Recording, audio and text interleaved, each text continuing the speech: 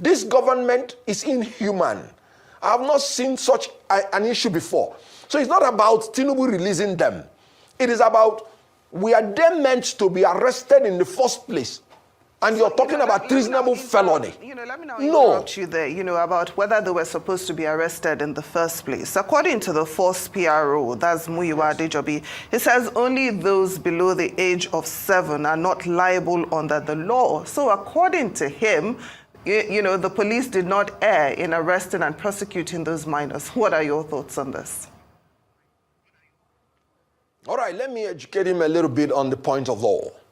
May I respectfully admit that in Nigeria, it is only when you are below 7 that you are not criminally responsible. But let me remind him that the law is that when you want to bring children to court, you bring them to a juvenile court. When you want to bring them to court, or any human being for that matter, you charge him for an offense that he committed. You can only say these children committed, maybe, assuming without considering they even committed any crime. You'll be talking about bailable offenses. You'll be talking about maybe a breach of public peace. You'll be talking about maybe affray, maybe theft, or anything, not treasonable felony.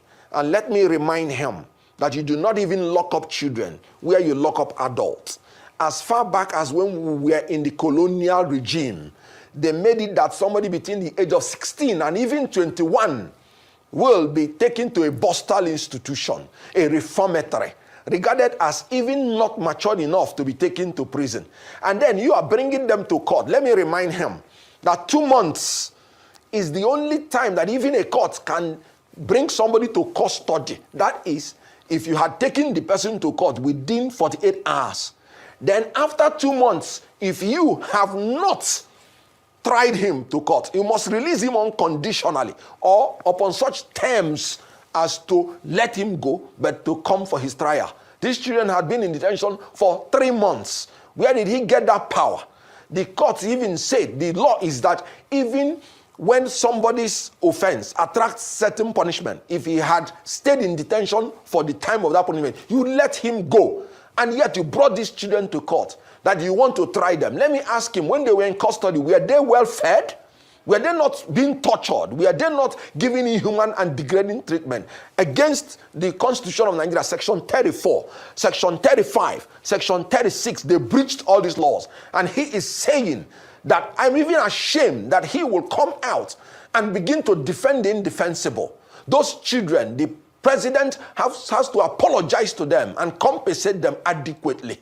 It was very wrong. The charges were wrong. The process of detaining them wrong. The process of arraigning them wrong. They were just malnourished, maltreated, and mistreated in that whole process.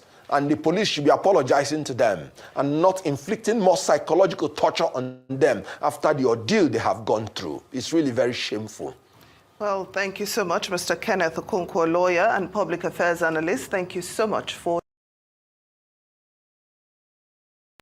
this, but we would like to highlight what Nigerians have said about the release. Well, following the directive by President Bola Ahmed Tinubu, who on Monday ordered the immediate release of minors said to be end bad governance protesters held in prison for over 90 days, Nigerians have reacted. Well, in a briefing to State House correspondents, the Minister of Information, Mohammed Idris, said that President Tinubu issued a directive to the Attorney General of the Federation, Lateef Fagbemi. The President has directed that these children, these minors, be released immediately. This is, of course, without prejudice to whatever legal processes there are. Of course, if you look at this issue, there is the legal side of it, but there is also the human angle, the humanitarian side of it. Mr. President has directed that whatever the circumstances are, let the minors be released. The Ministry of Humanitarian Affairs has been directed by the President to ensure that they have safe return and reunion to their family members. All right. I mean, I think it's a great development. When I saw the story yesterday, my heart was at rest. I mean, knowing that the president is listening. As much as the Minister of Humanitarian Affairs is going to go, make sure that they are home, I hope that there's also some sort of rehabilitation program that will be set aside for these children. I'll take some reactions. This is from Samuel, who wrote, "Releasing them is good news, and kudos to the lawyers and Nigerians that lamented against the evil perpetrated to the kids. But the question remains, what can the government use to compensate the mental and physical damage done to them? How can they avert the trauma as they grow?" Another Twitter user, Mega Mixer, wrote, "After they have successfully demarketed Nigeria, I guess they have now concluded and realized that protests should not be treason in Nigeria. I repeat, those who purportedly fought for democracy and the rule of law in Nigeria are today fighting the same democracy and the rule of law. They championed protests at a time, but today protests are seen as a weapon fashioned against them. Time is indeed the true test of one's identity and true intentions." Another Twitter user, Dr. Ife Akandu, wrote, "So over 30 minors were detained by the police for months simply because they expressed their right to free speech and to protest against bad government. These harmless minors were charged by officers of this same Tinubu government of attempting to overthrow the government of President Tinubu. These minors were so charged, and neither the president nor the AGF bothered to find out the profile of the people charged with attempting to overthrow a democratic government. It took outcry of Nigerians for the president to get to know the profile of those charged of attempting to overthrow his government. It is indeed a sad day for Nigeria, so heart-wrenching and destabilizing. Then we have the police chief saying the malnourished children were acting drama by pretending to faint in open court. There is no better definition for wickedness against citizens." I mean, this gentleman's tweet, Vimbai, I thought was quite apt in terms of profile. But still, I don't think we actually have the profile of these people that, made these children go out to carry out these flags or Russian flags that they now say is a treasonable offense. Do you really think that the identity, I mean, I know that they're going to continue on with the investigation, but the main thing is that it took 90 days for these young children to be kept or held, 97 days, I believe, to be held in prison, and yet we have no identity or no profile of those that made these children do what they did. That is, for me, that's the root cause of the core of this issue at the moment. When we look at these children, first of all, we said it earlier here on this program, we hope that when we do see them at Aso Villa, first of all, we hope they are not wearing ashwebi. And that's what's probably going to happen. Because the amount of resources that's used to do all of that is something that could be used towards, getting them on their way. The conversation now for these children is around, like you correctly said, rehabilitation and compensation. Yes. I know Femi Falana is, leading the advocacy for financial compensation for what these children have been through. And I think that's a very important conversation. What does that look like? And that's what needs to happen. And let's follow that process through to make sure there's accountability. But it still goes back to the fact, and I'm really glad that our guest, Dr. Beatrice Pogu, also dated it back to the 1980s, to the Maitatani riots in Kaduna, and said that this is not the first time that we're seeing children, especially in the north, being sent out to protest, being sent out to, to commit all sorts of acts in the name of politics or in the name of. So it's all very unfortunate. But for me, the big question is still who hijacked the protest? That's the point. Who sent them? Well, all right.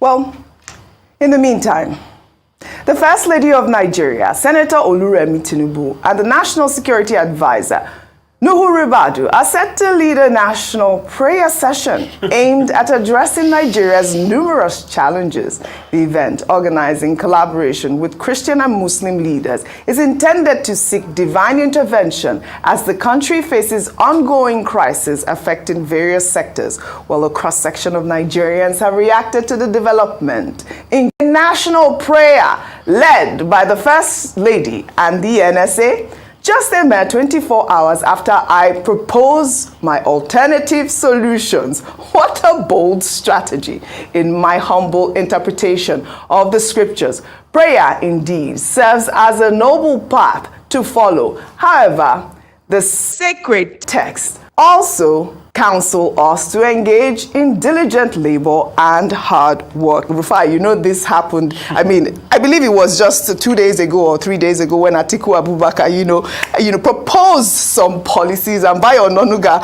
attacked him. I don't know if you saw that tweet where Bayo Ononuga attacked him, but of course reactions have trailed this national prayer. Let me take this tweet from Badebo Rose Viver. He wrote, Israel is at war, deploying an iron dome. Not the Lion of Judah. Saudi and UAE are creating new economic realities for their people. And there is Nigeria seeking national prayers, not because they believe in it, but because they want to hoodwink the people.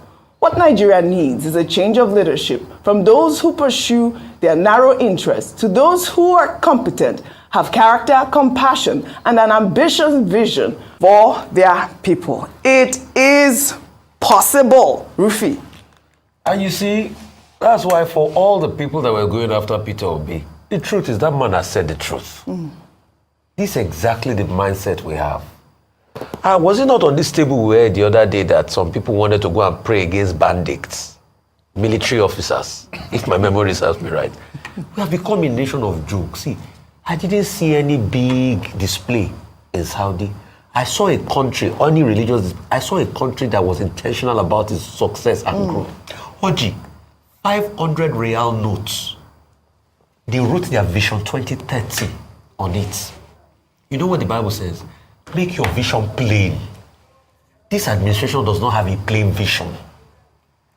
Prayer will not solve everything. See, if you want to move a mountain, it's not by saying, hey, God, move it. No. God has given you the brain to think of the things that will help you move a mountain. Bible was talking about Israel having the Iron Dome shield. It's technology. Like Fela would say, technology. If you don't put things in place, and the solution to Nigeria's problem is clear leadership and thinking.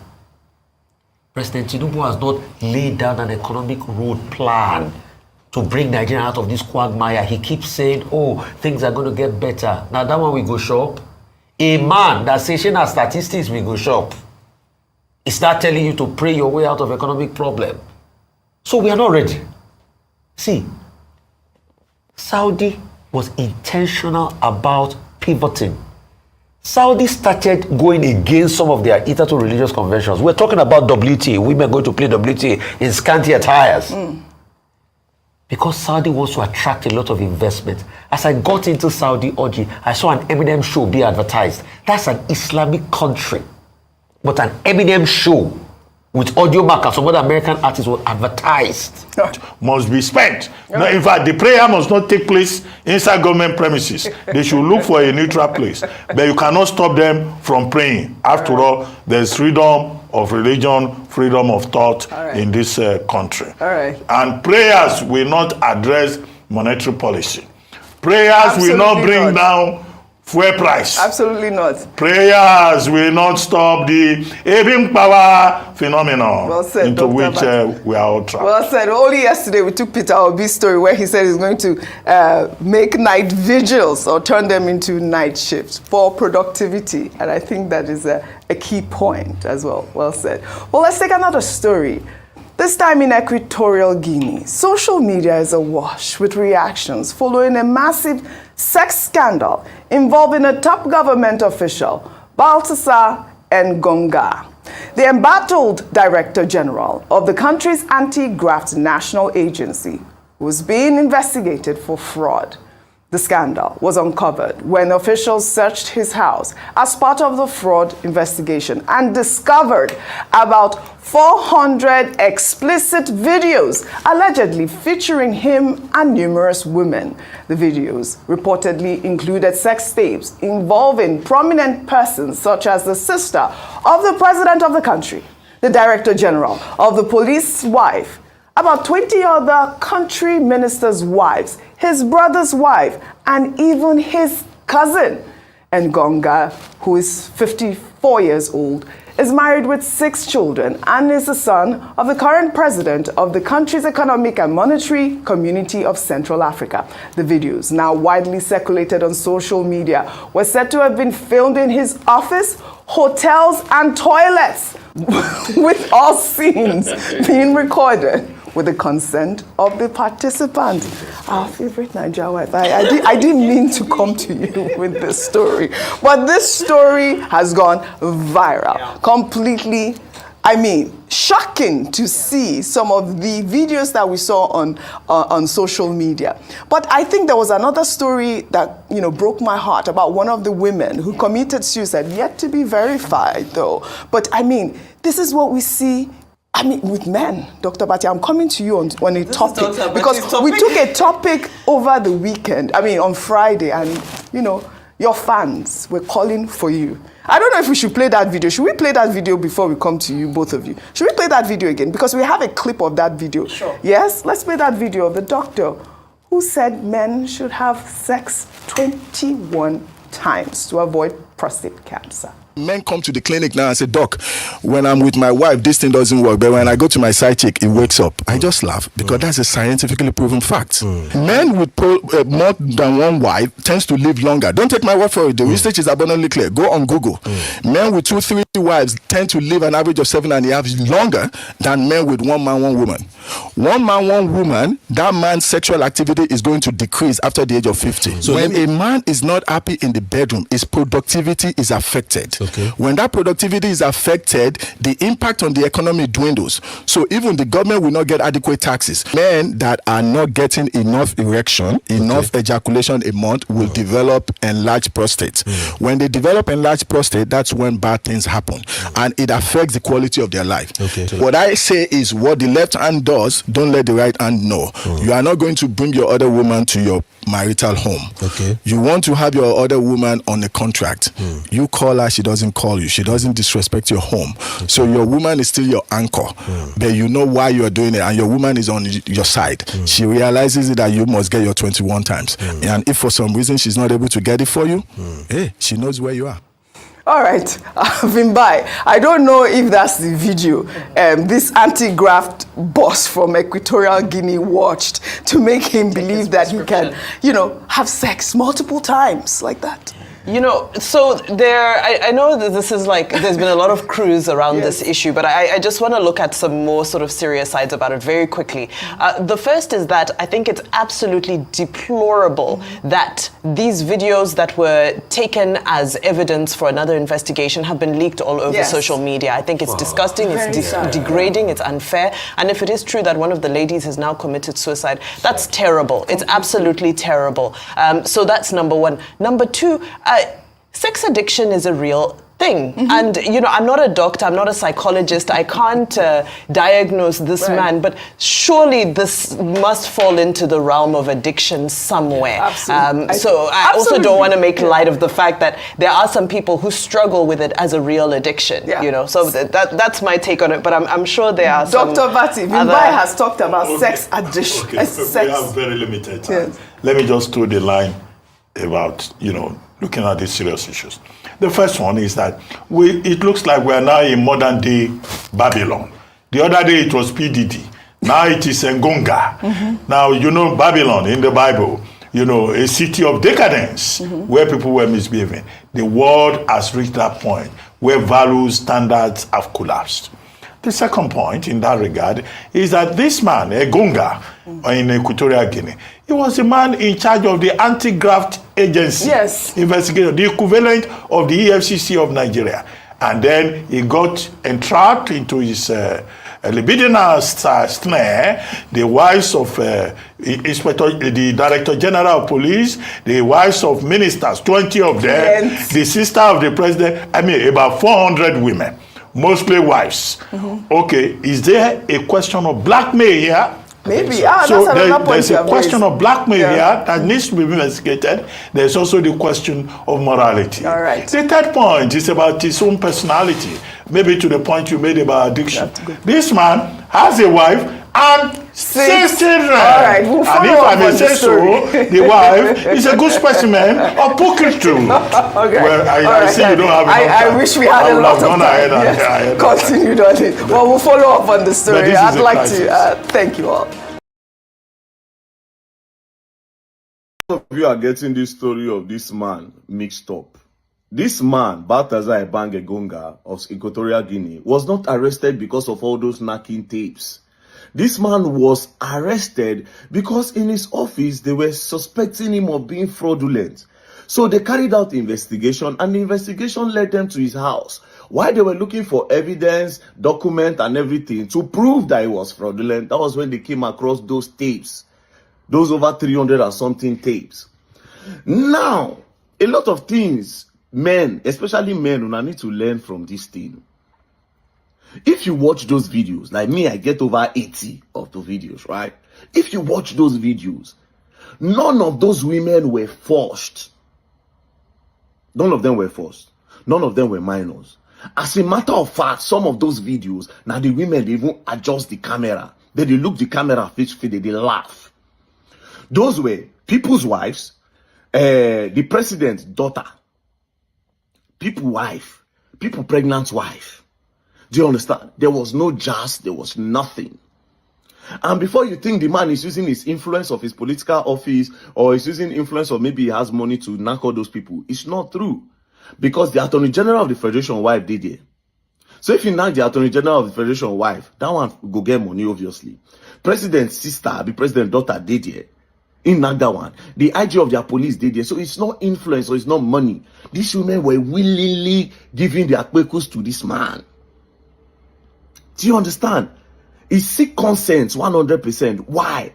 If you go deeper, you see men, a lot of them will just marry wife and I'll keep for house and I'll go neglect them and I'll bring money for food, give them money for school fees, make them don't buy clothes. If you say that the only thing where women need, women like attention, they need attention, give them attention. I'm pretty sure that that man saw the loopholes of their husbands and immediately he proposed all those things to those women. They were okay. They were happy. The camera did their face. They didn't care if this video will ever come out. They spread leg. Some of them are then carry their own saliva, put for the toto, for the guy. Yes. The one will even get belly no send. See those ones for in office, about 4 for in office, 2 get belly, 1 for in office. They look the camera. They no care. Me, the person who I even pity for all these things, now the man wife. To think they knock all those women without CD. You go come see knocking wife. That's number 1. Number 2, everybody they talk about only this guy video, but this particular woman video, I want video alone. It passed like 15 of different women. Now only another one of one man, and I think the other man was her husband. She has the same video with her husband where she get with this man.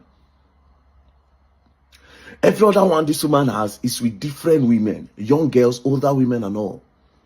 She could just carry them, who? Suck to. Carry them, who? Suck to. This one, or she go the suck person to. Or there go be like 4 for inside the room. 3 go the suck her own, or she go the suck 3 own. She had her own phase. I don't know why now only this man who know they see. But I guess, okay, yes, because of the man public office. Man, stop neglecting your wives. This is the internet generation. Unlike before where it go hard for somebody to meet your wife, this is internet. Small thing, they don't start to the chat.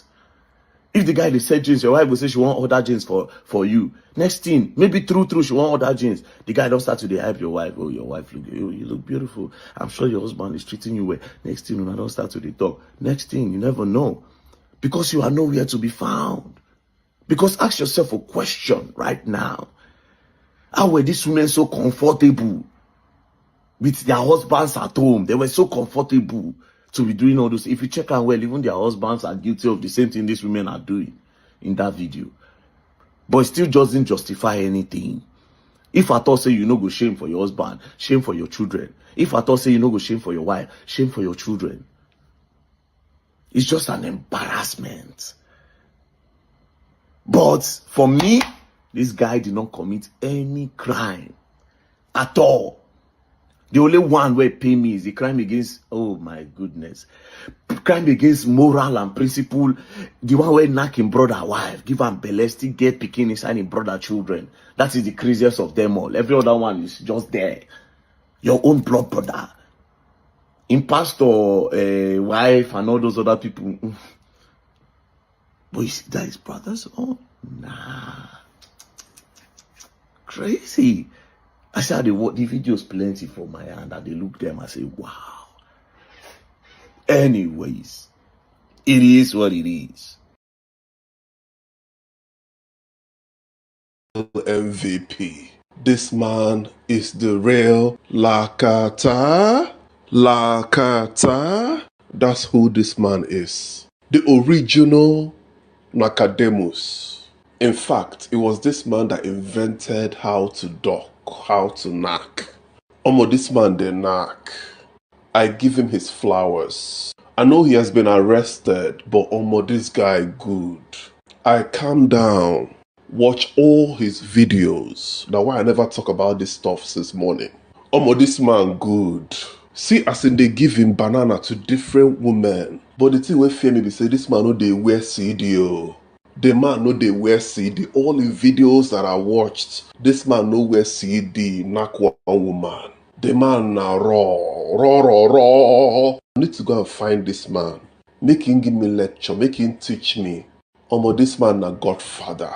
You know how many people with this man knock for Equatorial Guinea? He's a politician in Equatorial Guinea, but this man don't finish all the women with it that way. The man too much. The man don't knock the wife of the director of presidential security. He don't duck the attorney general's wife. He dey give them hot for in office, for hotel, for inside bathroom, for road, anywhere. The man dey ready, always ready. The man don't knock the daughter of the Director General of Police. The man don't knock the wife of his pastor's little brother. Omo, this man a legend. Oga, I salute you. The man too much. The man don't knock his godfather's wife. Imagine, person will show you road. You still have the mind to knock his wife. He don't knock his bodyguard's wife. Person where they protect him. And wife, in get mind, knock him. Omo, the man get mind though. This man get mind. Na original legend. The man don't knock 15 friends of him younger sister. Omo, this man's name needs to go down in Guinness Book of Records, I swear. The man too much. The man don't knock him pastor's wife. The man don't duck wives of several ministers. The man know the hear word. The man na coconut head. And the man sabi knock. So they give them to the women, they shout, oh yeah, give it to me. The man na Lakata. Lakata. The man don't knock his own little brother's wife. The man they heartless. The man no get conscience again. The man don't knock an uncle's pregnant wife. Now that one bust my head as I see the video. But women can do the most though. You see women, once you get your money, they can't like you on top. They can knock anything. A lot of people are blaming this man. How about those women who open their leg for the man? How about those women who they enjoy the man prick? Why are you all blaming the man? Saying that the man is a dog, blah, blah, blah. How about the women where they enjoy the prick? Let's talk about that. I'm an OG. That's why I'm saying this to you. Oh, I love you, Radio God. And I can't keep repeating myself. All right. Thank you very much, my people. I appreciate you all. My presentation continues, but I need to say something about this quickly. I appreciate you all, my people. Good morning, good afternoon, good evening to every one of you. Today is Tuesday, 5th November, 2024. Mother of all, Mommy Diaspora, good evening to you, Mommy. Thank you very much for all you do, for us here. Thanks for the prayers, your support, and for always being there. Abu Azi, thank you very much, sir. Good evening to you. I appreciate you. Thank you very much, Peggy Modi. I appreciate you all. Tony Africa in the building. CXL right there with us as well. God bless you all. Kisdogeriahi, thank you very much. I appreciate your flourish. Osazele, thank you very much. Good evening, good evening, good evening. My wonderful people. Didi Antonio Sagbavo Konga, Mr. Johnson Emmanuel. Thank you, Tini Idibe. Thank you, Edward Eguavona. God will bless you, my people. Press on the like button and help us to share. Nobody don't buy us coffee today at all. Everywhere is dry. If you can, click on $sign, buy us coffee. I really do appreciate that. I appreciate all my people. I can see we have a minimal likes this evening. We have more people listening to us. What's happening? What's happening with the rest people? Please do your part by pressing on that like, and let's take it from here. But before I move on, I've showcased so many names already on the screen. But I'd like to quickly say something about this particular, because for me, I have more than 70-something videos of these people, and I was shocked. I use Pigeon talk this matter, because this matter, anybody who want to talk for this matter later, if you join the panel, now Pigeon, now you want to talk about beg.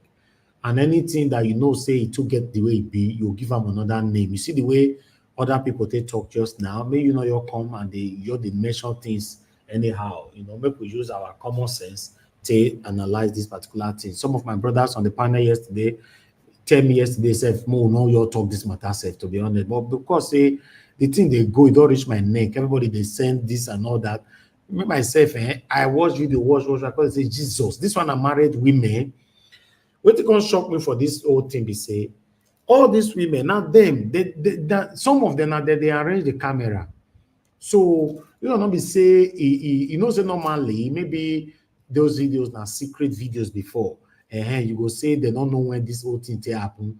Most of them, now they arrange the camera. Most of them, when they do the thing, they look the camera and all that. So my question now be say, these women, all of them, if I'm not mistaken, they are billionaires. They are rich. They are from a rich home, So not because of money, I make they do this thing. Now, my question be say, how this man take convince married women make they do this thing, including the woman will get belle. That woman carry big belle, take do what he do, open the tea, put one leg for South Korea, put the other leg for Afghanistan. You get belle. How this man take convince them? 400 women. This one not be say 400. How? So for me, things they happen for this life, to be honest, should we not blame this on postmodernism? No. Because normally when you see women, they do this kind of thing, now you go say they are doing it to survive, they need money and all that, blah, blah, blah. This one are billionaires or wife, wife of billionaires, anyhow I might put it on. How? It's very shocking. I couldn't forward the video anywhere because even though I put it on Nigeria's WhatsApp group, but it will offend so many people, and I just thought, okay, maybe I'll let my eyes see them. If you can find your way to see it on your own, go, just buy fuel for your car, follow social media, buy full tank. Maybe you can follow the whole social media, maybe you go jam where you go feel wash up to 70, 80, Me, I don't see more than 70 something, almost 80 now. On my phone, I can say, wow, what be this? What be this? Married women. But meanwhile, what do I know? This man is heartless, to be honest. That one we do to your own brother, your brother wife. You not just do the thing. You can't still say me she born put. It be as it get. The married, the ones we get, we carry belle. Another person, another man belle. People get mad though. Now, wow. Anyway, my people, I'll leave that matter right there. I'll leave it for my panelists later on to talk about that. But I'd like us to move on now. In case you want to talk about it, if you want to call in later on, please make it know the way you take talk. We'll still understand. I believe everybody listening to me now understand what they talk about. So make sure to do your own like that. But meanwhile, Doyin Okupe, the former DG for Peter Obi Labour Party, I can't surprise how this man can't change level, can't put the car for revice, can't scatter Peter Obi left and right. I don't understand. Many things they shock us for this life. And this man saying be an evangelist. That's what he call himself. But meanwhile, may not be like I can't talk the story finish. More listen to what Doyin Okupe have to say here. Guys, press on the like button. Help us to share. Somebody should buy me a coffee. I will appreciate that. Yes. And you think he's a Messiah now? He's not a Messiah, but he's a man that is ready to work. He's a man that is dutiful. And, luckily, he's endowed mentally. And what do you think Nigerians who are suffering, who are feeling the hardship now, how do you think they will see you and perceive you now? It's nothing to do with me. Am I in government? No, but you are defending and saying this is the best thing that could have happened to Nigeria. Based on the knowledge, facts, and information that I have, and knowing fully well that anybody who came into government in 2023 and did not do what Bola Tinubu is doing would have been a major, unpatriotic element. So he's breaking the ice. He's doing a tough job. With his head. I told him, with his head. He's breaking the ice with his head. I'm breaking the coconut also. He's breaking everything. He's breaking everything. But to what end? We just need. Are we seeing the result? The results are coming. The results are showing. When will they come? They are showing gradually. They are showing. Look, I'm a farmer now. I farm. Look, even the simplest thing you do is more lucrative than medicine. Let's take a break, Doc. After this break, so much to talk about. There is a particular statement that saying that what we have on the ground, it's a difficult situation. The president has said, look, we breast it. He's asking for the job, or he asked for the job, and he's up to the task.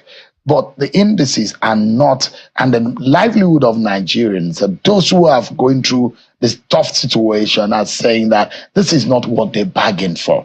The government brought the GDP to the fourth in Africa under this government, under that 18 months that you're talking about. How then do you want to tell Nigerians that this is actually working?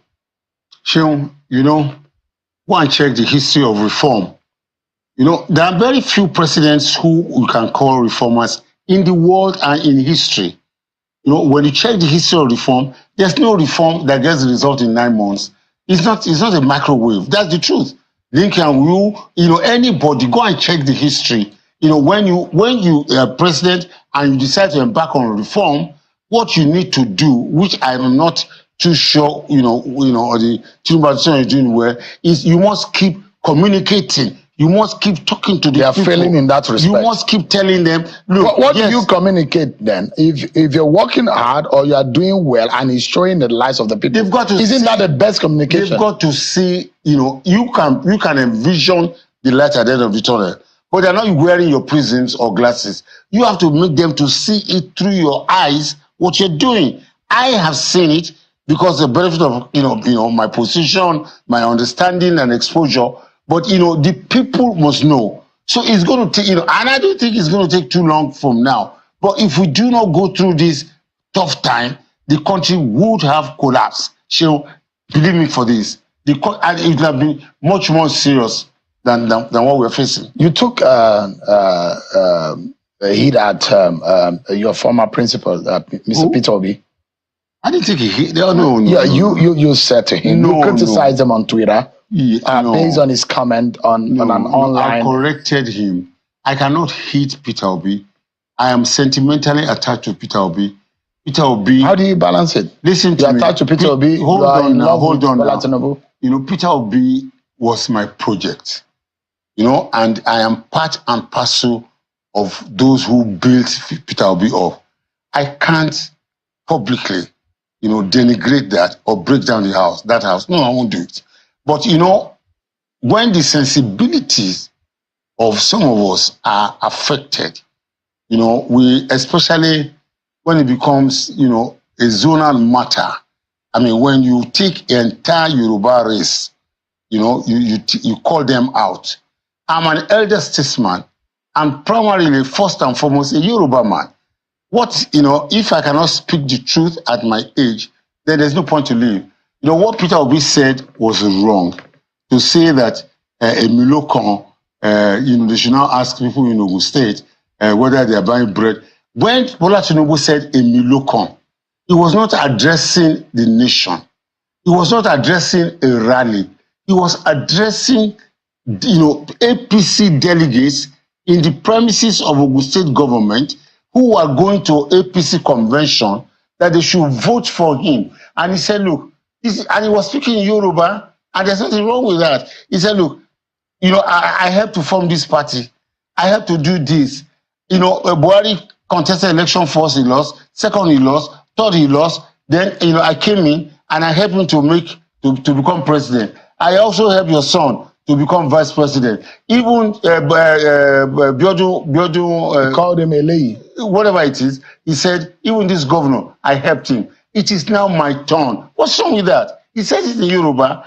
You know, I am the next in line for this office. It's legitimate. It was not tribalistic. It was not, you know, it was not a Yoruba thing. It was just something that said, look, I haven't been this leader that has done so much.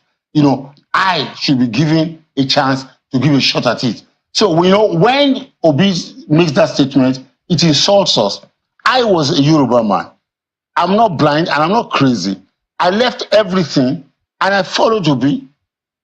Obaba Obasanjo, for the first time in his political career, left his circle of influence, Babangida, Abdul Salam, you know, Tiwa Danjuma and co, you know, and he deviated for once and, you know, came to support Obi. Do you regret do you regret supporting Peter Obi? I don't, you know, because... Would you do it again? If, you know, they say that there's a problem, I cannot do it again. You know why? Because the reason why I did it was that this, you know, what we agreed was that a southern president must emerge.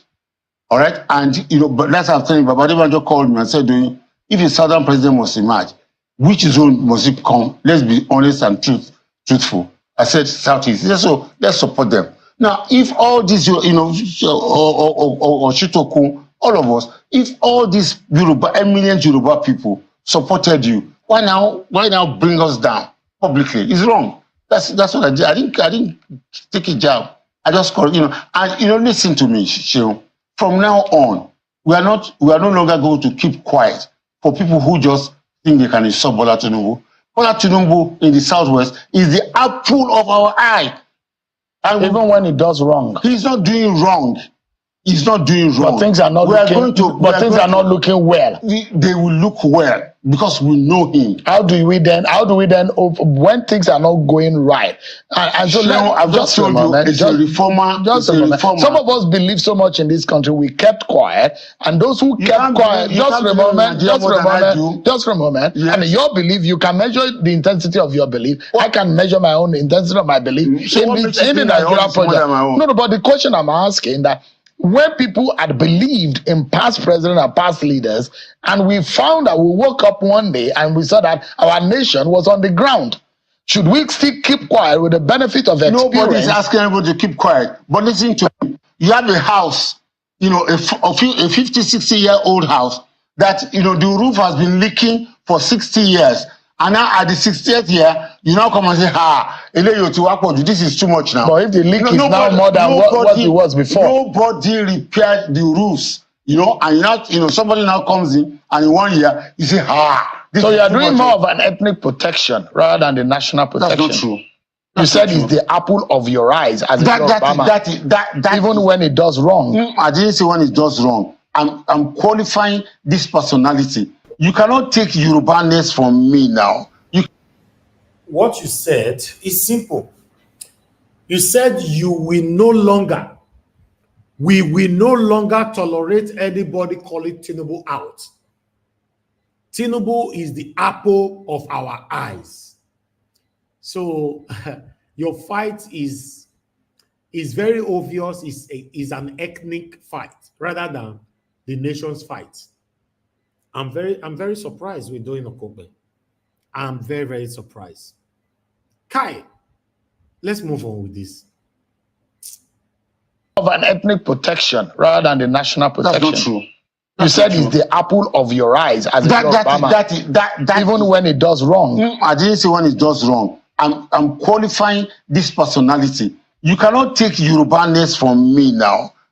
All my life, I have been a nationalist. I have never done Yoruba party. I will never do Yoruba party. I have always aligned even with the North. You know, don't bring this type of thing. We have passed this stage. We have. No, but We have not, sir. With all due respect, is the kind of question that Chehu is thrown to you that is making you upset right now. We have not passed any stage because you are the one that said that Tinubu is the apple of your eyes, and we, according to your statement, we will no longer tolerate anybody throwing mouth at Tinubu and all that. Anyhow, you take talk.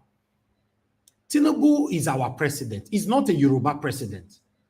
Tinubu is the president of the Federal Republic of Nigeria. According to the Constitution, all Nigerians have the right to question their president if he's not doing right. At this moment, Tinubu is not doing right. We need to be realistic and be truthful to ourselves. But you said Tinubu is doing exceedingly well, even better than Peter Obi and Atiku. Now, in case you don't know what exceedingly well means, exceedingly well means extraordinary description of anything good. It means it surpasses more than good. It surpasses more than brilliancy. It surpasses more than any other words that I can use to describe this. Tinubu is doing exceedingly well. Exceedingly. We will no longer tolerate anybody when they talk to Tinubu anyhow. Tinubu is the apple of our eyes. That is a fight for ethnicism, not a fight for the nation. It's very unfortunate. Very, very unfortunate. Very, very, very unfortunate. I'm very, very upset. All my life, I have been a nationalist. I have never done Yoruba party. I will never do Yoruba party. I have always aligned even with the North. Don't bring this type of thing. We have passed this stage. We have. But what we are concerned about is that at some point, people are concerned and emotional about what tribe, what region the president comes from. For some of us, we don't care. What we care about is who can fix this nation. We can get. Shehu, to be honest, I'm proud of you on this because when I watched this yesterday, I was just, in fact, I did real praises on you because the way you take handle Doyin Okupe, even though you yourself, you be Yoruba man, the way you take handle, and you'll be like my panelists here, people like Mr. Jonathan, give us Amade Oluwatosi and all that. Let's say it how it is. All this embracement of the continuous embracement of ethnicism, tribalism, favoritism, and nepotism is not helping the country. Let's say it how it is. Is it helping us? Tinubu is not a president of a Yoruba. He's a president. In fact, even the Tinubu self, you now see why they praise him. Yes, the reason why they praise Tinubu be this so. Because the pepper where Tinubu they put for everybody eye now all the tribes they collect, all of us they collect and woto. Tinubu is not like making life difficult for others and making life beautiful for the Yorubas. No. Now everybody they collect. So when you see people like Doyin Okupe coming on the national TV to say Tinubu is our eyes, the apple of our eyes, Tinubu is doing exceedingly well and all that, then say Brian envelope don't travel from Cotonou to Ibadan. That's what it be. The Tinubu where this man they tell us now that Tinubu is doing listen to what Tinubu have to say. If Tinubu is actually doing exceedingly well, will Tinubu speak like we don't want to keep the people hungry and angry. But we say be patient. There is no free beer parlor anymore.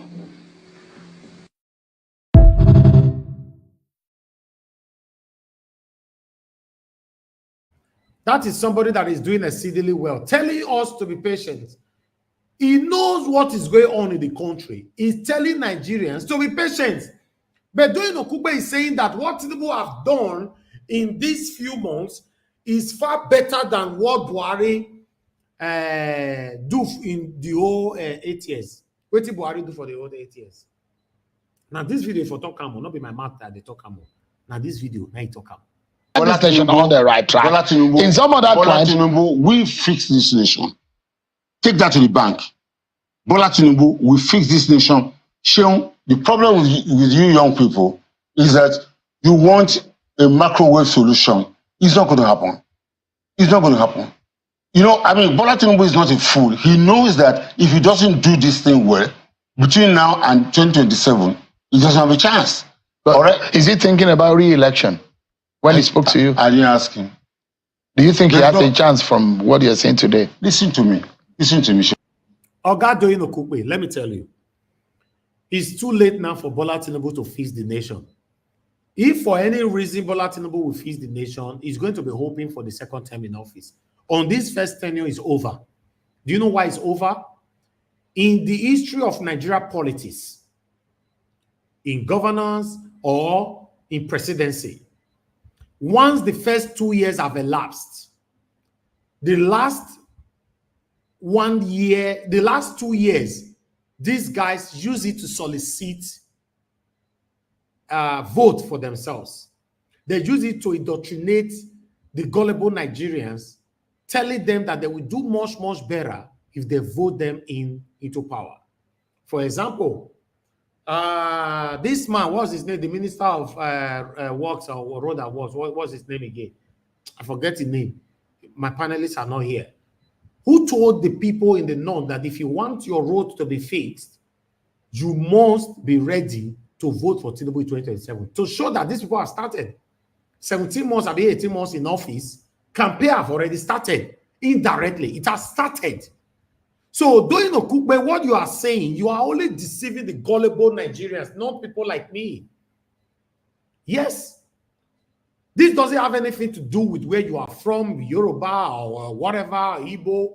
Let's say it how it is, how Nigeria can be better, because a lot of people are very hungry right now. David Umahi, thank you very much, my brother. David Umahi, you know, nine talker. For Nigeria to be better, we must be able to say it how it is. Tinubu cannot fix Nigeria anymore in this first tenure. It's over. Because campaign will start next year.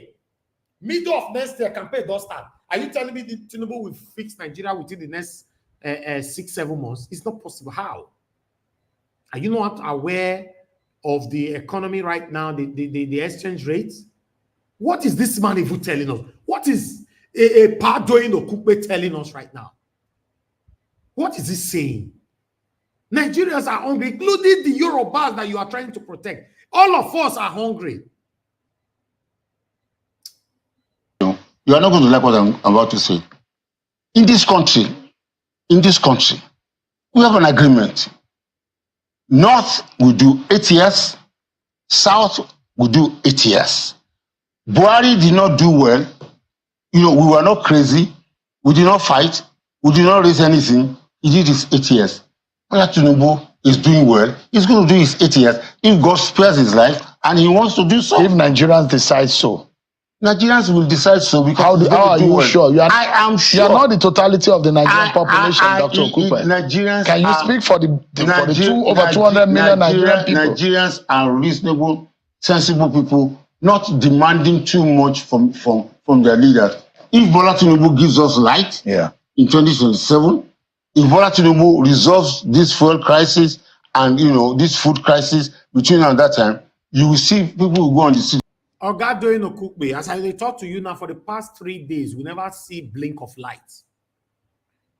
Here in Lekki, for the past 3 days, as I speak right now, anybody listening to me, I'm talking on air, there is no light. I can't say in Lagos because, somebody way they Bagada now fit say they get light. Lekki not get light for the past 3 days. And you say if Tinubu can give us light, if he can give... I don't understand. You can say, is Bola or nobody?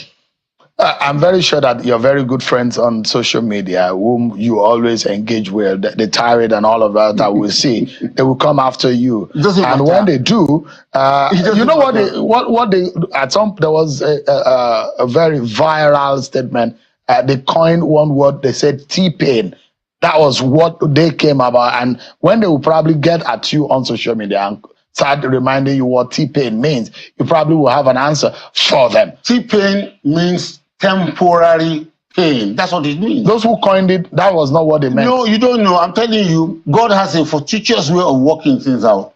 When they wrote T-pain, I was happy because that is exactly what it is. It's T-pain. It's temporary pain that will lead to, an extensive, pleasantry and something good for the nation. And it's a matter of time. We hope that the T-pain will turn to P gain, permanent gain. So if it's a temporary pain, hopefully Nigerians will get a permanent gain. Permanent betterment. Okay. Now, what we saw earlier today, what the president said that he has ordered that those minors be released. And I told you I was going to, and there was an internal. I beg. Let's just move on. Let's move on. It's very sad when you see our leaders come on air to deceive Nigerians, even upon what we all are facing right now.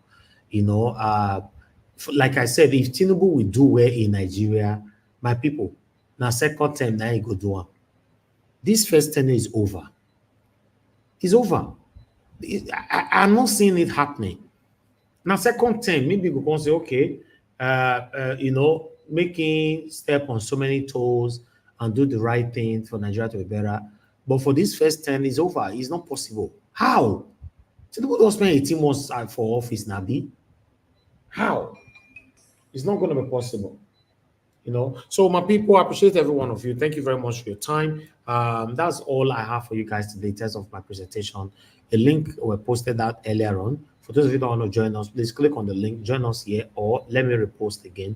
Join us here. For those of you that want to call in, this is the best time for you to call in. And let's also hear from you, rather than hearing just from me. Let's take it from there. Thank you very much, my people. I appreciate every one of you. Now, God will bless you now. Good morning, good afternoon, good evening to you all. Madam Iris Finest, I can see you, ma.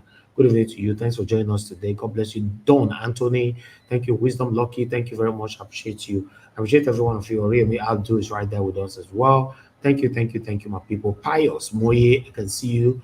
Thank you. Clement OJ, thank you. Ojo, thank you. I appreciate you. Thank you, my wonderful people. Madam Rita in the building, thank you very much, ma. I appreciate you. Thank you. Love of God is my strength. I appreciate every one of you, my people. Thank you so much. Good evening to you. Talk to. Thank you, sir. Talk to us. Everybody not tired for Nigeria Matana, right? When you started this show, I was very happy. Everybody's happy.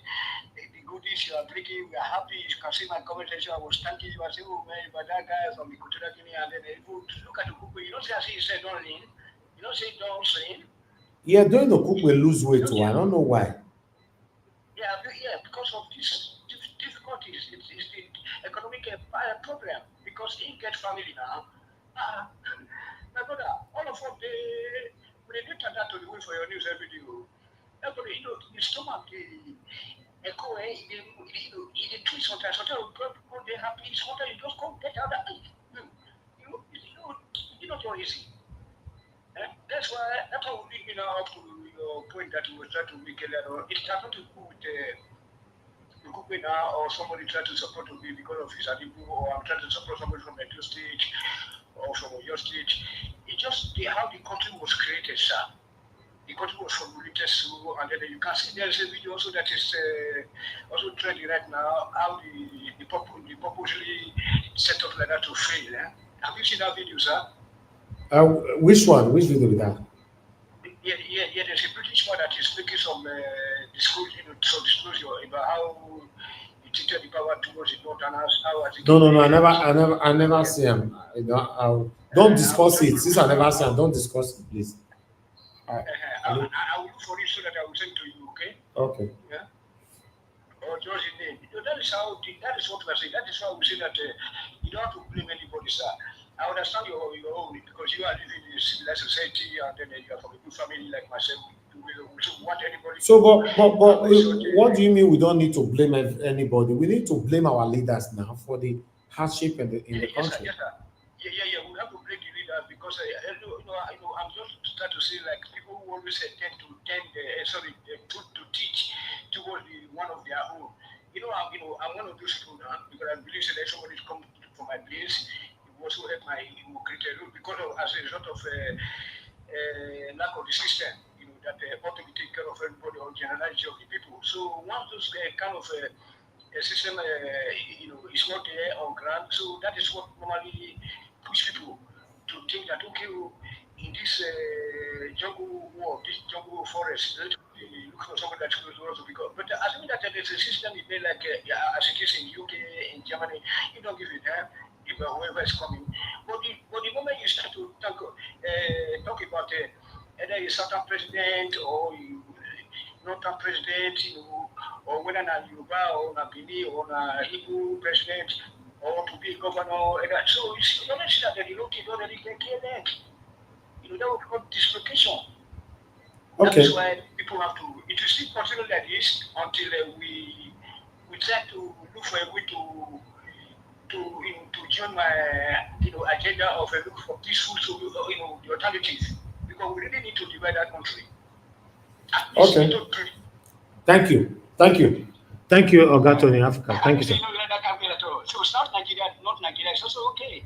You will not meet Nigerians, Okay. Like Nigeria word. Nigeria word is Nigeria word forever. Okay, sir. Thank you, sir. Thank you, Ogatoni. Thank you, sir. Thank you. Okay, love of God is my strength is with us. Thank you very much, man. Good evening to you. Talk to us. Thank you, man.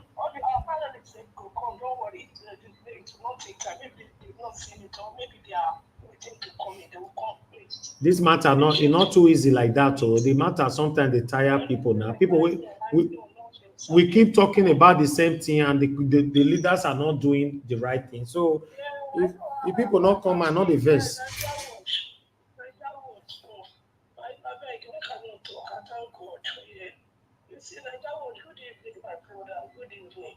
You're a very lovely person. You can go to Nigeria and stay.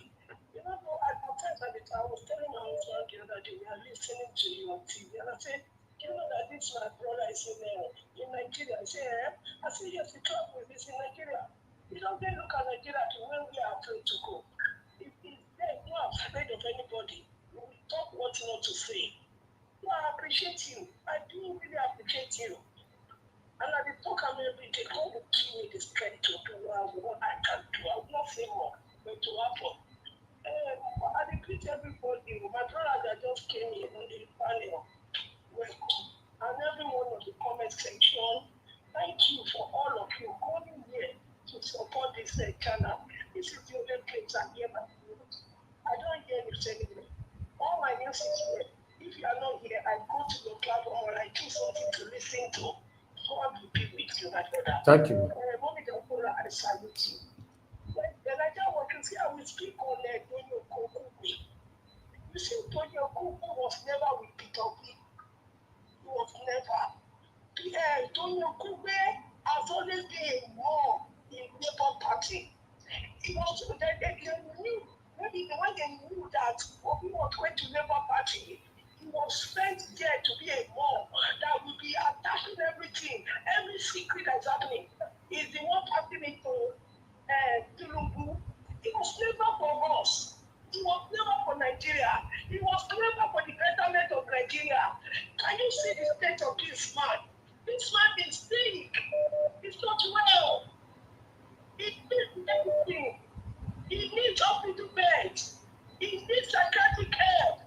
He don't know what he's saying. This man that is talking like this, only to give us a mandate to understand what I'm saying. Please, I'm going to say the zero in your back.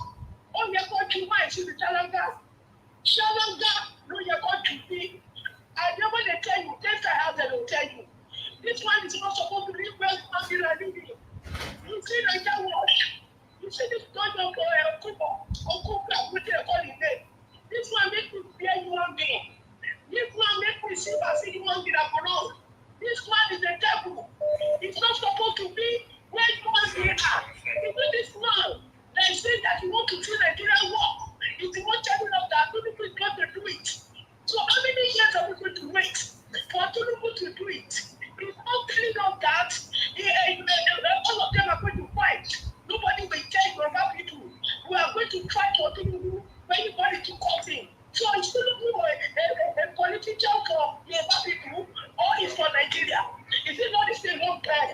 Nigeria. So why is it then that all Yoruba people fight when anybody is there in Yoruba outfit? Oh my God. Oh God. Mental wash. What happened? We are the company of the carnival. My heart is heavy. This is too much. How can this man be talking like this? Is it not somebody's father? Is it not Doyin Okupe? Is it not paying the apology? Thank you. My brother. Thank you. Thank you, ma'am. Nigeria matter.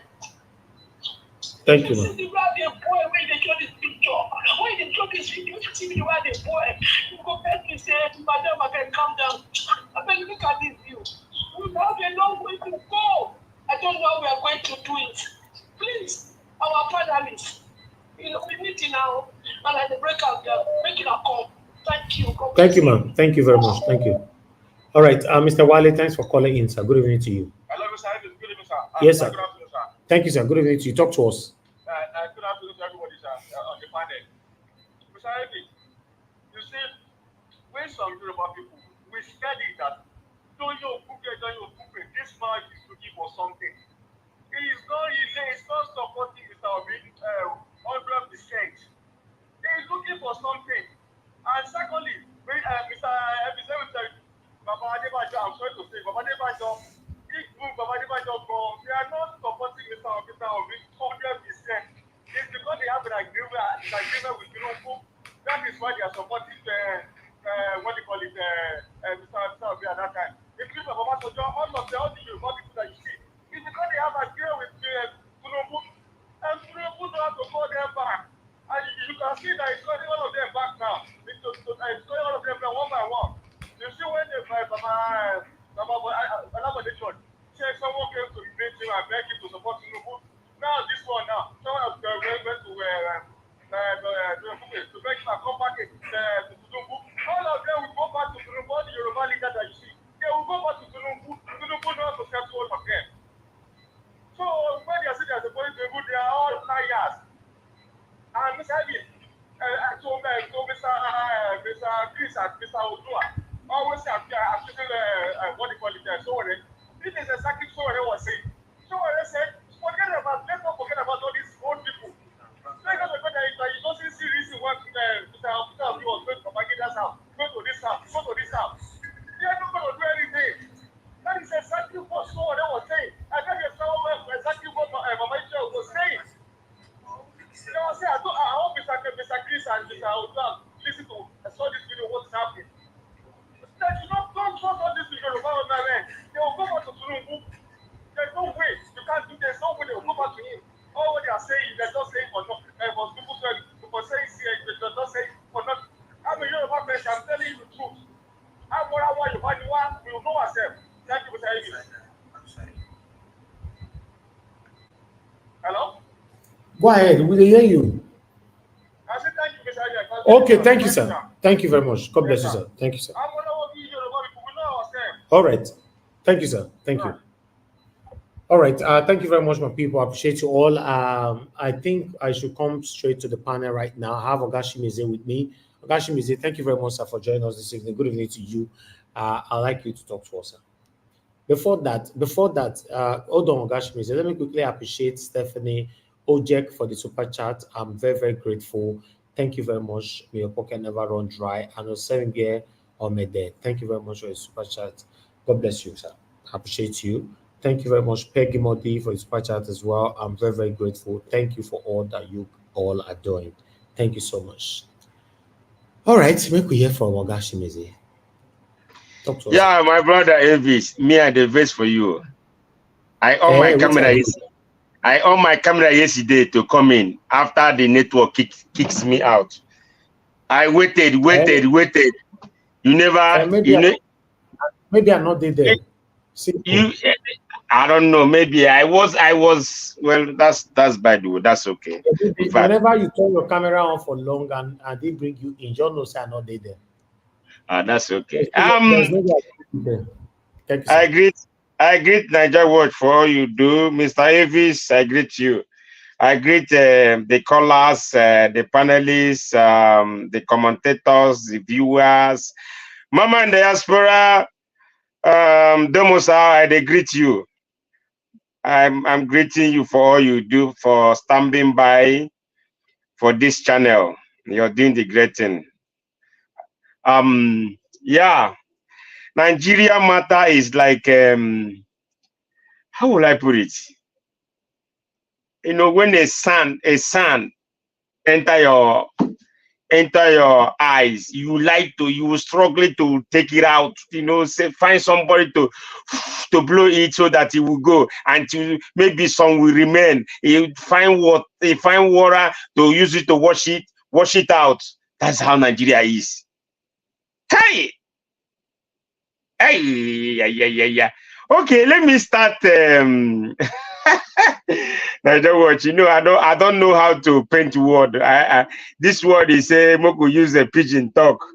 You know, I don't like painting word. I like say it the way it is, but let me talk somehow.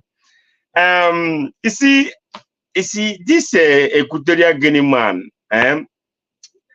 Let me tell you, we'll be saying that it's not only him. It's because when this thing comes out like this, he thought it's only him that does such a thing. It's everywhere. It's because this one is, I don't know what come to his mind. He doing and doing all of those things, and the videoing and the keeping it, you know. I don't know. But what I would say, this man was supposed to collect Guinness world record for, you know, for knacking and the naka. So I think they have to give him the Guinness World Record. He break record. But what I would say is, if I might say, like, I have a friends or two friends are like that, but it's not up to the number you guys calling here. But sometimes, you know, it depends in this life. It depends what you want. Even if you have a friend that does such, it's for you know what you want. I have it, but I always tell them, know what you're doing. You know, sometimes they say in my language they say, if you follow a goat that eats goat, if you follow a goat that eats yam, then you eat yam too. That is not true. It depends how you train yourself. So this thing, the man is heartless, but in other hand, I would tell you, he never forced anybody to come to his room or any place like doing all those stuff. Is for them. You know, women always go for what they want. They look, the guy is handsome. Maybe he carried the one that other people never carry. You know, women, when you check all of this, some of this thing they do, content creator they do, someone will put cucumber on his, whatever, and put it, cover his clothes, then, passing by, and all the whole eyes will be looking at those things, the ladies. So they never take off their eyes on all those things. Women need to learn. They need to learn stuff. They need to learn things. Don't see, like what's happening here. See, you have what's happening here in America, like so-called R. Kelly and all those stuff. You see, all these people, what he's going through right now, or many of them, some of them, they never force them. But because of law, there is law here, later they will come out and say, this person did this thing to me, because there's law here. But the place that doesn't have law, it will happen, and they will get away with it. It's because the man never forced them to do such, but rather they were enjoying it. You see? So who's the blame there? You blame the man in the other side of he never separates, even he never give a damn about even the family. He just, that is anything he see, anything under that place, he doesn't care. He want to do it and get away with it and enjoy whatever he want to enjoy. But ladies, women, you have to learn. The same thing in Nigeria, you have to learn. I know how so many people have, you know, they have pie because of this thing. Come and take this, like the one I saw last time. He said he bought the guy bought phone for the lady from Benue. Before you know it, she already come to Asaba. Before you know it, they saw her on the street, lying lifeless. So these things, women, ladies, they're supposed to learn their lesson. You know, not everywhere they call you, you will go. And remember, there is camera, there is video right away. They will video you even because of their enjoyment. I don't know. You don't know that someone is videoing you. And later, he might use that and go against you in the future. He might want to become a president or a senator or whatever he want to become in the society, and is a public or is a government position. They will bring it and spoil your show. So mind yourself. Know where you go. Know who is who. I don't tell you you should not go and flex life, but you got to know yourself. You got to know what you want and know yourself. Not everywhere they knock drum, you will go. That one aside. Now, you see, let me tell you, you see a chameleon. There's one time I use this thing here. Sorry if I'm offending you. If I know I have lived with Yoruba people so many years. I know when I went to Lagos 1989. That's when I went Lagos State. So I have lived my life Lagos, all the way from Lagos State, where I come here in America. So now I do call them something, a chameleon. Some of them, that's what they are. A chameleon that changes color. If I offend you, sorry. That's what it is, a chameleon. So many of them, that's who they are. Chameleon changes color. So I don't even, any of them that came right now, or come out right now to change whatever he believed on, or whatever he believed on P2B, now I started talking in another way, talking with his both side of his mouth or her mouth. That's for me. Those things doesn't make sense to me. What do you want?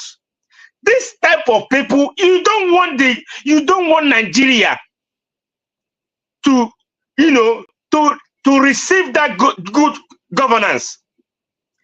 Look at Doyin Okupe. How old are you? What are you telling your kids? What are you telling Nigerians? What do you want? What are you telling them? You say Tinubu is, you know, after P2B lose the election. You know, after that, you now see, oh, Tinubu is a messiah. And he's even to the extent that it's apple of your eyes. Oh my God. Oh dear me. Oh dear me. Oh dear me. Come on, man. What are we doing? In fact, Niger Watch, I will tell you something. Nigeria is no remedy. Because some people that will supposed to come out and criticize and tell the government that what they are doing is not good. You don't keep people in publishing them and putting them into hunger. Even some students don't have money to go to school now. Someone called me today. He said to go to school from Abuja to Nasarawa. He just got an admission. He says 10,000, go and come. He didn't go to school today because he didn't have the 10,000 naira to go through and flow. Okay, where he normally go to work before is 1,005, but now it's 4,000 to 5,000. So all these things, you're not seeing it, and you're there saying Tinubu is doing well. Those you that are said Tinubu is doing well, it shall never be well with you guys. All of you that say Tinubu is doing well, it shall never be well with you and your family, because you're there eating Nigerian money, eating the government money. You don't care about poor people outside there. You don't care about poor men, poor people outside there suffering. They don't have money to enter to go to school. They don't have money to enter to go wherever they are doing their business. You come out and bring your stinking mouth in social media, in that channel TV or whatever, saying something. Shehu Chamberlain, I think you really did well on this one. This one, I have to acknowledge you. You did well. No matter, you are a Yoruba person, but you did good. Not you type of, but the ones that, the chameleon ones, there are so many of them out there. And they are here in diaspora. Too many of them. Anywhere. What you can come and condemn? Is it when people will come and, kill their, by themselves and eating their flesh or their word, that time you will know it doesn't have gone out of hand. What are we doing? The people supposed to come out with ginger Tinubu, they will ginger him and they will be doing, so I'm doing well, I'm doing well. Come on, man. Come on, man. He's scared for a teenager. Tinubu is scared for a teenager that carrying flag. He's scared for them. That they will overthrow him. A teenagers, and you never speak about that one. You never come out and speak about those things. But you come out and say your Tinubu is doing well. He said, even what Peter Obi said, Emiloko, he said, he's wrong. Come on. Oh my God. Dear me. Oh, dear me. What are we doing? Where this country? See, Nigeria, this country have no remedy, my brother. It doesn't have no remedy. Because every day by day, someone, all of them will keep coming out and saying from their butt different things from different mouths they want to say. This is uncalled for. Things have to change. People need to get up. We have said it. Get up and do the needful. Get up and do what you're supposed to do. I know no more. Nobody will. From today, nobody again will come out and say, I want to protest the way it is now. No one. Even if they're buying Nigeria now, they will sit and stand. No place. No one can come out and say, hey, let me go out and protest. What are you protesting for? If you want to protest, you protest for changing of constitution. Changing of electoral reform. That's what, nothing no more. Nothing anybody can tell me if not to reform the electoral system in Nigeria, change the constitution, people will come on board, then they ask them what they want. Then the electoral system, then the everything they want, you put it, you call people will come as town hall meeting, even if they do it state by state. If we're gonna take like 6 months, let them do it. Let them people know where they stand. Or do we still stand in one Nigeria, or do we divide this country and let everybody go? Because the way things are going is not getting better.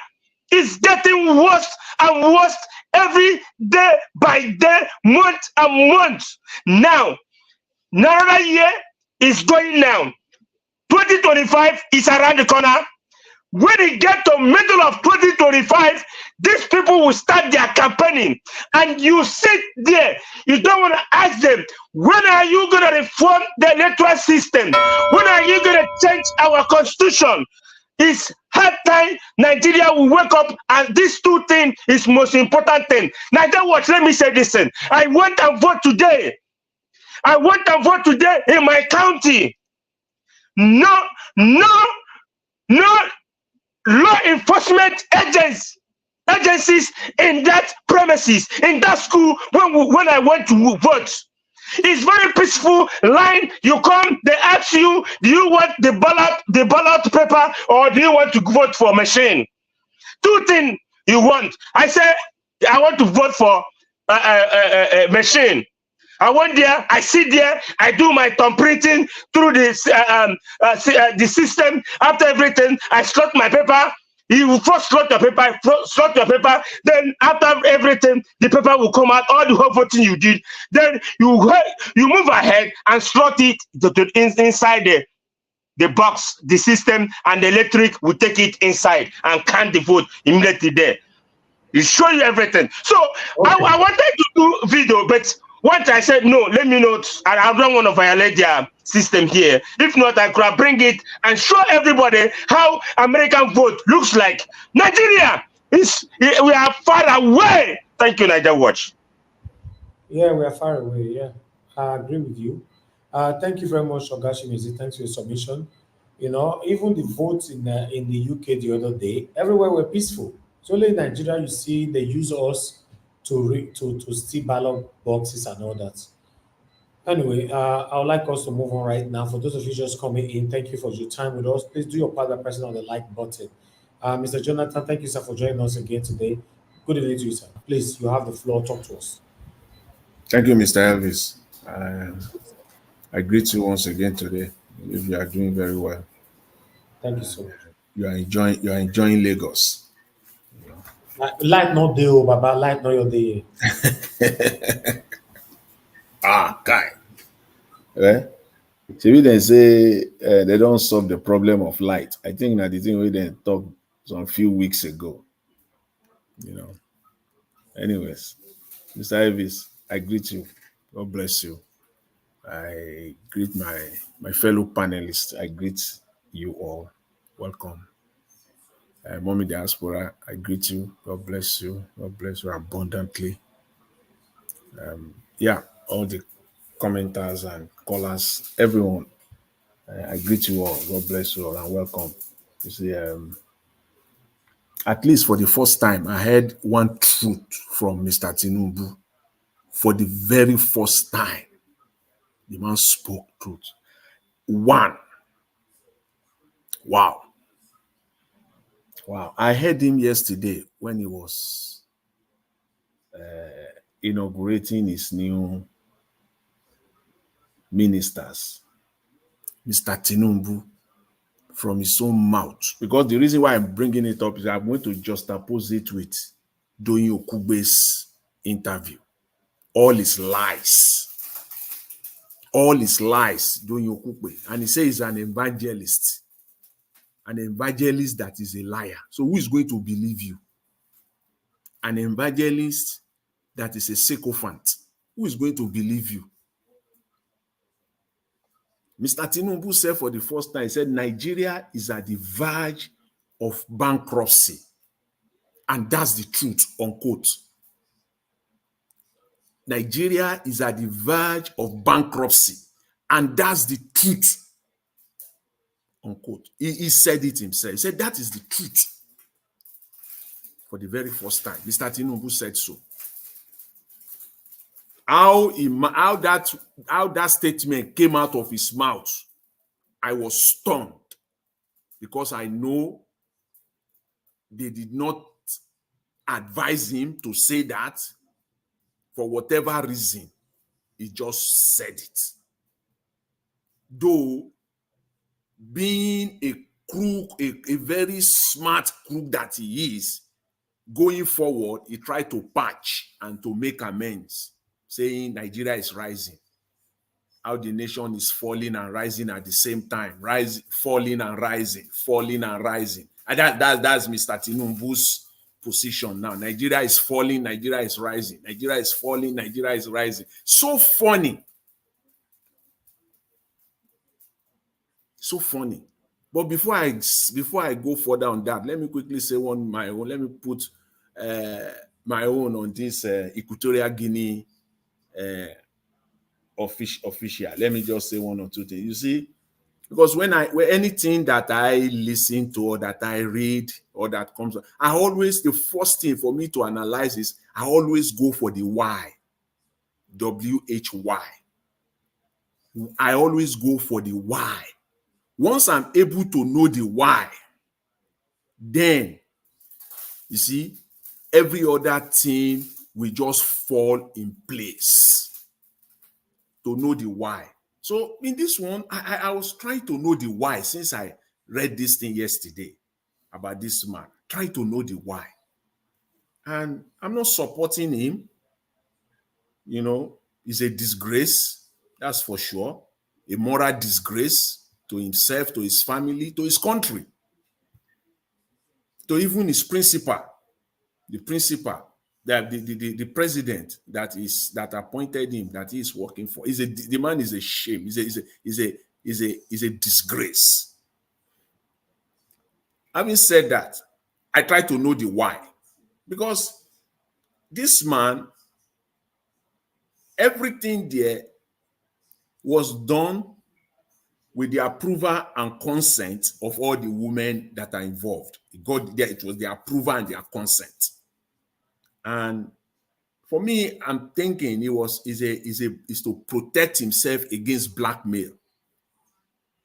That's the why for me. There could be other reason, but that's what I can come up with as to why. Because it's delusional. When you see some of this, it's completely like a mad person. So you got to know why. Because all the women participated, in their own volition, not under duress of any kind, which was with their approval and consent.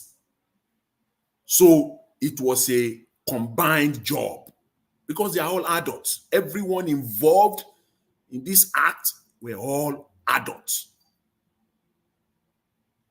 It is only the moral side of it that is detestable. But as to the why, the man was just playing safe. It was blackmail. And he sold these women. I think he sold them to believe that this is the way to go for it. That's why the women even have to participate, even in arranging the camera, making sure they felt that they are protecting themselves against blackmail. This man, as a public official, if I'm going to go into this, I need some level of protection. That's my own position.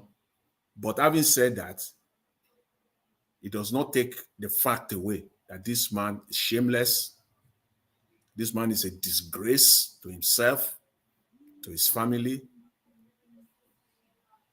to the man who appointed him, and overall, is a disgrace to his country. That's my take on that. And then I'll come back to the main issue, the Nigerian one. Another shameless man is Doyin Okupe. This man is so shameless. It would have been better for him. I don't know how. Maybe it was the one who asked for the interview. Maybe it was Sheung, the channel's crew that, political team that got him in because he visited the president and they wanted to know one or two things. But regardless, this man, it would have been better for you to have stayed aside and avoid this disgrace that you brought to yourself. There is nothing to describe Mr. Okupe at this point in time other than Mr. Okupe, you are a liar. You are a ludicrous man.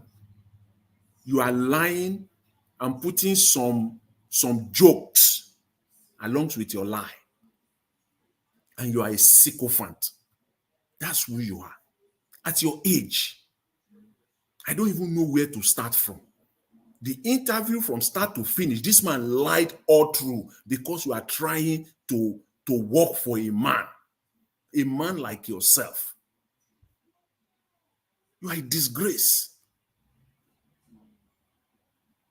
Where do we want to start from? Where do I even want to start from with Mr. Okupe, Doyin Okupe? I just don't know. On what basis now? On what basis, for crying out loud, should any sane mind, anybody who is sane, believe anything that is coming out of your mouth? On what basis? On what grounds? Is it the fact that you once worked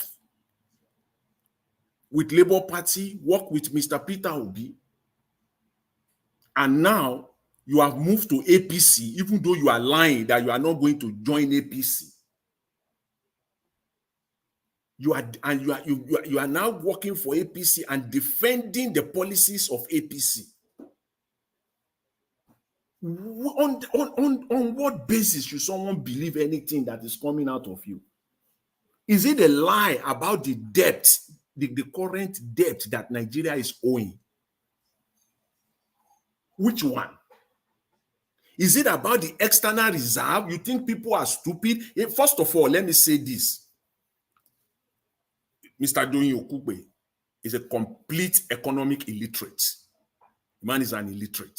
Everything is said as far as economy is concerned. Please, Nigerians, just disregard it. An illiterate has just spoken. An economic illiterate. If you want to stay on medicine, stay there. This one that you are coming on, you are an economy illiterate. It would have been better for you not to even go there at all. But when a sycophant, you know how sycophants operate. In my Yoruba palace, we call them abobaku, those who die with the king, those who buy with the king. The people, they are in the palace. The people who buy with the king, they will buy for instead of the king to buy, they will buy. We call them abobaku. This one is an epitome of abobaku, die or buy for the king. They will do anything. Even if their entire household will buy, they prefer it than for the king to buy. They are in the palace. You have them in the Yoruba setting. And I know in other culture too, perhaps. This is one of them. At the detriment of Nigerians. This one is abobaku. Lying. Tinubu is not printing money. Tinubu is printing money right now at an unprecedented level, more than Buhari. Just 14 months. 14 months is not enough for you to compare GDP. Then that means that you are an economic illiterate. You have no idea.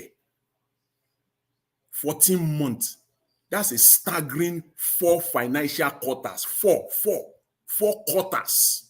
4 fiscal financial quarters. That's what it means. You only need 2 to determine whether an economy is going forward or is coming backward. Once you get through consecutive, even when now you are even going 3 consecutive quarters of either downward or upward, you can say an economy is either growing or an economy is falling. And now Mr. Tinubu is running probably now the 5th, the 6th quarter. And you are saying just only 14 months. You think people are stupid? Who do you think you are talking to? You think Nigerians are morons? You think all Nigerians are bobakus? You think it is all Nigerians that will buy for the king? You think so? talking about external reserve. He lied again. He said Nigeria is not 39 billion. I was waiting. Probably Shehu missed it. He missed that line. Tell him to tell us the net. Don't come and be dancing around the gross here. Tell us the net. If the net reserve of Nigeria is up to 3 billion, open your mouth and say it. And stop be parading this 39, 40 billion, which Nigeria cannot touch. If Nigeria can touch it, if Nigeria dare that they can touch that money actually belongs to them, Naira will not be where Naira is, because a normal people, a normal country, you with the central bank, will go and carry that money and use it to defend the Naira. But it is not Nigerians' money. Please get it straight. And whenever you hear Nigerians, please, any time you hear them talking about 40 billion external reserve, just say it's a lie. Ask them for the nets. The CBN governor cannot even open his mouth to say it. And then they sell it to Nigerians every day, per second. Everywhere on the news, you hear them talking about it. Because they want to buy for the king. Everything he said, everything was lie. Lies upon lies.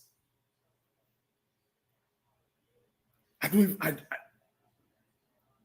even know where this man is coming from.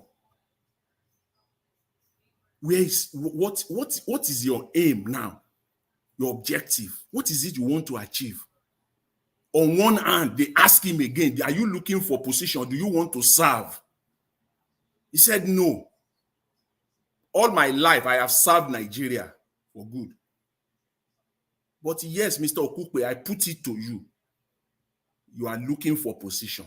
If they offer you today, you will take it. And you will still come out and run your mouth. These are the people that we have. And on Mr. Okupe, finally, so much on you, but finally, I'm going to end with this. Mr. Okupe, Doyin Okupe, Tinubu is not the apple of the eye of Southwest Nigerian people. Tinubu is the apple of your eye. Tinubu is the apple of your family's eye. Tinubu is the apple of your sons, your daughter, your wife's eye. Tinubu is not the apple of my eye. Tinubu is not the apple of Southwestern Nigerians. Okay, Mr. Okupe? So go and enter house and stop this psychophancy. Tinubu is the apple of Nigerians' eye. What are you talking? Rubbish. All right, Mr. Jonathan, thank you, sir.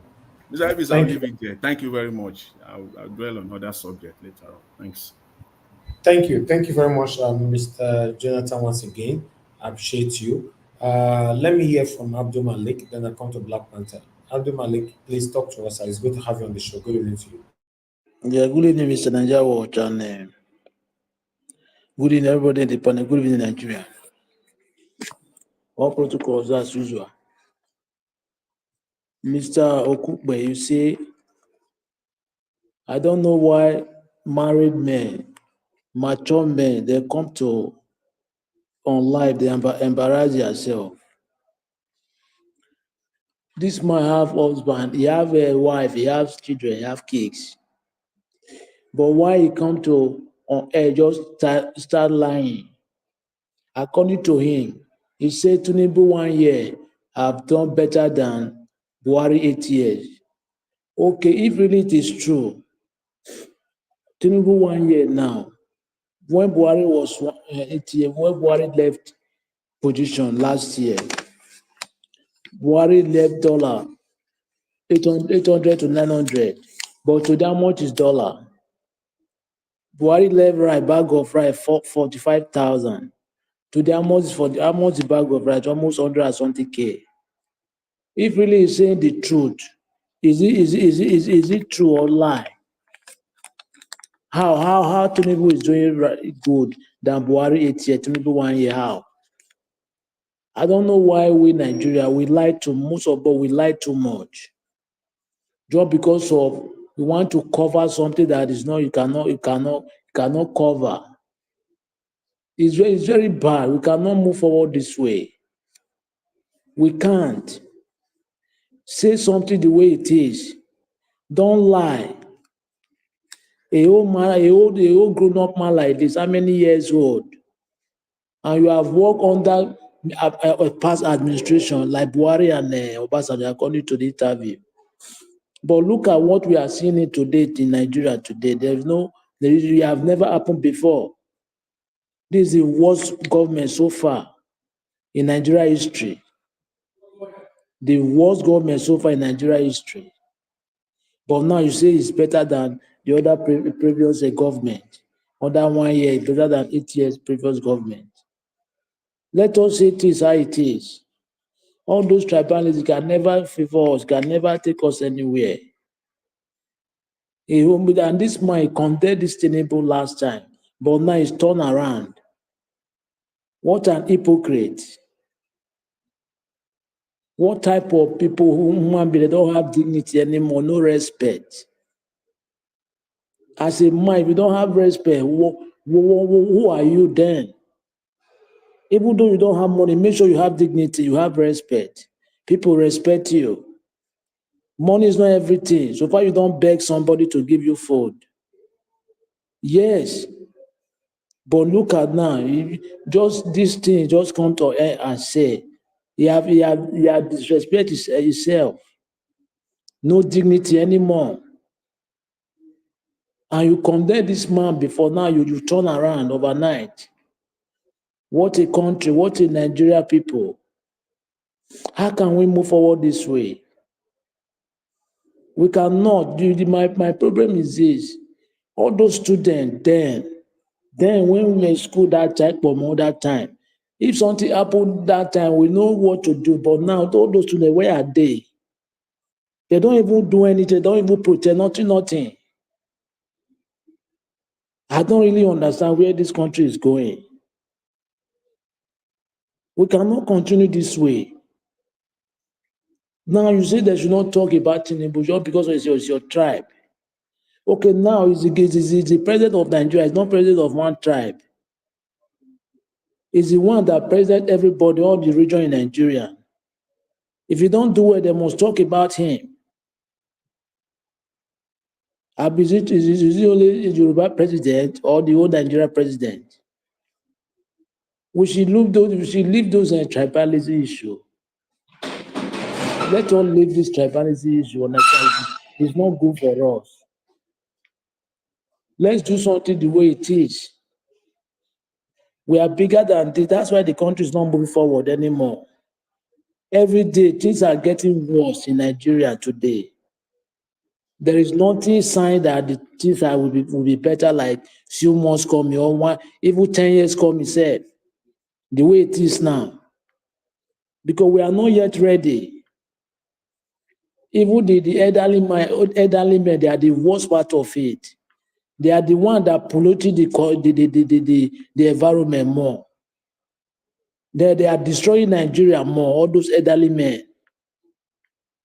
You as a father are supposed to know how to guide, how to look onto your child.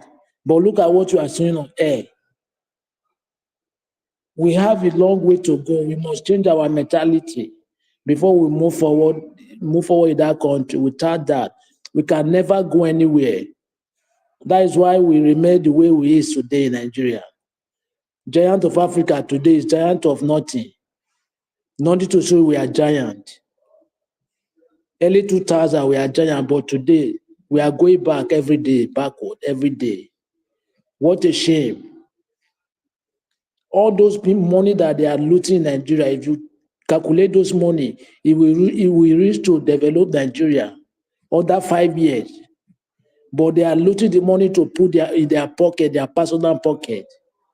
Look at the former governor in the Delta State. How much billion he loot? Imagine.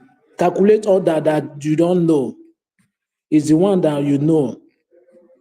All those money they are looting, just calculate. Now you see there is no light now. Imagine old Lagos, Lekki is one of the best places in Lagos, but there's no light. Is it not a shame? After the Tinubu do Lagos, what did he do in Lagos? He do Lagos. What did he do in Lagos? Lagos was the capital before in Nigeria. How many years? How many years by it was a capital? They use almost Nigeria money to develop Lagos the way they are doing in Abuja now. They did not do anything in Lagos. They are just lying for all those propaganda government. They are not there for you. They are just there for their family and for their friends and relationships, full stop. We need to do something, all of us, to take the country forward. Without that, we cannot go anywhere. It's getting worse every day. Look at all those minor kids that they arrested. Now they release them, right? Okay, what is the compensation? There is not just to release them and put them in the street. After you embezzle money, but the money is not belong to only you. It belongs to Nigerian people, but just because you are privileged to be there, only you embezzle the money. They will see what they are looking for, but it's just because of Nigerian citizens, they are not serious. They are not up to how many million, those politicians. If they are really cooperative youth, they will deal with them, but they are not cooperative. That is the worst part of it. How many people are you going to arrest? Even if they are really cooperative, they're starting from their local government to the state to the federal.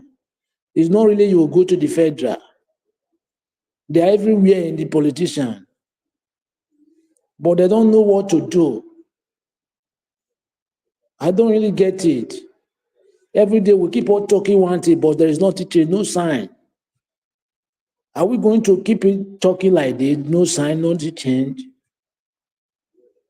To talk is good, but the groundwork, they need to finish the groundwork before things will get better. Without that, there is nothing will be better. Thank you very much, Mr. Nigeria Watch. All right. Thank you. Thank you, Abdul Malik. God bless you, sir. Thanks for your submission. Black Panther, please, I would like you to talk to us, sir. Good evening to you. Good evening, Nigeria Watch. Thank you, my brother. Thank you. Thank you for your commitment and patience. You know, sometimes patience is one of the hardest things that we human beings sometimes we don't recognize it. Patience is one of the virtues that every human must have in him or in her. So that because sometimes without patience we can lose our favor. We can lose something that is so, that we need at a particular time. It can just pass through us because we will not be at the right place because of lack of patience. I just thank God that we are not being found wanting in those things.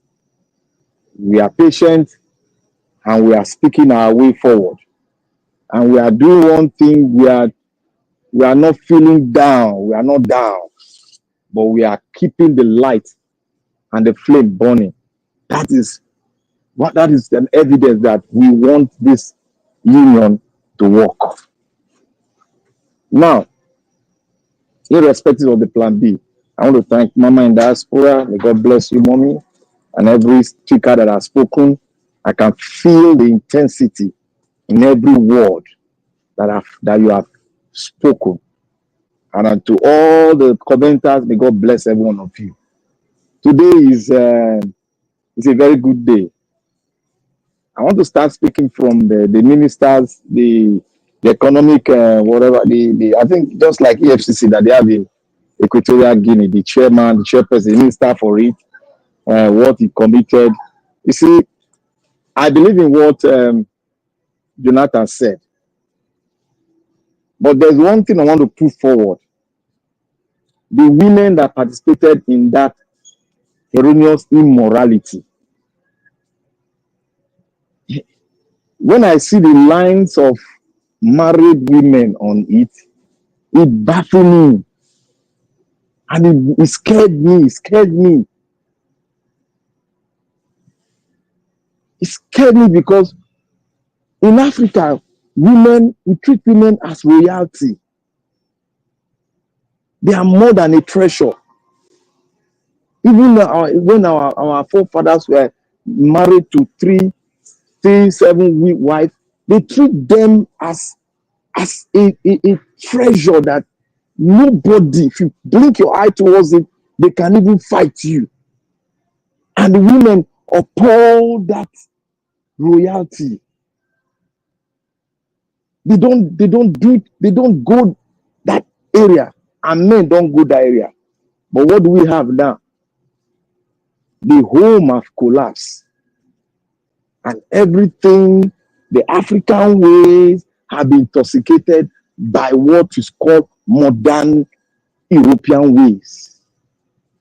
Some of us throw our tradition to one corner and take the advice of the so-called Western world tradition. That is why we are losing it from the home. And because we are losing it from the home, this is the product. This is the product that we are seeing today. Because we are not known for this. We are not known for this. Despite our forefathers get married to so many wives, but we are not known for this. A married man going on with several married men, going to the extent of even going to sleep with a pregnant woman. It's an abomination. But what do we have? People will come and start doing, and people will come from different points. People from different countries will start doing what they call counseling. Counseling is not the issue. The problem starts from the home. This one is even more painful. Is married couples, women going into this kind of mess. That is even more than more than what we call cancer. I look at it and I shed tears and I'm scared. Like I said when I said I am scared, not because I'm scared of myself. I'm scared of what the world we are living for our generation that will take over. That is why I said we should be keen and strict with our kids and train them the way we want them to be. Train them on moral aspect and train them on how you can be self-disciplined. Having self-pride, you can be self-disciplined. Having pride in what you believe in, what your mom and parents have taught you at home, that yes, if you go through this thing, it will bring out the best of you. But what do we have now? Everybody is free to do whatever he wants to do. No home training. Even the parents are even aiding and abetting immorality. Well, let's leave that. But one thing I really was dismayed about is the release of the tape everywhere. Somebody that is, I would say that is political. It's supposed to be a personal thing. But when we hear in court, we talk like I heard that somebody has, fire said due to the release of the tape. Those things are personal, but somebody out there leaked it. Why? We don't know. But I know it's political. They want to bring him down. Yes, he has committed something that is not good to the society. He has to go. But should you release it to the public? That's the question. It's left for them to know. To give, but my answer is political. Now I want to go to Doyin Okupe. I said it before. Doyin Okupe has eaten what he can chew. Well, my advice: Doyin Okupe don't have the right to speak for the Yoruba people, and the Yoruba nation should rise up. With the Nigerians should rise up and really dealt with him,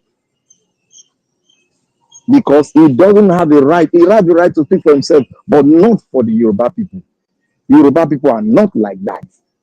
Despite their shortcoming, they are not like that. You don't see evil and clap for evil. You don't see something that is wrong and you continue to clap for it. Like I said the other time when we were discussing about Doyin Okupe then, when he started making all these signs that he's going to support all this evil, I said Doyin Okupe is broke. He's broke. People, I know he come from a rich home, but Doyin Okupe with his standard, Doyin Okupe is broke, he's looking for political space where he can join them to steal and siphon government, the people's money. That is what he's after. He went to State House seeking the consent of the, because they needed him to do the damage. You people should remember what our noble Norek did when he said one thing. He said Agbado helped him. Agbado helped him when he was down. You see, he went, he opened his mouth and said Agbado gave him money, gave him food. You see, Doyin Okupe is an example that is needed to do one thing, to do a PRO job for Mr. President. He still need that job of to work for him in 2027. They've already started preparing for it. Didn't you hear that sound? That Buhari ruled for 8 years. The agreement, this is the agreement. So he must rule for 8 years. Did you remember what the northern people came to do in Obasanjo's house? And Doyin Okupe is Obasanjo's confidant. I said it here that they have started politicking and they want to remove Agbado because Agbado is making a mess of their plan. Now, what are we now, Mr. Our brother first spoke. We have solution to this thing. It's because don't go too passionate and say we don't have solution. We have solution. There are two solutions. The one is let us try and work on the electoral law. Let us start propagating it. And I have some ideas. I will speak that idea in the second quarter, that we in diaspora, we have the permanent role to play in it. We can start it for the world to know. We can advertise it for the world to know. I have a plan which I've been thinking. I don't know if people will see it, but I'll speak it on at the next when I'm speaking next. But let me round this up by saying we have a plan, and that plan is one, collapse the system. How do we start? From the electoral law. Second, if those things prove not yielding any difference and they come out boldly to tell us to our face, then the plan B should start running. The plan B, you all know, I will not speak it out. We start running the face and we know how to run it. And we will run it perfectly that the world will see it and will bring evidence that this were the plan. We have plan to make sure that the country does not divide. We have plan and we'll state the plan to the government, but the government tell it to our face that we don't have a right to plan it. We don't have a right towards that thing. Therefore, we want to go. Now, people, Nigeria belongs to all of us. And if we cannot do it, Western Germany, Eastern Germany did it. They went their part, they went their way, but they are still hearing that name, Germany. But they came back and become a united force, the German Federation. We can do the same thing. There's nothing that is impossible in the eyes of man. God has given us the ability to make the impossible possible because we are created in His image and in His likeness. We have the power because He has given us the dominion power. Therefore, we can make things happen when we want it to happen. Nigerians, we can do it. Yes, we can. We should rise up and mobilize. And this Doyin Okupe issue is just preparing for 2027. You can see it from his mouth. He made mention of the agreement. He made mention of election. You can see it. He's preparing. He has been. He has leased himself out now because money is running. You can see the eyes of money now. Money have exchanged hands. See the intensity in his eyes. See the way he's blocking the moderator. See the way he's talking. This shows that he has been compromised. He has been given money for this assignment.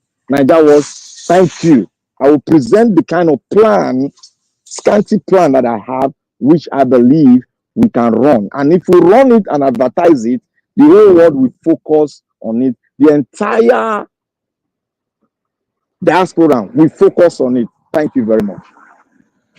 All right. Thank you, Black Panther. God bless you, my brother. I appreciate you. Thank you. I'd like to take this call quickly. Madam Origin, thanks for calling in. Good evening to you. Yes, Please. so Mr. Niger, sorry for lateness. And please know that because of the time change, 4 p.m. is no longer 4 p.m. I greet everyone. Mama Diaspora, God bless you, and all our panelists. Are you hearing me? Yes, ma'am. Okay, I just go quick to, because I'm very busy, let me address the issues I want to address. Number one, Arise TV. Arise TV. Why? Why? What is going on?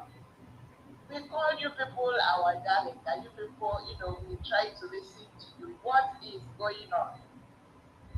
Last year, if I could remember, when we had a big crisis going on, you people started presenting to us this same doctor with abomination. Do you think we don't know that there is abomination and sodomy and evil in our land and all over the world? Why are you rubbing it in our face, trying to distract us? And I think it's sure. This time around, last week, you people did it again because we have a major crisis going on. Our children were, called to be treating children, already sentenced to power. You people start watering things down. Alright, any money when they give you now, go send them back. You people should go and send that money back. The crisis in Nigeria does not warrant this. It's nonsense. I already put you people to believe Arise News as your parent. All the people I put, believe them as your parent. You people have started joining that queue. Okay, another thing. And Doyin Okupe. You see, Mr. Niger Watch. I'm beginning to see that we have a particular religion that is, and we need to pay attention. It's in Nigeria constitution seriously declared that cultism should be anyone that is in cult should not be in the Nigeria listing. But what I'm seeing now is because these people, anyone that is in that CULT, can be a devout Christian, including evangelists, can be all four of them in one. You see them, they can enter, speak in tongues, preach. They can go and become anything, and they come and be confusing us. Satanism is satanism anywhere, whether it is in the church or in the mosque or a herbalist or whatever. Devout immorality. You come and be telling us, presenting as though immorality is not on your head. Devout liars. Believe them as your own parents. Now, thank you, Mr. Jonathan. I wanted to agree what Mr. Equatorial said. He had 48 ministers. He now brought 7. These 7, I called them yesterday when I was listening, and I called and I gave them the last 7 months that they are appointed to fix a nation that is at the brink of bankruptcy. What the 48 previous could not do, these 7 will do it. And Doyin Okupe is coming to put the icing on the cake, coming to tell us crap and nonsense. That's why I keep asking them, who is benefiting at this quagmire? Round up in 1 minute, ma'am. Who is this country benefiting? Except for people like Doyin Okupe that can go everywhere and anywhere and we continue to lie to the people. We are done with you people, though. We are done. Thank you, Mr. Niger Watch, for letting me rant. Thank you. Thank you very much, man. You didn't call in on time today. What did you say? I say we were expecting to hear from you since you call in late today. Too many meetings. In fact, now another one coming up. All right, that's fine. Right. Thank you, man. Thank you, man. Good night. Yeah. All right, Tony Africa, you are calling back again. Please talk to us. Tony Africa, you have only 1 minute. Talk to us, sir. Yes, I thank you for the media here. You know, it's very unusual of me to come back, but I just want to say that I appreciate Black Panther and Madam Origi, but I don't want to let them know that all this one will be talk so we don't get no more 5 years to waste. No more time to talk. No more time to talk because we are not seeing anything improving. You are just telling us that in Lekki, in whole Lekki, you don't get light. You know what I'm saying? You know what I'm saying? So there's nothing. No, we saw the election. We saw what is happening in Rivers State. How one man just control everything. How Adamu Aliyu, AKO Shomoles control the system in Edo. How the Tinubu is not this to nobody. So this country is gone. We don't have no more time to wait. That's it, sir. You know, thank you. Let us break the country or let us look for a way out. Thank you, sir. Who is going to break the country? No, not me to break it, not me to fight. Now, all of us have to go back home and then occupy our local government. Okay. Thank you. Thank you. What's wrong with the talk? Because they're not listening. Like now, okay, who is going to adjust all those laws when Black Panther will be told us now? Those kind of adjustment. Oh, Madam, okay. How did you say that constitutional? Who is going to adjust it? It's not you or, you know, you have done your best. Your name will remain there, you know, forever in the sound of times, you know, that you have tried your best. But at the end of the day, we don't know what to do. We have to go to our local government in Edo State, in Oyo State, in Wari, then we stay there. All right. They will invite all these companies from Germany, from UK, let them come and set up companies to control our gas. They will plant food and they will eat. Okay, thank you. Thank you. Thank you, sir. Thank you, sir. Yeah, thank you, sir. Yeah. All right. We are done with calls for tonight. Mr. Ellis. Yes, sir. I just want to add to the caller what he said now. Try to buttress what he was trying to say. Okay. I'm not really sure. Maybe that's what he's trying to say, but let me just try to buttress it. You see, we all saw what happened, how these children were released, these minors, how Tinubu acted. Just let's look at a scenario where these children were Southerners, Southeasterners, or Southwest Nigerian people. You will not, I'm saying it based on empirical facts. You probably will not see the North coming out to fight.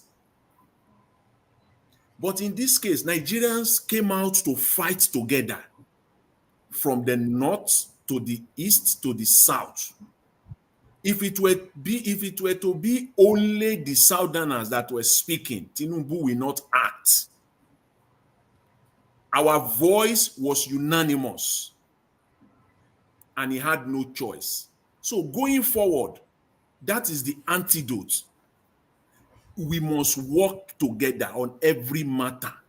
It is not going to be like, oh, this one does not concern, because the Hausas and the Fulanis will say it doesn't concern them. So they will just keep quiet. On every matter, Nigerians could have left these children to buy there, but we didn't. Everybody came out. Yoruba people came out, Hausa people came out, Igbo people came out within a space of 72 hours. On top of it, the diasporans, Nigerians in the diaspora came out, and the whole world, the entire universe picked it up, to the extent that apart from the pressure that Mr. Tinubu was receiving internally, he was also receiving massive pressure from the international community as well. The type of phone calls that were coming in from the international community, he had no choice. And he had to, in a very stylish way, bend. So we must work together. It is on that's the way. If we want a change in Nigeria tomorrow, we can get it. We can get it. It is in our hands. Thank you. It is in our hands. Thank you very much. Thank you, Mr. Jonathan. God bless you, sir. Thank you. Mr. Odua, please talk to us, sir. Good evening to you, sir. Okay, Mr. Odua Good is now. evening, Mr. Najawas. Good evening, everyone there. Thank you, sir. Thank you. We can hear you. Thank you. Talk to us. Good evening, Mama in diaspora, all the commenters, all the listeners, and all the viewers. Thank you for all you have been doing. Well, for the topic, despite I have not even, but at least with the video, little video I saw of Doyin Okupe and our brother Magnus Oraka, I will be very happy or delighted to say that. You see, the other day I talked about the certain senator collaborating with the middle buildings they call middle belt to make sure that the country go the way it's supposed to be, and which the comment that Oraka made, because to balance the equations was the reason they placed Abuja as headquarters that 1980 for as center of the Nigeria, which if there was the center of Nigeria, so the middle belt like the Benue and others they at the back supposed not to be called not anymore. So which will have balanced it that this side have the same equal state with the north. But because of people doesn't do what they're supposed to do or doesn't take the note of right time, and that is why that side is still called north. Now that we have started shouting, it is the duty of those who cannot say elect, which was select by their parties, saying claiming to represent us, that they should put this crap before the assemblies or in their chamber, that the Benue don't supposed to be not, Kogi don't supposed to be not, and Ilori don't supposed to be not. Those states has to be carved out and come to their rightful place, which is the SAT. It has, because these are the reason that they are saying they are majority, because your people is counted as their people, and yours is zoned as their state. So when you look at the landmarks shows that, okay, with this our landmarks, we are majority, even though they gave it like a Heme or which other things, it doesn't matter. But with that landmass alone have shown. So it is the time and the right things for because the other day, the northern people, they said they were sent by their people to come and make Sharia law as increase or whatever to impose it on all Nigeria. That was what they were sent by their own people. Why our own people are there quiet over their rights? Can't see it that, okay, you people are always claiming majority. How are you majority?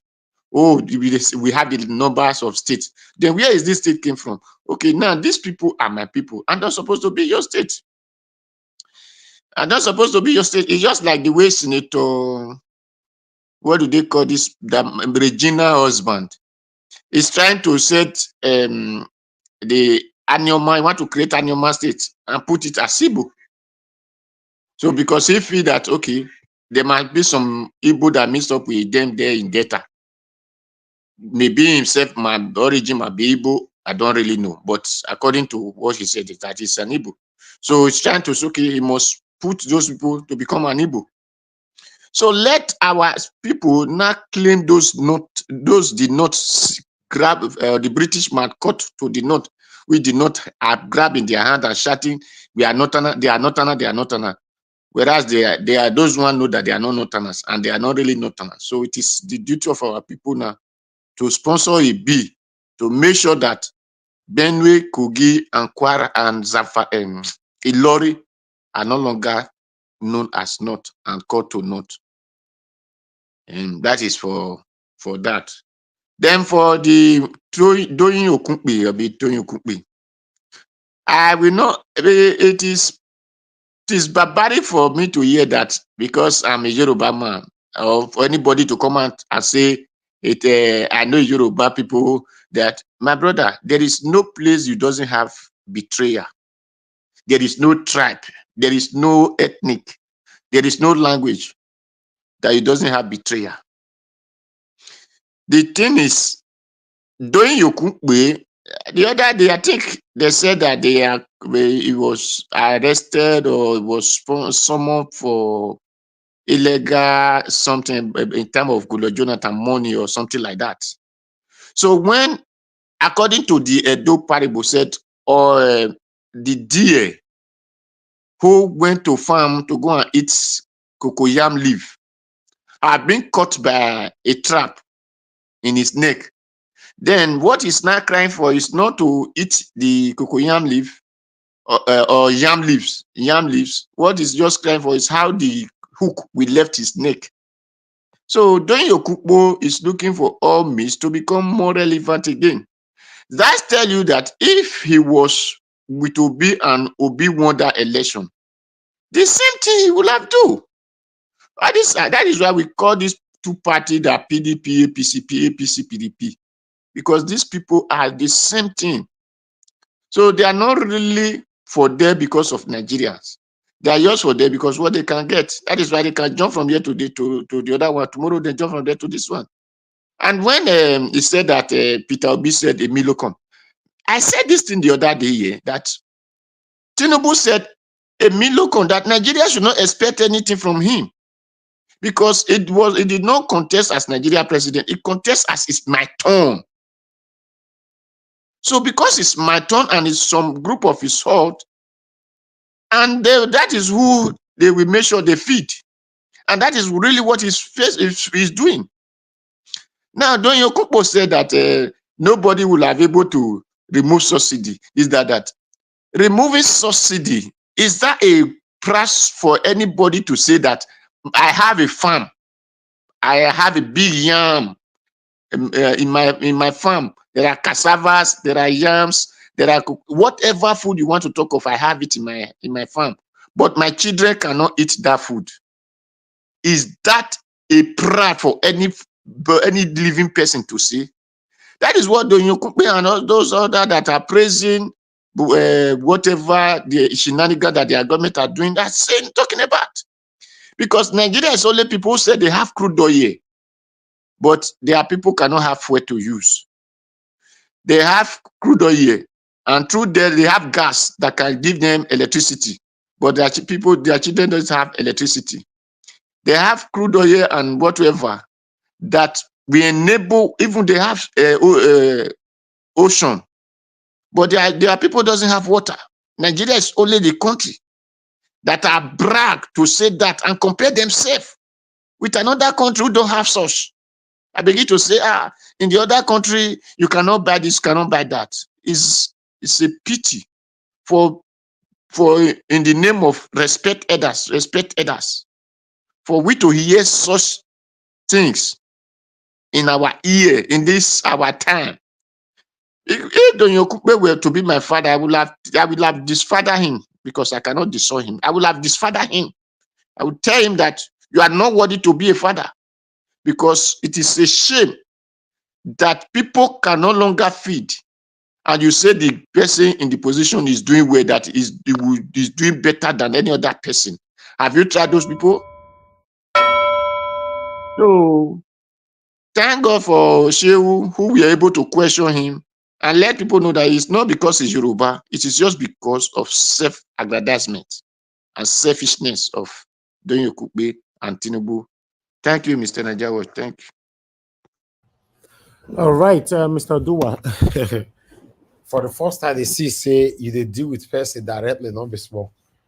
Okupe should be ashamed of himself, because yes, it's obvious that everybody is suffering right now in Nigeria.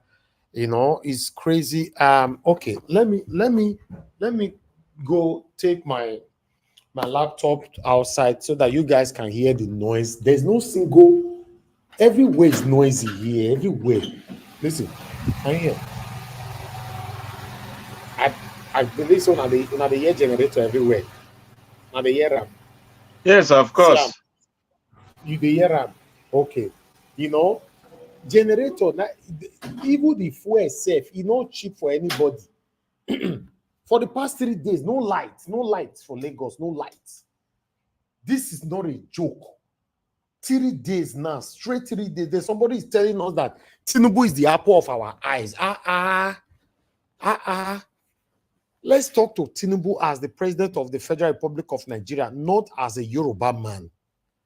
Okupe don't enter trouble for that statement. Apple of our eyes. Hey, God. He said we will no longer take it when people criticizing him or talking to. I don't know how to talk him.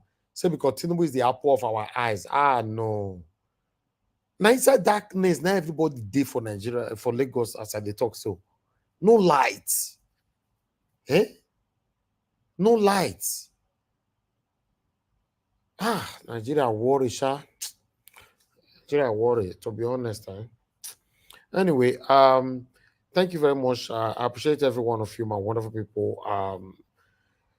Madam Moni Olagmiyan, good evening to you, ma. Thanks for joining us today. Good evening to you. Thank you very much. Love Maduka, good evening to you, ma. Thanks for joining us. God bless you. God bless you, every one of you, right there on the comment section. Just do your part by pressing on the like button, help us to share. All right. The last person on the panel, which is Oga Chris. Oga Chris will be giving his submission and also will be helping us to take on the final submission amongst yourself. So we're going to take that as talk and go to sleep. You know, whenever Oga Chris come like that, there's hope that you guys can have enough time to talk within yourself if he allows it, though. Yes. Thank you very much, my people. And God will bless you now. So let's move on. Oga Chris, thank you very much, sir. You have the floor. It's good to have you on the show again. Good evening to you, sir. And almost, good evening, Mr. Ninja. Happy second day of the week to you. And almost, we really, really appreciate you. You know, and too much appreciation can never be too much. You know, every day you do this. I just listened to you talking about generators and the noise and everything. You're able to keep up this, and you know, it's just so inspiring for some of us. And I think, yeah, it's something we all should learn to aspire to: selfless sacrifice, selfless service to the nation. Thank you so much. Yeah, it's good to be on this panel again today. It's very hard for me to see all the regulars. Good evening to all of you on the panel with me.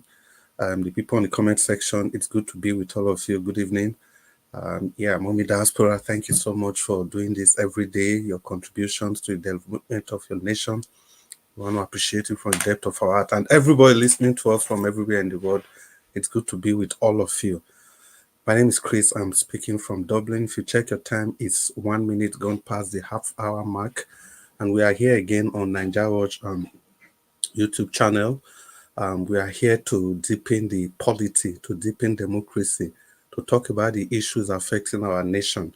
Whatever it is that makes your butterfly to fly, you hear everything here. If it is politics, if it is economy, if it is social life, like we've just seen from Equatorial Guinea, you will find all of them here. All you just need to do is to be a part of the broadcast, and you can do that by using the like button, the share button, the $sign, and also you can call in if you can.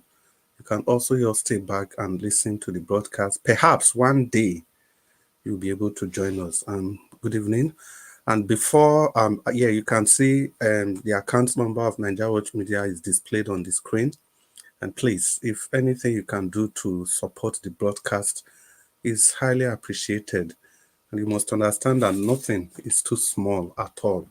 Just do your own bit. It's recognizing, it's communicating with the broadcast.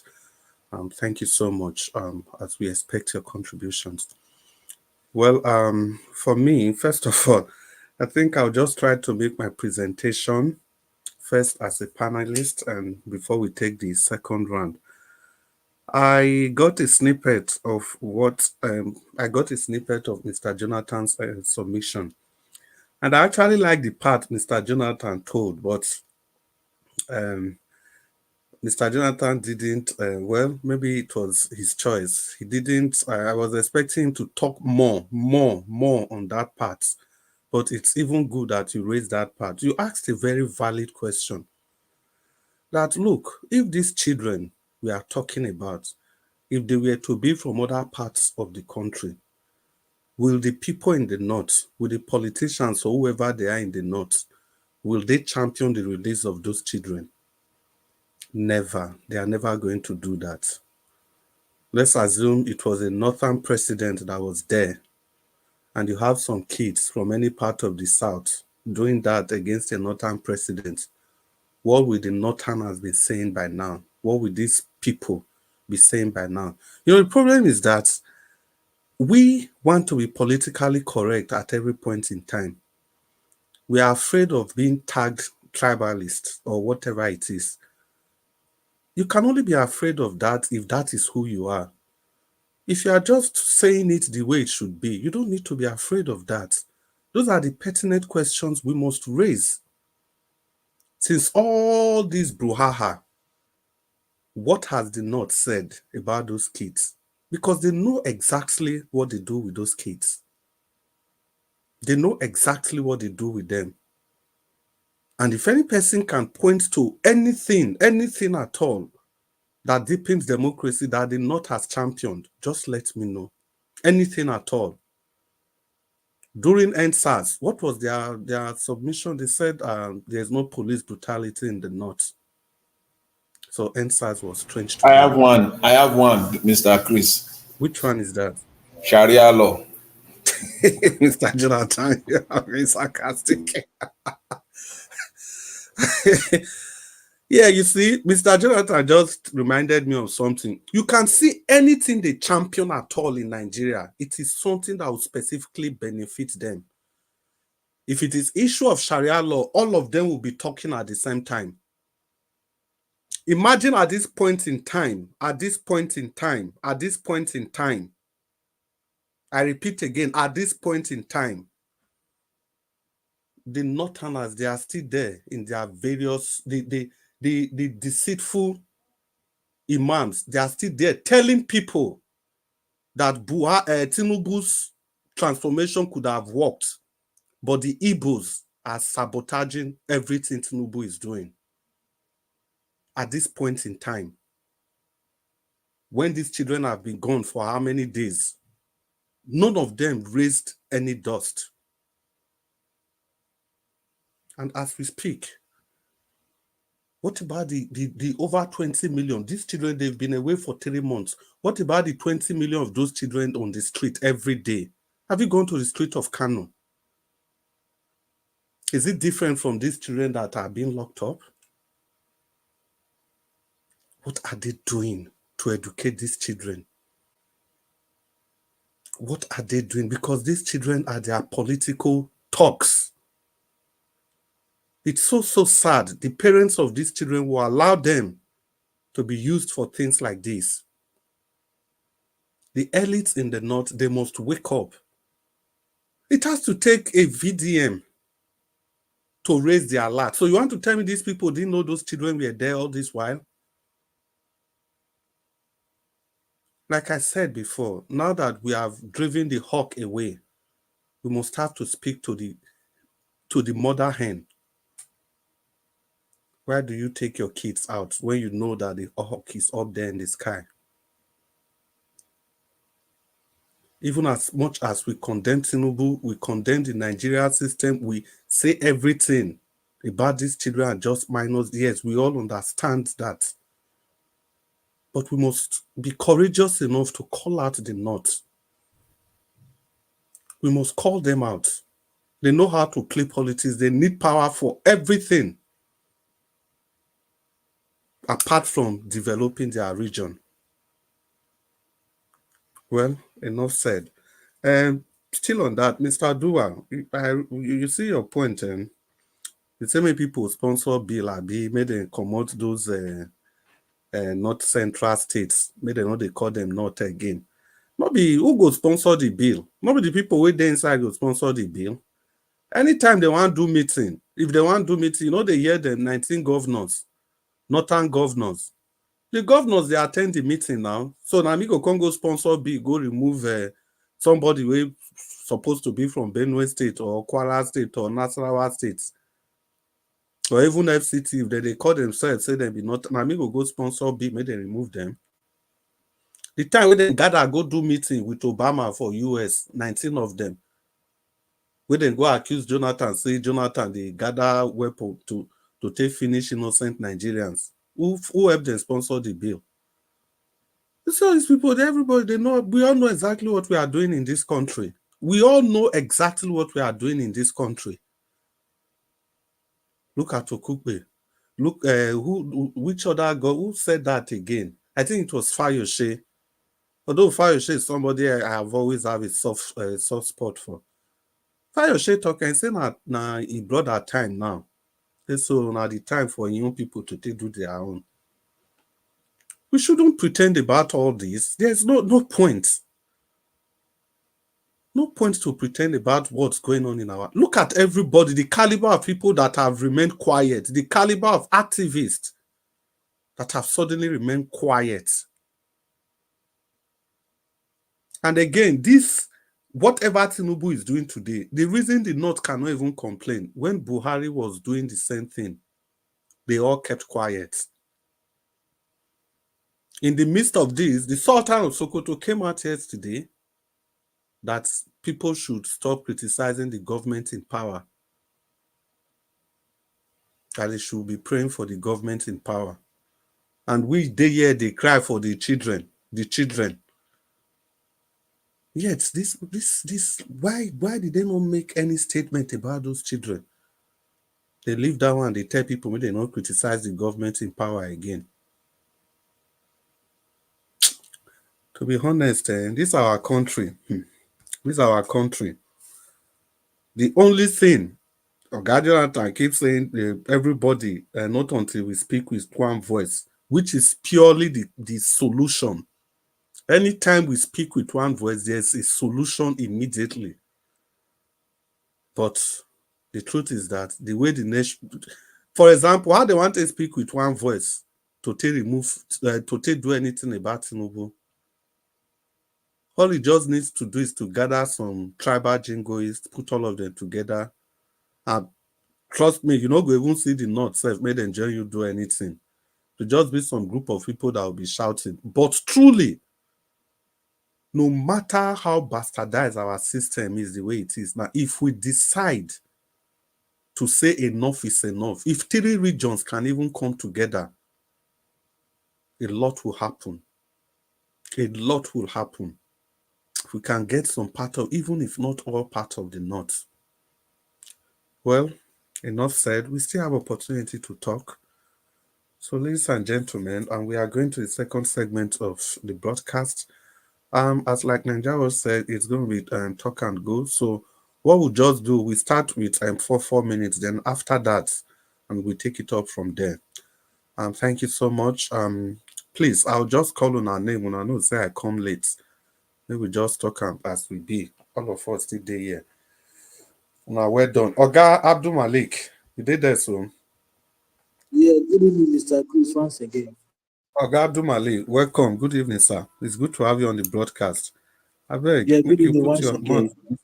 If we really want Nigeria to work, we should drop the past, what happened past, and start afresh. Okay, yeah, just quick question. When we talk about what happened past, you know, say like, I think last week, you first talk about make them forget this past.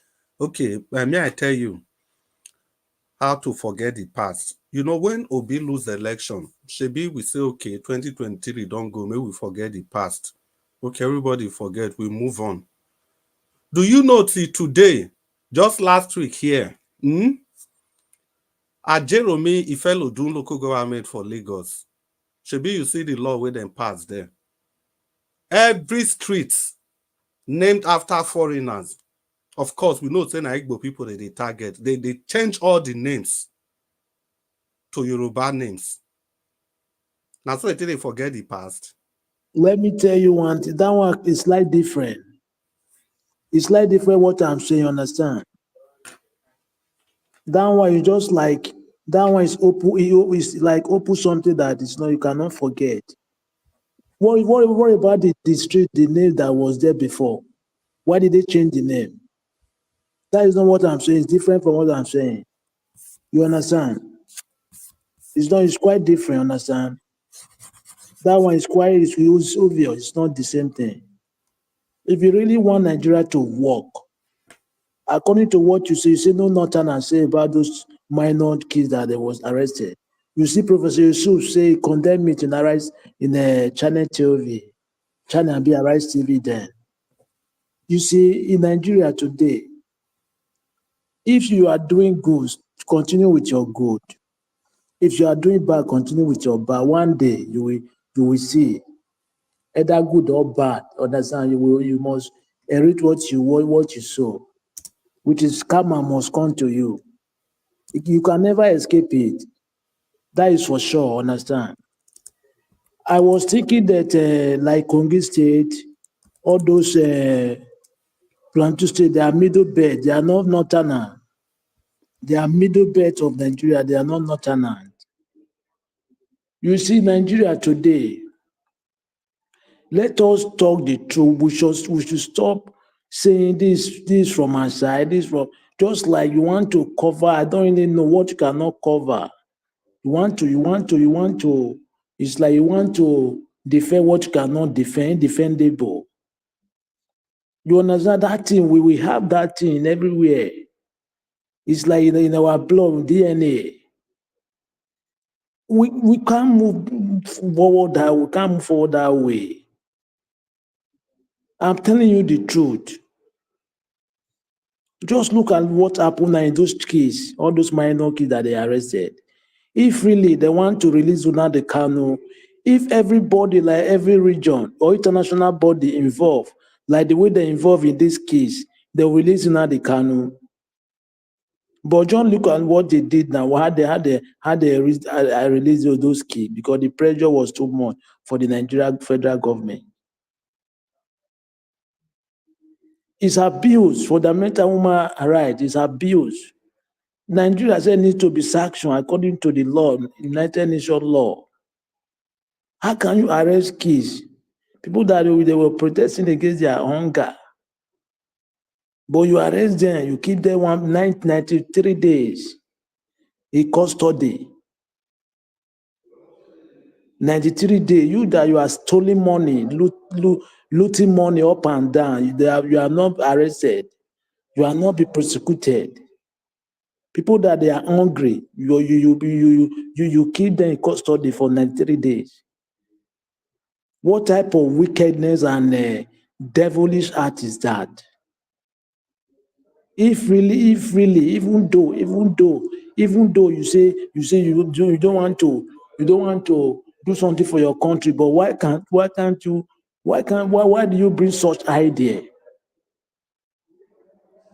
So just to scare people not to come out to protest against your government, and you say you fight for democracy.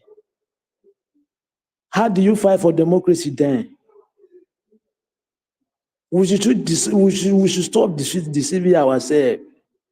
It is clear.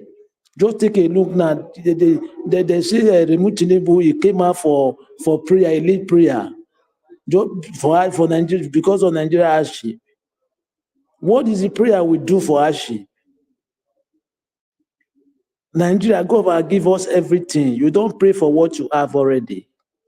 You only pray for may God protect what you have. Nigeria have everything. We don't need to pray to have it more. We only pray may God protect it because we don't know how to make use of it. The money they are stolen, just calculate now. If they use that money to develop Nigeria, that 5 years, you will see how Nigeria will look like. But they are looting the money to foreigners. Even the foreigners, they are benefiting from Nigeria system. That's why they don't talk anymore, especially UK and the American. Yes. Now he enter, now he's going to France now, like Tinubu. He always go to France, London. They are just killing the country every day, dry the country. Data state, look at this governor. How many billions he load, and there is nothing in data state, and they have the oil. All those people, are you going to carry this money along after you leave this earth? What are you going to take along? Nothing. With your naked, then you go like that because you came like that, you go like that. Okay, what is the need? Why can't you stay small, so that people will not understand? Even in the Western world, there is corruption, but it's not pronounced. Anywhere there is corruption, but there is not pronounced. You can never detect. Anything we are practicing today, we learn from them. But they don't do it openly. They do it secretly. You can never detect. Anything we are doing, we do it extraordinary.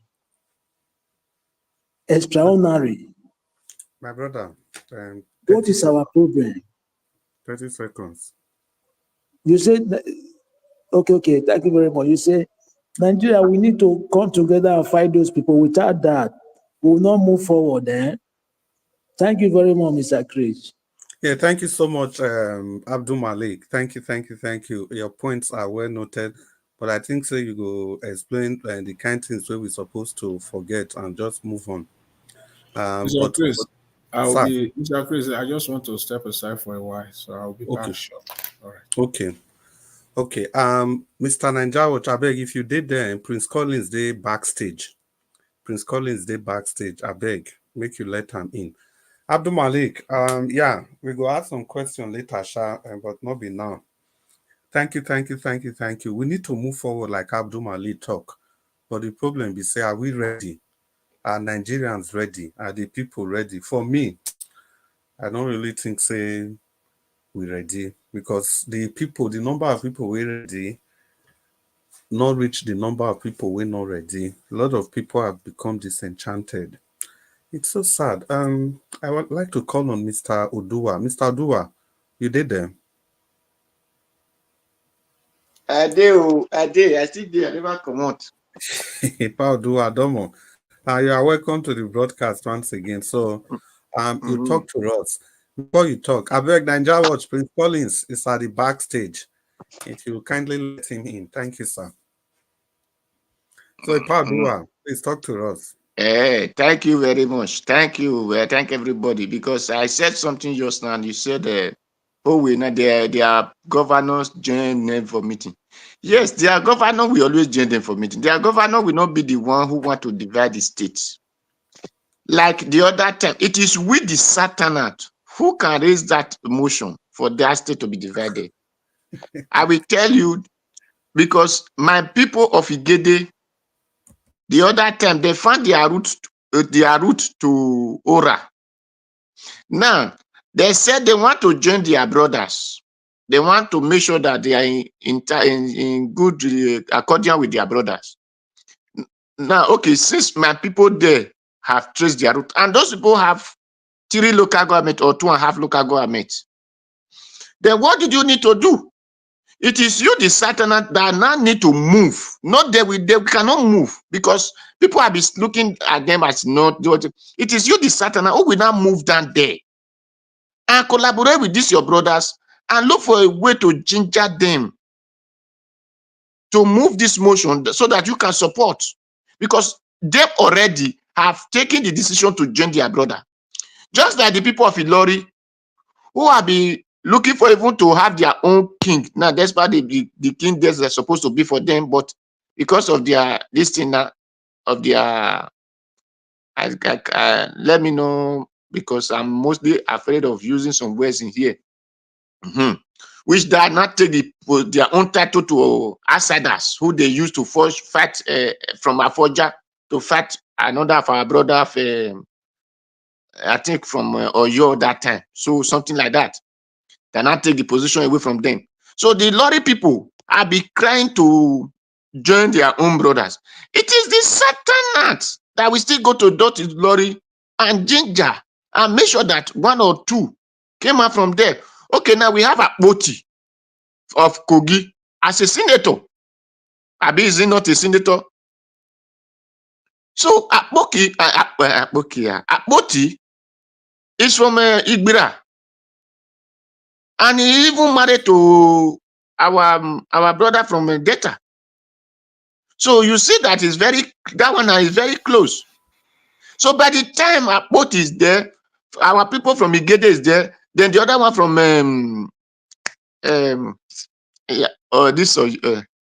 Ilori own.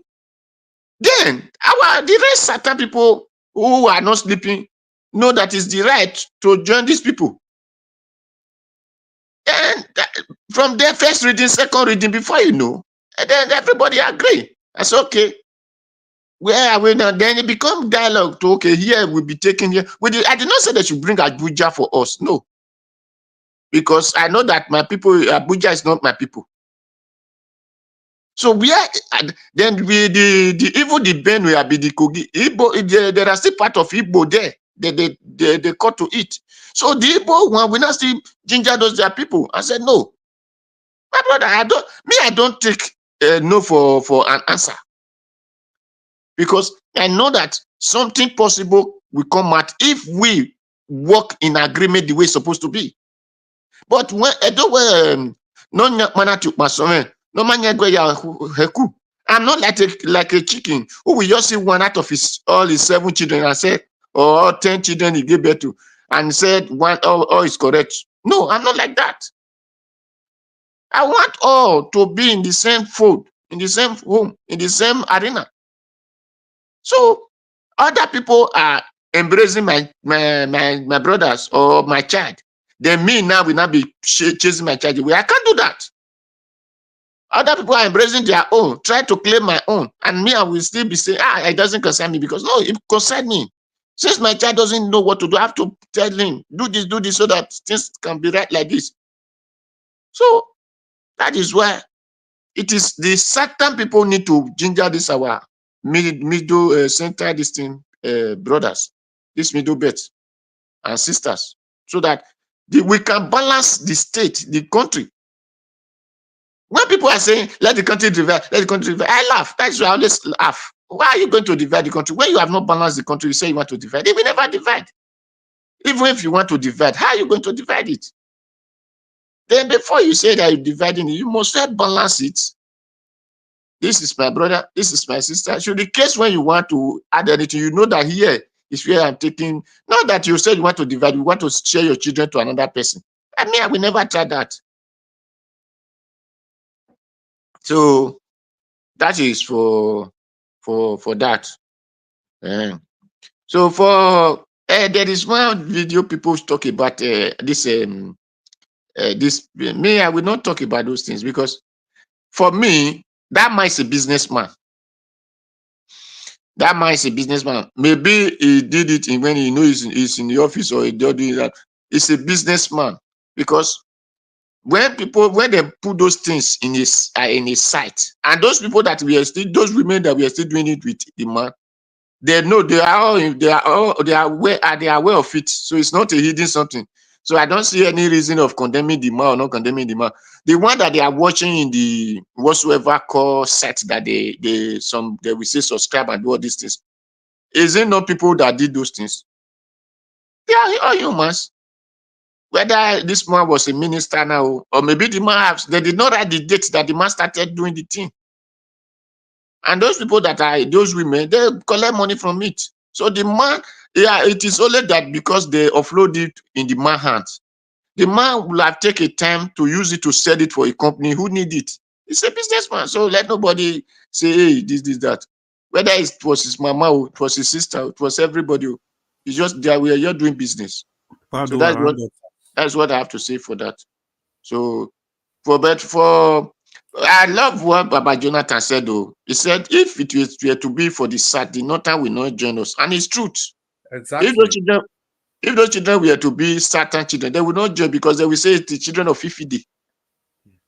That's just the one thing. is the children of Ifidi. And that is how they're not supposed to exist.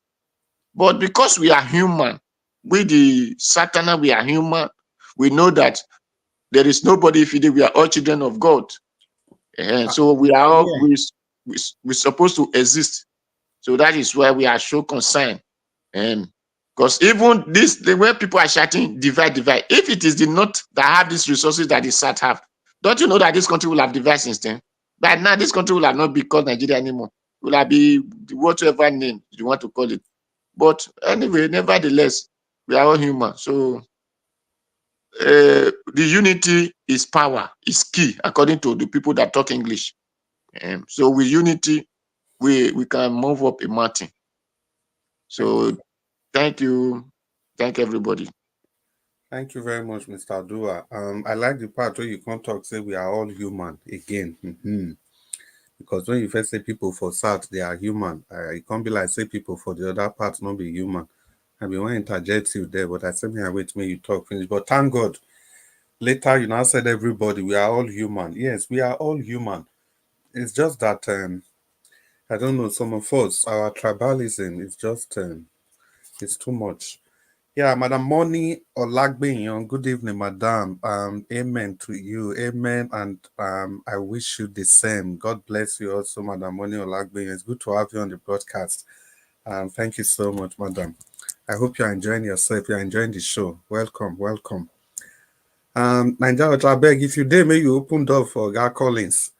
May we continue. Oga Chimeze, you did that soon. Oga Yes, Chimeze. I did. And if you did there, may you talk to us. Make you talk to us. Yeah, it is what it is. Thank you. This man, Chris, this man from Equatorial Guinea. Make una talk about him now. I talked so many things about him, you know. I will blame You came late now. You not listen to us now. I blame the ladies and the women, you know, who don't they don't want to, you know, kind of put their mind what they do, check what they do before they are doing, you know. It's crazy about them. So I don't, you know, you see, not only that place this thing happens. I already said it. It happens in Nigeria too. It's because of because this one is doing and you know, recording and keeping the something which is you are in a, if you're in if you're a politician and you doing all kind of those things that, you know, keeping those things, are you okay? Are you okay? Don't you know that thing one day is going to implicate you? It's going to come out. You see, we are now shouting, blah, blah, blah. It happened to your country too. It's happening there. You see, it's when it was such a thing, when the news broke out, you will say, oh, even some of your friends you have today, all of us that sitting here now. Some of them are doing something. If he can't what they do now, they are all might reach 150. Because this one is, I know this one is huge, but whoever that do things and remember there is a God. Remember there is God on this earth. You know, there is God. Don't do things, oh, you have the money, you got the power to do whatever you want to do. You know, because women don't say no to you. Maybe they are rushing you. So I see those things. We should not say, oh, your politicians too. What are they? Because some people are doing that, they will be covering their wing. They are covering their wing. This one covering his wing, but the wing is, you know, the wing that he covers is now open, because when you're doing things, that's why I keep telling people, I'm not saying that what he did, you know, it's for his own cup of tea, you know. What he did, whether it's good or it's bad, some part is bad, some part is good for him. So now, you know, that's the reason why I'm saying, even me and you, even our politicians, the things have changed in this life. Let me use this way, say it. Things have changed. Remember when we were in analog time, there is no camera, only camera, no video. People don't use a video phone go around. But now things change. The Nigerian government, they never even know that they already changed. They're supposed to change, no, do the right thing.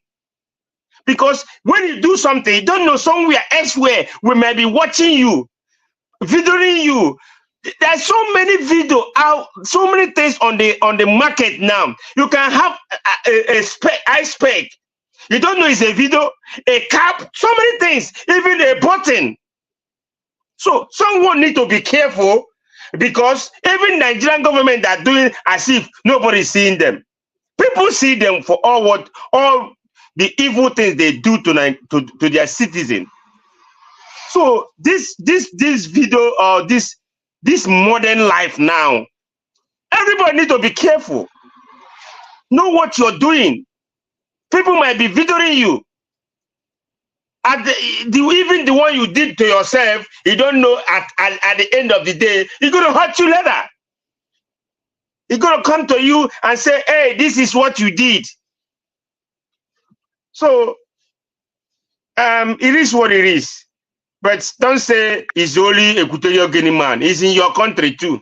So I won't say it's only there. It happen. Such a thing happen. We have a lot of men that does that. There's a lot. Let me say the way it is. Thank you. And you see, another thing is, you see, sometimes I ask our northern brothers and sisters. Sometimes when we are crying, when the eastern and south, west are crying for something, they will never stand up. They never wake up. Like so many people have said here. They never wake up. The only thing they will just be watching until this protest that happened last time. Is it because of, you know what? They have getting to their neck that, oh, nothing is, they are no more getting anything. That's why they come out like that and protest. Tell me, is there any other place that protest was huge, like NSAS, the way it happened last time? That's last protest. But do we gonna say, oh, because they don't do, let us keep quiet? If they're gonna learn from this that happened, that everybody, both west, south, east, put their mouth, their mind, their brain on this thing and voice out about these teenagers. If they will learn from this, let them learn it from today. And from that, and from the day this thing began, they're supposed to learn from, so, oh, we never know these people can speak for us. But they will never come out and speak for anybody in this Nigeria. Only them. Only them. Even their politicians.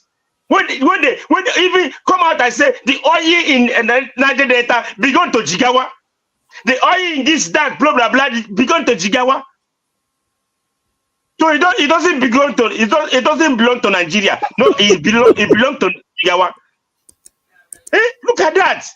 All those things, when you listen to what these people are doing, you know, they want them to be ruling and to be ruling and to be ruling in Nigeria. They don't want any other person to rule. They are Nigeria. Other people are fake. Others are fake. Others, in fact, you are just a commoner. They are the original. And so they're doing it. When you see them in their characters, you know that yes, that's what they believe. That others are not Nigerians. in their statements, in their men doing stuff, you will see them. So if they will learn, let them learn. If they will understand, they don't understand. See, all these things, even Nigerians have forget. Remember, there is a stray bullet that by one of the protesters. No, this one isn't even protesting. This one just sitting by their house when the army went there and do whatever they do. So all these things, I know how we say this thing here in this media, but please, how many Hausa media you know today, or Fulani media you know today that they have been speaking out? How many of them? Tell me, my brothers in this platform, how many of them have you come across any Hausa or Fulani media that's speaking about what is going on today in Nigeria? Are you telling me all of them are illiterate? Are you telling me no one can even to speak broken? Come, I go, yes, come. Yeah, it happened like this. None of them is speaking. So we that speak, we will continue speaking. So let us see if Nigeria will get it right or not. And let us know where the country is going. If they can reform the electoral system and change our constitution, fine, things will get better. Thank you, everybody. Thank you, Mr. Chimeze Umejaku. I just wait whether you go by yourself. Keep to time, not lie. Oga Chimeze, lie. If they allow you to talk, you not go ever keep to time. I beg, Mr. Njawatch, if you did there, Madam Rita, don't join people for queue for backstage. Make you open door for them, and thank you. And before we continue this broadcast, I beg, may we quickly give shout out to people who don't put their mouth where their money day for this broadcast. The first person then is Stephanie Ojek. And thank you so much, Stephanie Ojek. Your pocket never run dry. I really appreciate this wonderful gift. Osemige Omede. We greet you so much, Osemige. Thank you for everything. Madam Peggy Modi. Madam Peggy, always on time, always there. Thank you. We appreciate all of you. And everybody on the comment section, please keep the commentary rolling. Tell the Niger Watch already post our link. And I saw a link on my... Yeah, they're backstage. They're in the backstage. Oh, okay. They're in the backstage. They don't need door. Now just to open the door. All right. I got it. So, Madam Rita and Prince Collins, please, you guys just have to be patient and be ready in case Nigeria stumbles on you people's presence there. So, just be ready for him. And yeah, I was trying to give a shout out to the people at the back, at the comment section. Just want to say thank you all for all you are doing there. Yeah, Madam Rita, please off your camera so that you can be. Yeah, thank you, Mr. Ndavo. Sorry for the disturbance. Now, this one will be a problem for this second part. I think I hear Nigeria when they do the work pass, because now distraction, can't do this, can't do that. But well, whatever it is, thank you, sir, Mr. Nigeria. Thank you for your understanding. It's good to have Prince Collins and Madam Rita on the broadcast. We'll be coming to both of you shortly. But before that, let's have who is immediately available. Black Panther, please talk to us. Yeah, our amiable moderator is around. God bless you. I've been expecting you. I know the time you will always come because of tight schedule. I know everybody's busy now with the last quarter of the year, so it should be a lot of people be busy now. Yeah, I concur with you. When I presented the first time I presented my case to the Nigerian people, and I said one thing, that we in the diaspora, we have a lot to do. Now, I thought about it, I slept, and I was thinking quietly. When I want to do my thinking, just like the philosopher I was brought up. Close your room, sit down, relax your mind, take a pen. Not that you are going to write, just take a pen, sit on your table, do as if you're about to write, put your hands up on your head, then you start reasoning and thinking. Go through all the dialogue, Nigeria, what you went through, then I landed somewhere and I said, okay, now we need to start something from somewhere. How do we start? Now I said the diaspora is key. And when we speak, we blow it out, the entire media will be ready to listen. We have a very strong voice because when we speak, the world will listen. But when Nigerians in Nigeria speak, there is a blockade somewhere. But they can't block us because we are closer to the media. Now, how is the plan? How did I reason it out? Now the plan goes like this. I was thinking of we having a conference, an online conference. It might not be being yet live. We have an online conference where all diasporans that we know, we send, if you get their email, you send them email. If you have their phone number, you contact them. Then we send them the topic. And if we have, especially what the topic is just all about the Nigerian Electoral Reform Project by we, the concerned Nigerians in diaspora. We send the letter out to various people. If Nigerians in Nigeria they are interested, we send, like, we enter Nigeria Watch with a code. We send them the code. This is what, yeah. And I beg, the noise for your background. Not in my side. Somebody is somebody there or open is in this thing. Yeah. It's So fine. that I was reasoning on that line that we can set up a conference online by the diaspora. I will give room for notable speakers and good like minds, strong voice that will speak. The world will listen to. Nigeria will listen to. We invite them. It's going to be an online conference where everybody will have the code. You log in and you see your face. We speak. Then we have the moderator with the people on the, just like what we have, what we can do. We can set it up like when you are in the normal conference. Then we start with a reform conference on the electoral law. That is where we now have to sit down on our own. Every diaspora have to go and take the Nigeria electoral law system, go through it, prefer solution, write it on tablet, think, reason it out, discuss it out with anybody you want to discuss it out, so that on that conference day, we can bring it out and see how we can dialogue among ourselves.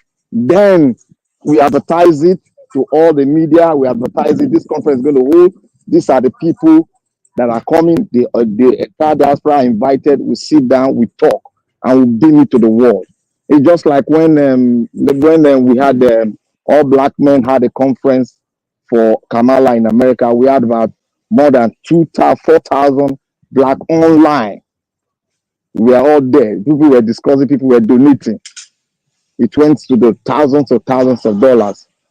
We can also do it. And when we finish, we bring it to the entire world and everybody saw it. Everybody were talking about it. Different network was talking about it. We can also blow it because we have a strong voice and we're in the position to blow it out to the entire world. If we are willing, we got to start it from somewhere. The government will hear about it and they will start talking about it in Nigeria because we are stakeholders. Stakeholders discuss and talk and bring it to the world. We can start it, and that's my little idea that I brought out. You can as well refine it.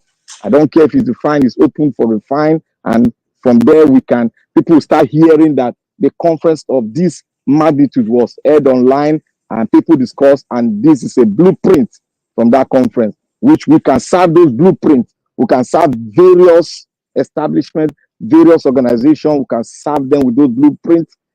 They look into it. If there's need for adjustment, they break down adjustment, and there we go. We can go from there because we are speaking, and when we are speaking, we are acting. So those are things that I thought about, and I want to. It's still prone. I'm still thinking on it, and everybody said, "See, bring your idea, you refine it, and see how we can flow with it."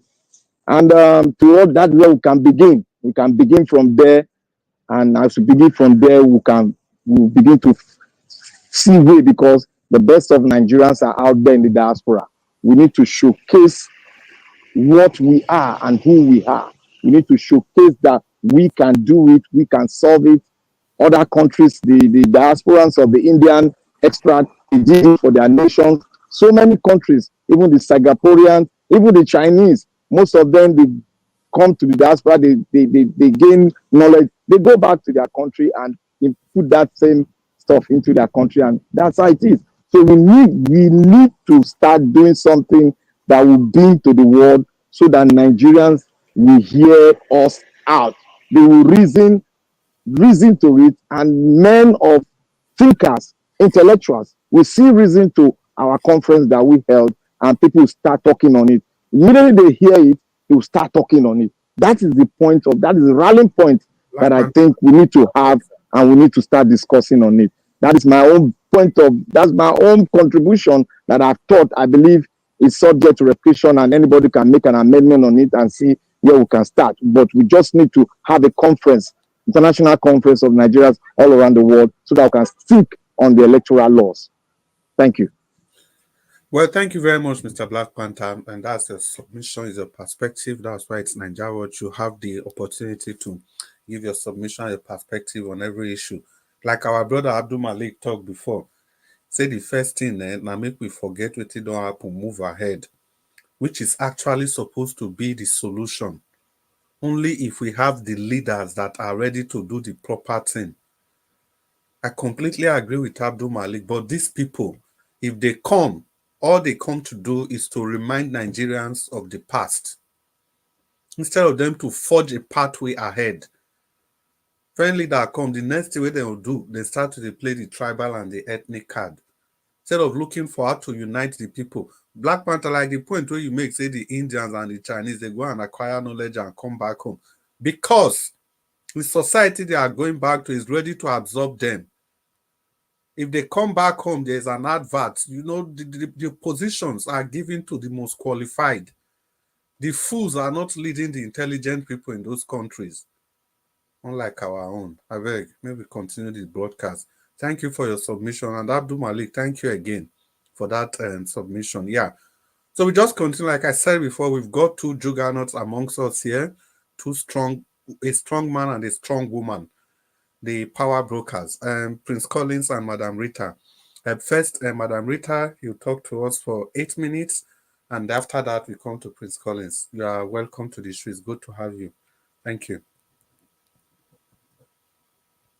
Thank you very much, Mr. Chris. Good evening, Mr. Elvis, and my lovely mommy diaspora, and everybody in the panel, and those watching. Talking about prayer for the nation. You know, I listened to what Rufai Hussaini was saying, and it just apt. It just apt.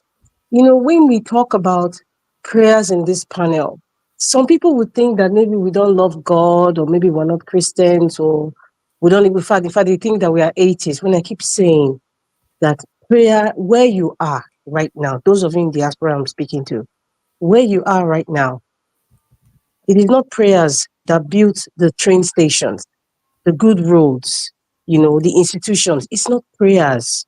It's not prayers. And we are going to reiterate it every time on this show. I will reiterate it that God has given us the tools on how to rule our world. He has also given us the conscience to know what is evil and what is good. What else do you want from God? Again, like, stop disturbing God, man. Stop it. Look at all of them who are in the mosque or in the... Just take a look at all of them there.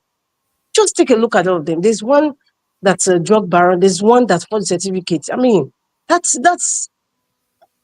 everything that even the Bible or the Quran that says is not good. All of them, they've all do it. Some of them are actually even practicing it. So who are they praying to? You know, when I see these kinds of gatherings, or when I hear certain people talk about, maybe they talk about God, or, you know, they try to admonish other people from doing something bad or criticizing, I always ask them, please, which God are you talking about? Because in this world where we live in, there's a lot of gods that people worship. There's a lot of gods that people worship.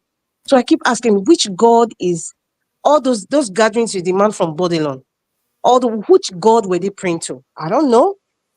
I don't think it's the God the God of truth they were praying to. I don't think so. I don't think so. So I think he said what needed to be said. Now, Doyin Okupe.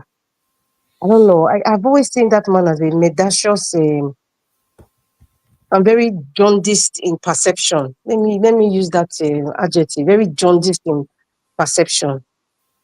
His behavior today is not surprising to me. It could be disappointing for a lot of people who are the true obedience, or the ones who believed in Peter Obi, and then he came out and I was supporting him. Doyin Okupe's character is what he just displayed. I wasn't surprised. I was just waiting for the moment. From the time he came out to talk about how God, like I said, I don't know which God he's talking about, because what he's doing today is against what the real God says. He talked about how God saved his life from cancer, and how he was going to be an evangelist now, and all that hula baloo he was talking about. But I was, at that moment when he was talking, I was smiling because I was waiting for the day when we finally declared, Bola Ahmed Tinubu is the apple of my eye. Because I know he's not the apple of every Yoruba person. I do not believe in that statement. And today has come. I said, it took him too long. As a matter of fact, for me, I felt Doyin Okupe took too long to actually display his character. He took too long. And then I'm not really surprised. We are learning each day. Many people who didn't know who Doyin Okupe is, perhaps maybe this experience will show you in the future the kind of person he is. So I'm not just saying, and there's so many things that he said. Peter Obi was sounding, they tried to do reverse psychology. He was trying to say Peter Obi he was kind of be, how will I put it now? He was trying to be insulting the heritage of a typical Yoruba man. And there's nothing wrong in saying that Emilokon, there's nothing wrong in that. We are not stupid. Politicians are also psychologists, especially when they understand the terrain, the body language, the psyche of the people that they want to govern. They understand it. The man from Bodilon understands that as well. I mean, a drug baron understands his terrain before he starts to sell. So when he went on that podium speaking, I wish Nigerians can play back that 2023 campaign. I remember very well when we were on this show, I said it and I remember, I said, you see that comment he was making, Emilokon, and he was speaking Yoruba to these people? I said, that was a tribal campaign. That was a way of telling, I am your brother. I am from the Southwest. Support Yoruba. Let us call it the way it is. Not support me now. He was saying, support Yoruba. I am calling on the entire Yoruba nation. Support Yoruba. That was why he made me look at my tongue. And he called that one, this one, a lady, and he was just having the body language of being a tribal bigot that he is. That's what was happening as at that time. Why is it so shocking and surprising to Doyin Okupe to say, Peter Obi shouldn't have said that? You cannot deny me from being a Yoruba man. Peter Obi has never ever said that being who you are and your culture, that you should be ashamed of it. Peter Obi has said it. I am an Igbo man. I am proud to be an Igbo man. Do not vote for me because I am an Igbo man. That is a patriot. That is a man that loves the entire nation. That is a man that is ready to rule the entire nation. In fact, that statement actually caught my heart when he said, do not vote for me because I am an Igbo man. He's trying to tell you, I am not a tribal bigot. I am not a tribal. Don't vote for me because of you're my brother. I am from the Southeast. The man from Bodilon said that. The man from Bodilon said, it's our turn. It is my turn. Come on. We cannot be tribal blind. Nigeria has been, in fact, I think Nigeria was divided from Jonathan. It wasn't so bad, but Buhari now amplified it, and he was not even hiding it with the issue of Boko Haram, with the issue of retired bandits, bringing them into the system, with the issue of the judges, bringing a Sharia judge as the chief justice of an entire nation, sliding down the ones that were even qualified, attacking Onoge, You know, they're bringing all the service chiefs were all Fulani. You know, it was just too obvious. And Buhari did it with reckless abandon. Let me use that word. He did it. And then it was so obvious. And that's why the man from Bodlo had the audacity to use that as a campaign strategy, indirectly saying, since they not have done their own, it is us in the West. What is that? What does that tell you? That's why I talk about psychology. And a lot of people, majority of the voters, the electorate in Nigeria, still don't understand that they use psychology on them. I think the only thing that kinds of bring them into light is when one of them from the north is getting married to somebody from the west or the east, their children are getting married. They'll say, but this man was talking about is our tunnel. But this man was saying that Igbo people are bad. Or this one was saying the Hausa people are, or Fulani are bad. Or Yoruba are bad. But their children are getting married and they're all jollificating with all the camaraderie and they are laughing and hugging each other. They are in-laws. Some people have sense when they see those things happening, when they see those ceremonies happening from two parts of the nation, that children getting married, and like, oh my goodness, well, majority of people don't even have electricity to see it anyway, or even can afford magazines like, you know, Vision and the rest, to even purchase and actually see that these people are actually using you. Because I keep saying they are all friends. And God bless Dele Parotimi that keeps saying, do not fight in their war. Because they are friends, they are brothers and sisters. What they always have is family quarrel. They will still come back and settle. So that is in Nigeria of today. Well, as it is, we're all separated and, you know, we cannot be tribal blind. And it also showed itself during the Edo State election. And when I say it, people don't want to admit it, but that is what it is. In the Edo State election, we practice the tribal bigotry all over again. At least I will not say 100%, but I'll say 80% was based on tribal bigotry. That's what played out in the Edo State election. They were saying it's the turn of the Asian Central. That was what was preached. Even people close to me that were from that region, that was what they preached to me. So how can somebody now tell me that, okay, Edo State, we did not play it. We're talking about equity, fairness, and justice. That was not what's played. Those words are easily used. But the actual substance of that word is not what it is when we say it. The actual substance is that we are a tribal bigot. Nigerians are tribal bigots. I wouldn't say all, some, because I'm not. Some Nigerians, or majority of Nigerians, are tribal bigots. That is the truth. The only thing is that when you have the opportunity to be a leader, then you see your character. Doyin Okupe is just a typical example. It's just a typical, I mean, he's a swinger. I call him a swinger. Well, not a swinger in the, those of you who understand what swinger. Swinger in the same, when it comes to politics, he swings like a pendulum. Maybe I think his other name was pendulum for me in my head. That's just how he plays it, you know. And I know some people are waiting for me to talk about the Equatorial Guinea, the Equatorial Guinea phenomenon. I can remember, I think it was last week or 2 weeks ago, I talked about Equatorial Guinea as a country. I think there are 1.7 million people. Their capital is Malabo. And the position where Malabo is a very, very significant spot in Africa. That is the central point where all the metals, I don't want to use the G word, but as a major of the metals that come into Africa, that is the port where it comes to. Everything bad you can think of. Majority of the bad things that come into Africa come into through Malabo because of their position. And that's why you can see, if you read their history, I think it's Portuguese, French, and Spanish is their language. So you can imagine those people from Europe, they were coming to that particular spot. So it's a very, very, an important nation at an important spot. And obviously and the reason why I'm saying it, so you will understand the country we are dealing with and the kinds of people. The president, the vice president is his son. President has been there, I think, since whether it's 79 or 1980, he has been the president. Someone can Google it and correct me. And what does that tell you? Recently, the vice president, that's the president's son, was kind of arrested with money laundering, moving, euros to France and going to deposit in France. Most of their wealth is lying down in France anyway. So now, going back now, this guy in this position as, let me use so people will understand, the EFCC boss in Equatorial Guinea, who is the father? His father is in the cabinet. So we're talking about nepotism.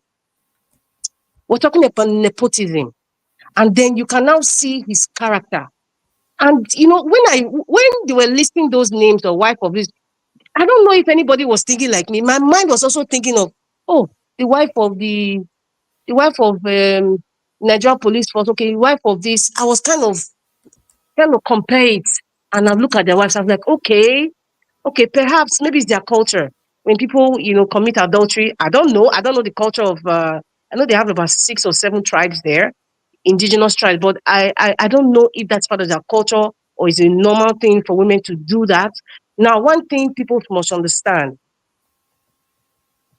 we talk about the infidelity part. We talk about how these women were willing participants.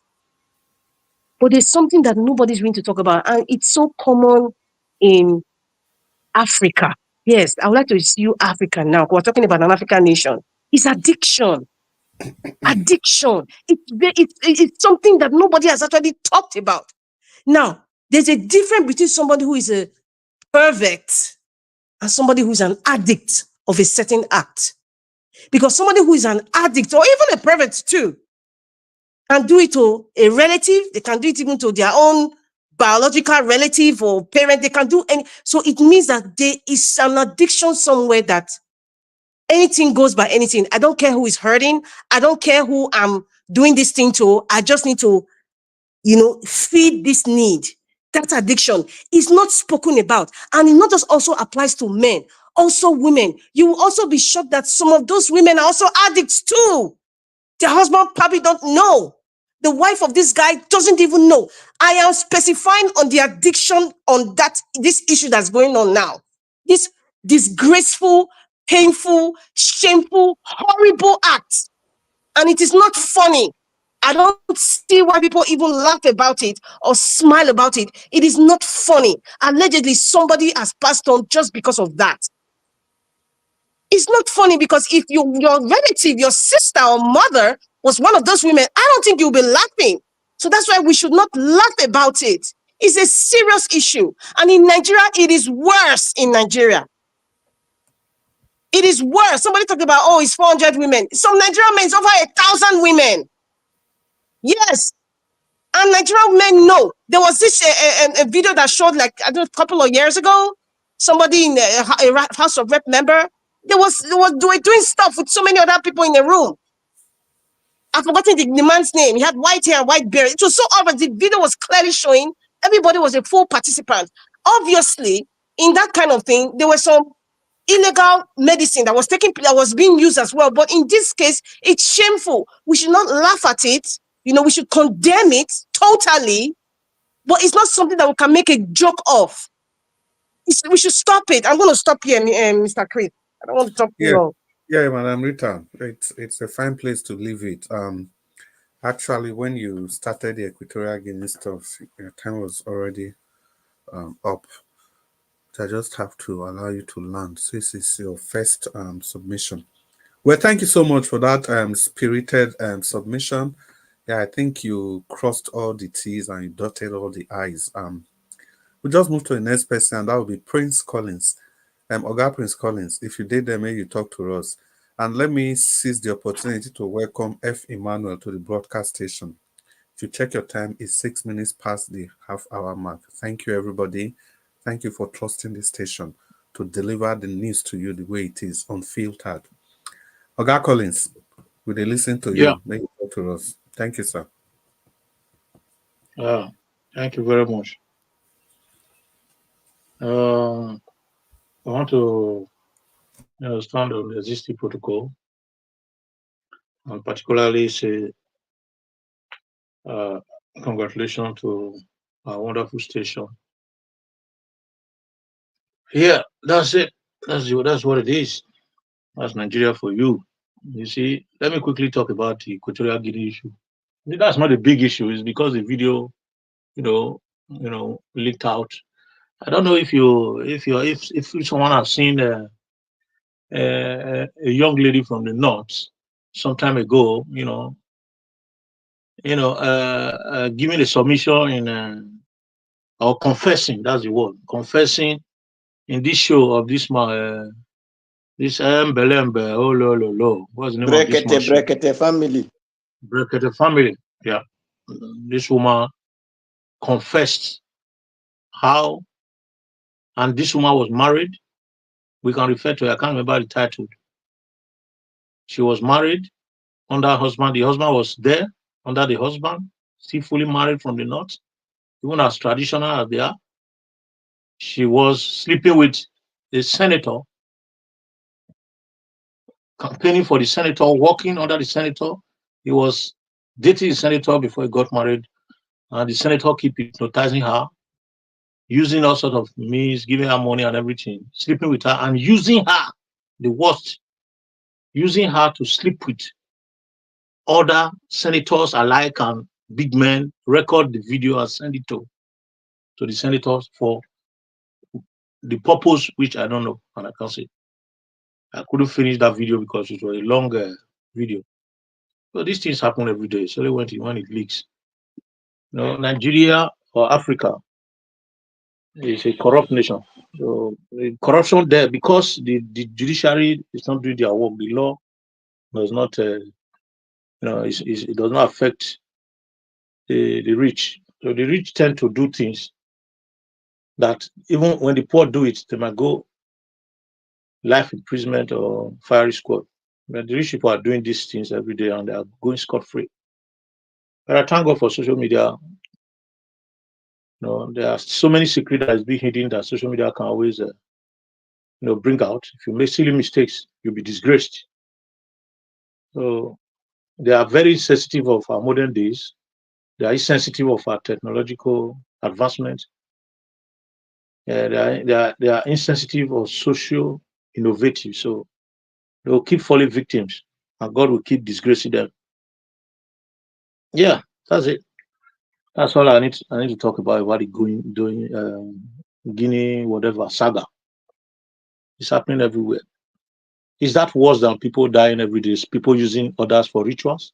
Is that worse than those that are taking children of other people and harvest their organs for sales to save these same millionaires? So there are more critical issues that's happening back in Nigeria. There, it's a pity that we are from this part of the world where dog they chop dog, you know. So that's the only thing I can say.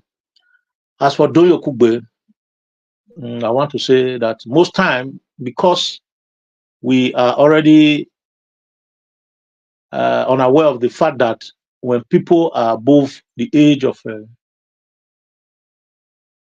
70, we have to,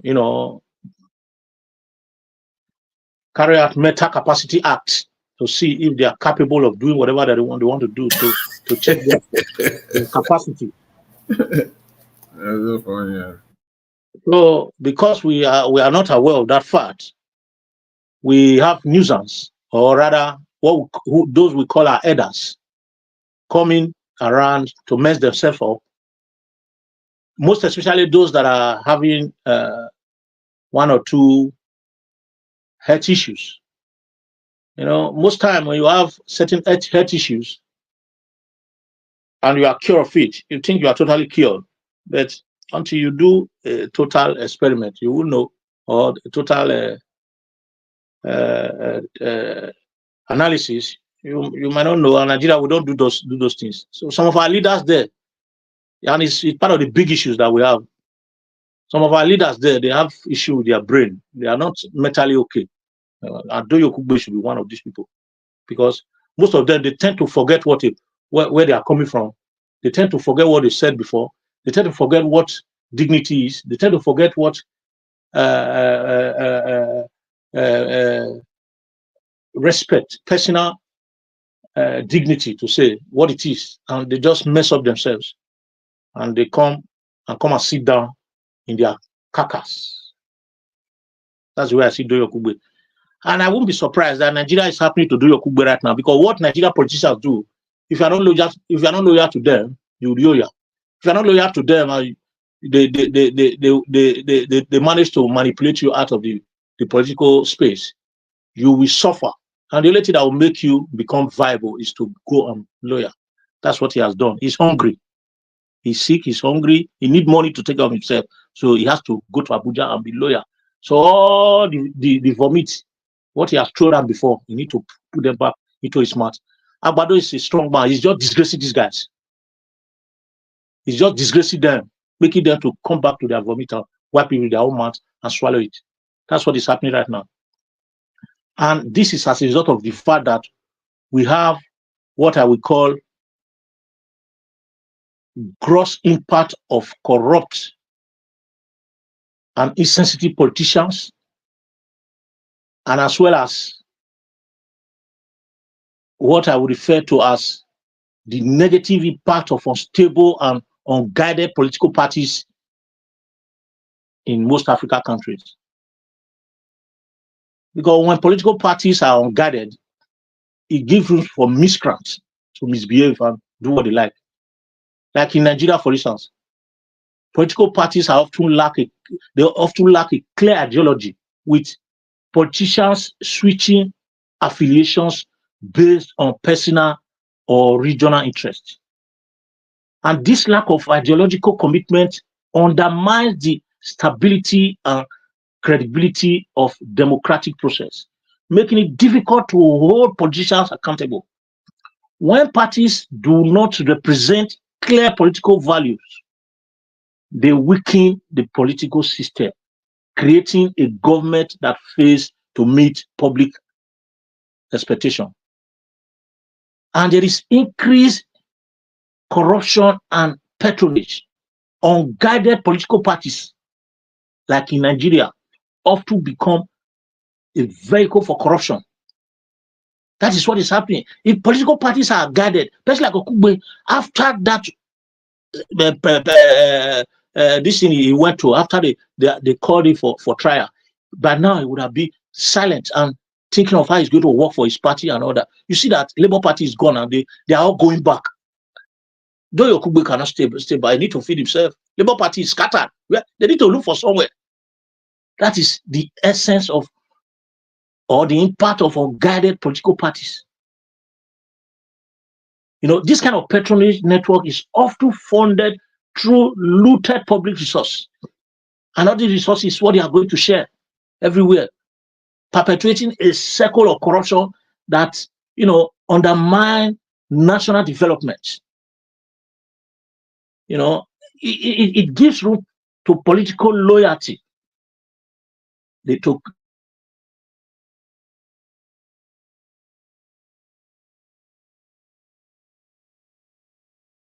We stop seeing nonsense. Prince Collins, we missed you for like 10 seconds. Are you there, Prince Collins? Yeah, can you hear me now? Yeah, we can hear you. Continue. Okay, for like 10 seconds, the communication, you lost communication, right? All right. Yeah, we didn't hear any word. But just continue. All right. So it also affects our policies, you know, instability and poor governance. That is what the political parties, you know, that lack, you know, stability and clear platforms, they contribute to policy inconsistency. That is the problem we are facing right now. When parties are motivated by short-term political gains rather than long-term national interest, policy changes become frequent and unpredictable, making it hard for businesses to invest, or business people to invest, for citizens to trust government programs. Inconsistency. That's what we are seeing right now, and it's as a result of political instability.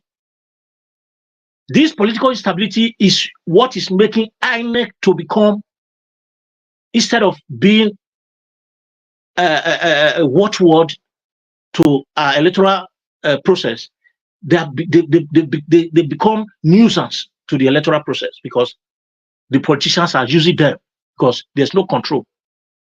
So it's just like side by side. As we are going to be talking about fighting INEC to do the right thing, at the same time, we're going to talk about straightening political parties to become what they are supposed to be.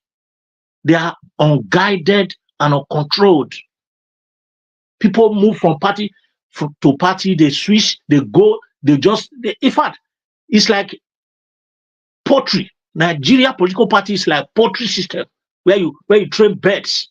You can see a chicken flying from this side to the other side without being guided, and the other one coming to the other side. You that is protecting them, you'll be running up and down, you get exhausted and be tired. Politicians are like poultry that is being guided by electorate today. We are running up and down, we are tired, we don't get what we want at the end of the day, except you vaccinate some of them to become what they are supposed to be.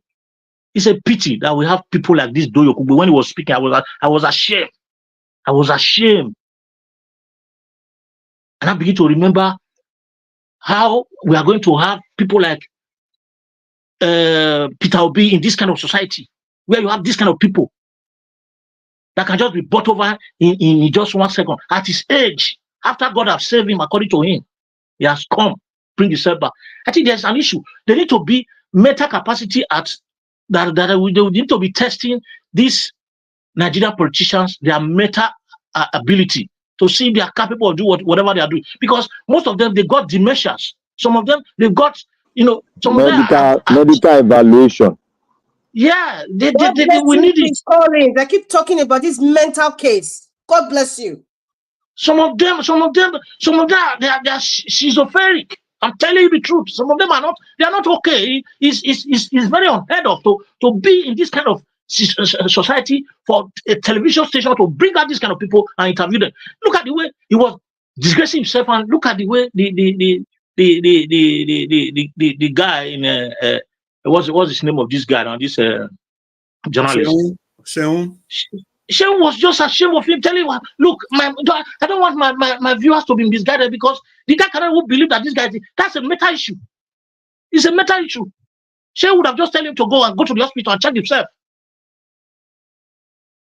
Because it would have been as good as him going straight home and relax and sleep. If Agbado has given him anything, take the money home and relax.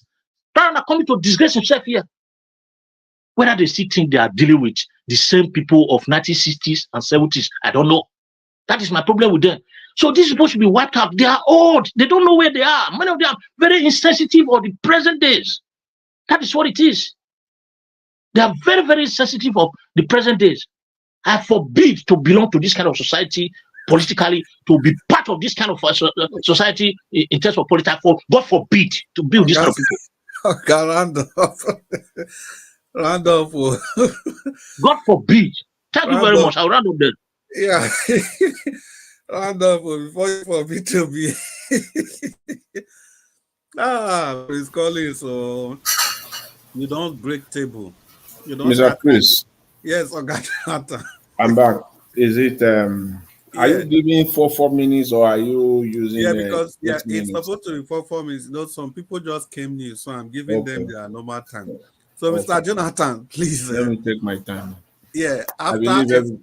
Hello, can you hear me, Mr. Jonathan? Yeah, I can hear you.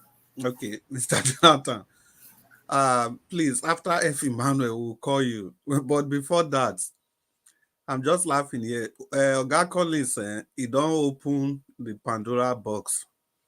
Oga Collins, may I just read some of the things where you talk, the ones where I feel remember. You say political parties, they lack political ideology, no clear values, no clear political values. Thereby, they have weakened political system. Their policies becomes unpredictable and inconsistent because of the political instability.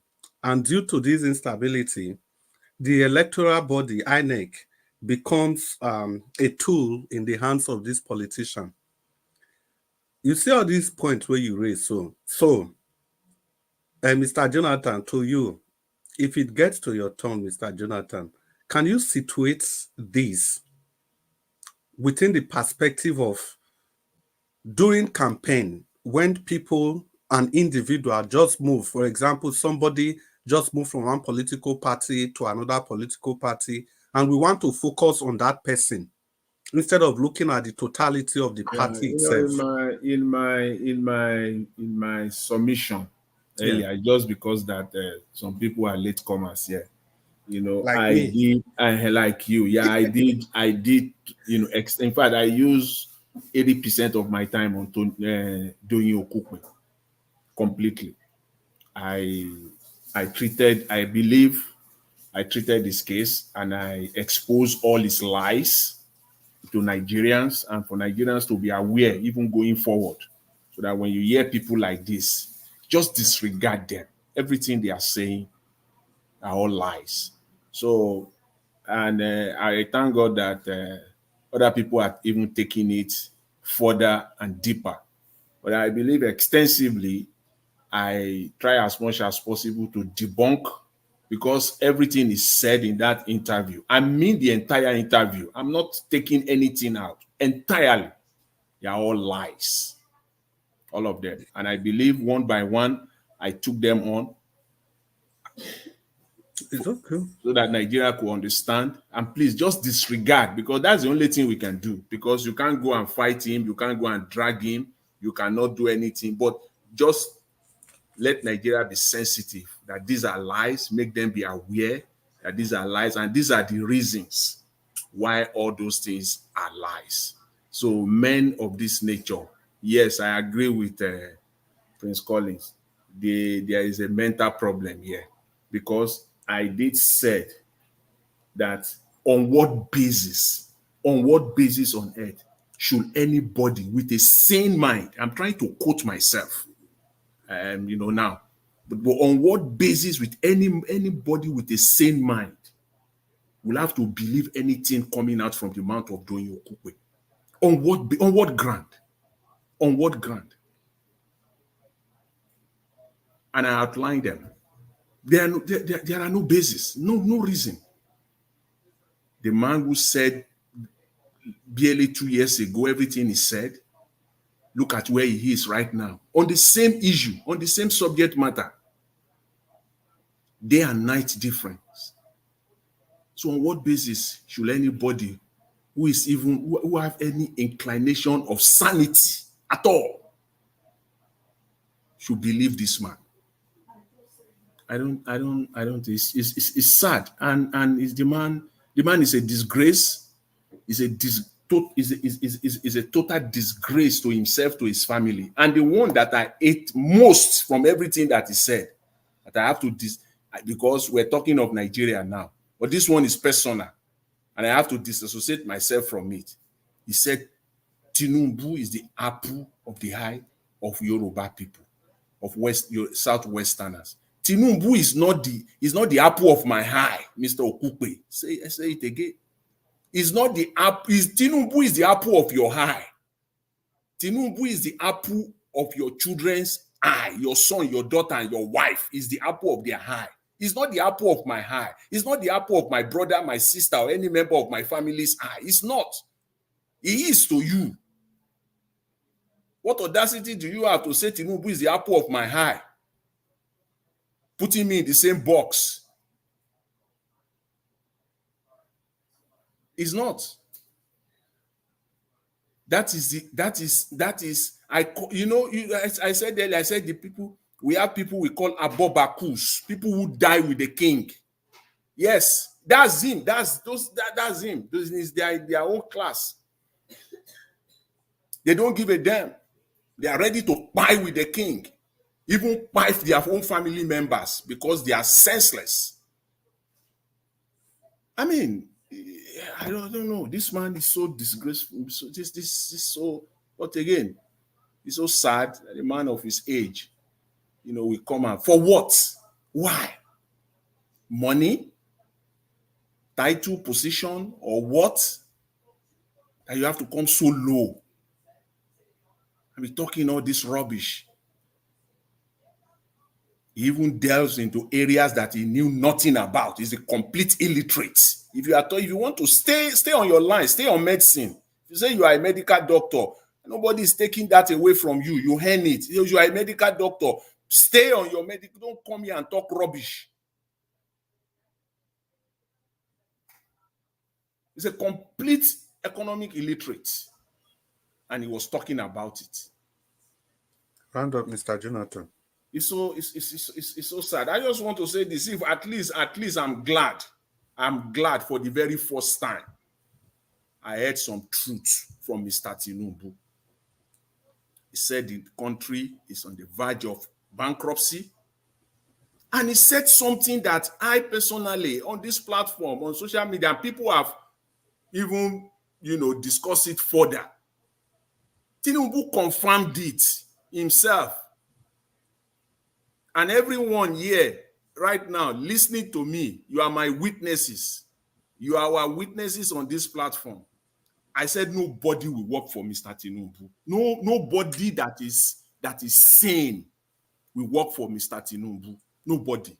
And Mr. Tinubu validated that yesterday. He confirmed it with his own mouth. He said it is difficult to find people to work for him.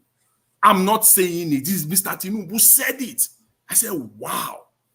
Did anybody force him? Did they put something in his mouth?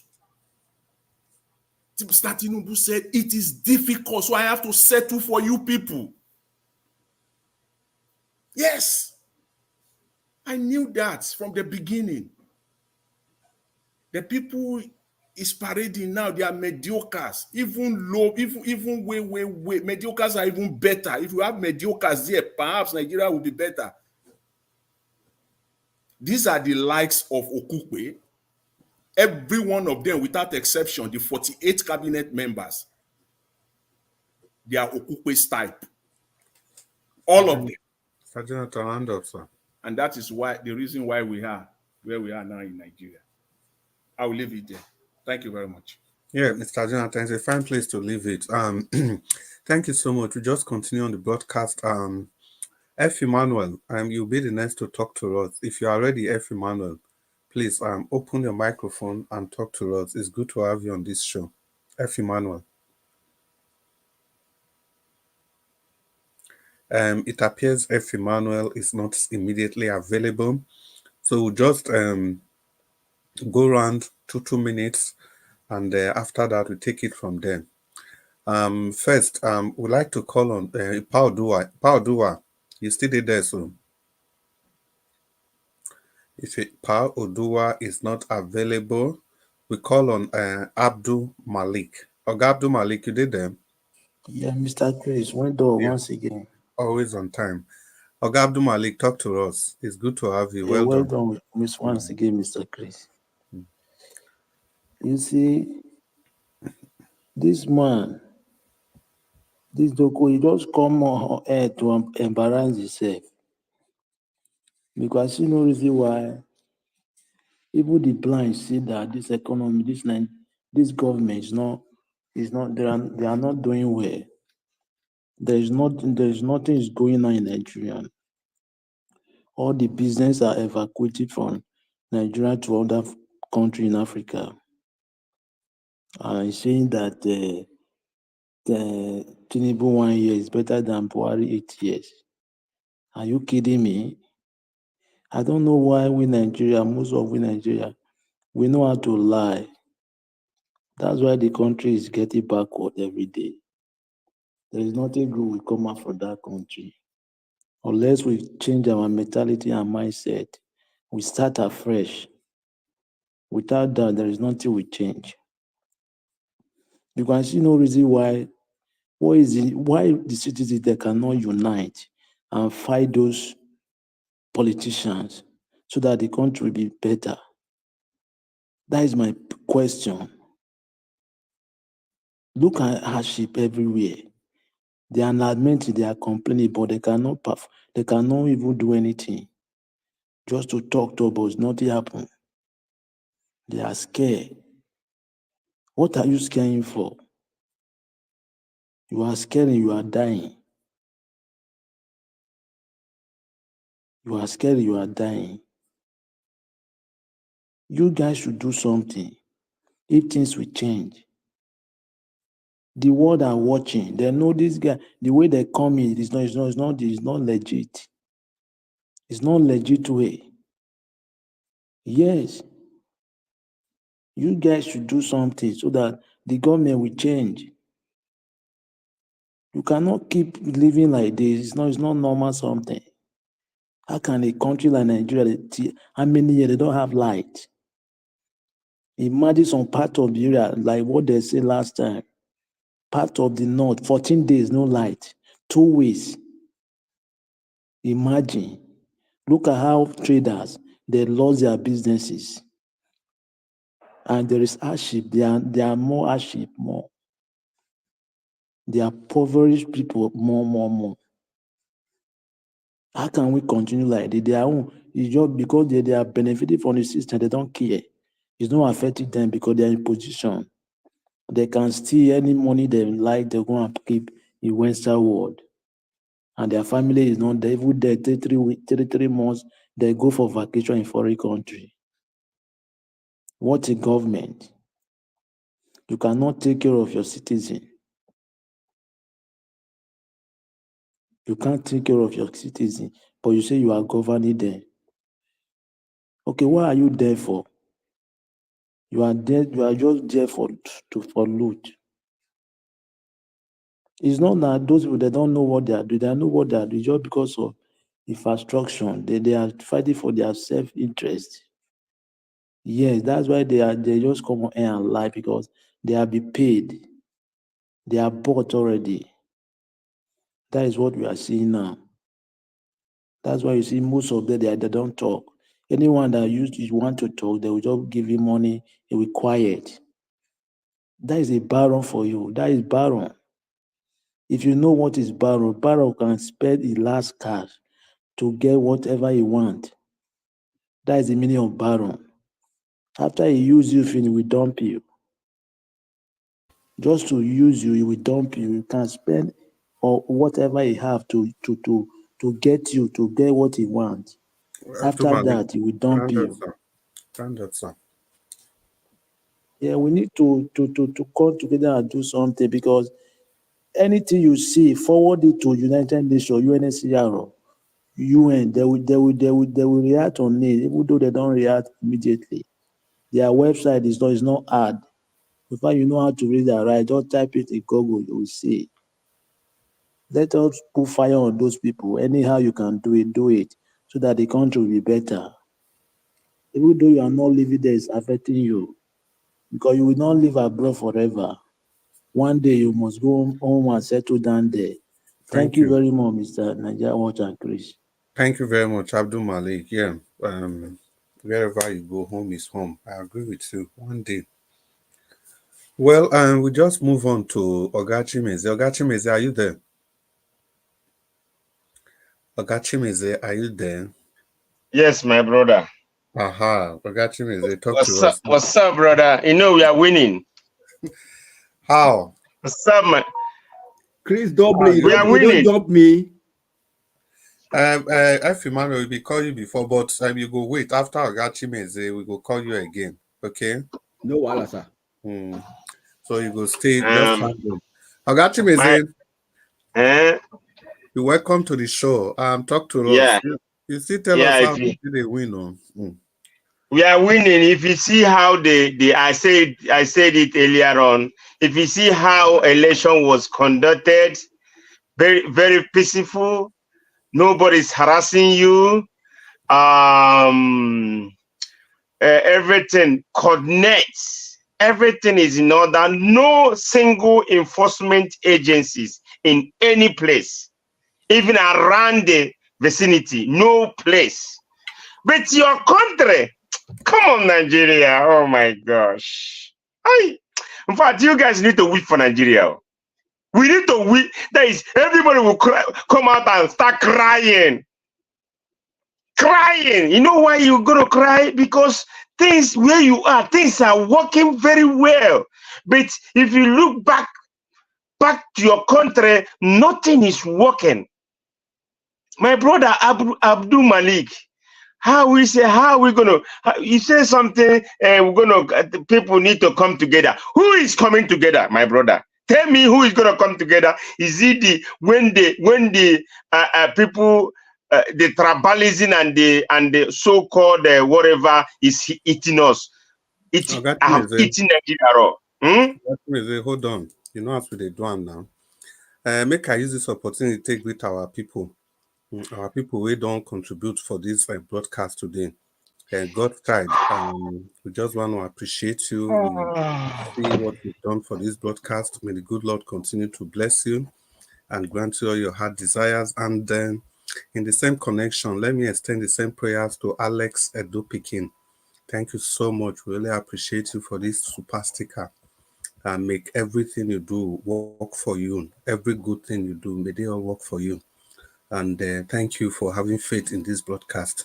Thank you so much, God's child and Alex Edo-Pikin. So, Gachimeze, you want to continue? Sorry for the interjection. I'm sorry they don't. Continue, That's sir. good. That's good. You're doing your job. I like it. You are doing the job. You see, how are we going to come together? You see, we already divided. The politicians already divide us. With my father turn, with my people, my tribe turn. So how are we going to unite? It's very hard. Where is Lugu? What's his name? What was his name in Lagos State? You remember me this Agbero chairman? What's his name? MC Oluomo. Where is it? Yes. So all these people, are you telling me they're going to come out and unite and say, come on, we don't want no problem no more? They will never. They will never.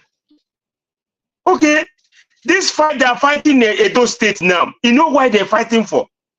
The person who's going to be chairman, the person who the money that will be, the person that will be controlling the money of motorists.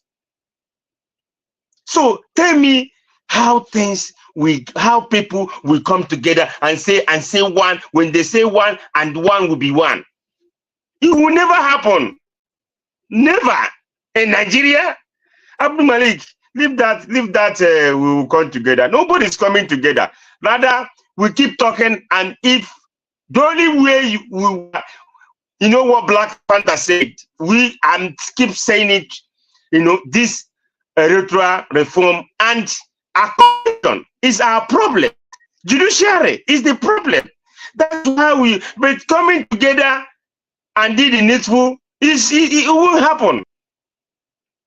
Okay, tell me now, since the protests, the only protests happening in Nigeria recently is NSAS. That's the only protest Nigeria use one voice. At the end of it, they hijack it. So tell me how many protests they have called, and that's the only place you're gonna know people coming together is when they call for protest. Everybody gonna come out and be on the street. But when you call, people say, "Oh, it doesn't concern them because of the intimidation and the threats they're getting from the other side." So tell me how it's gonna happen. Okay, Mr. Jonathan, Mr. Chris, I think Chris saying, okay, they want to, or Jonathan, they want to rename that place you're calling. I brought up that place. That is the first place when I moved from Bankruptcy to Lagos State 1989. Exactly, that's I'm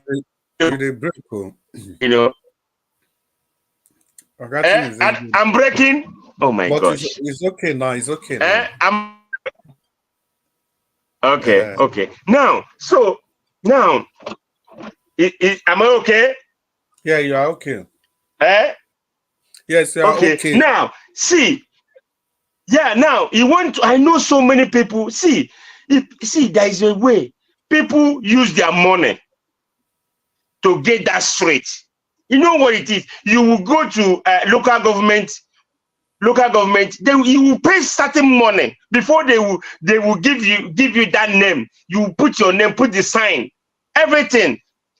You know how much money it is? But now you're coming you're coming out now to redo everything. What does it show you?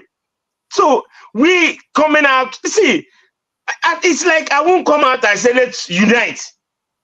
The only way I was saying let's get electoral reform and judiciary. So when we go to election, then if anything comes out, when we go to a court, then we will have that hope, and our electoral reform will stand. Then the constitution too, we will get it right there, and people will put their own opinion on the constitution. The constitution Nigeria is using, nobody know when they wrote it.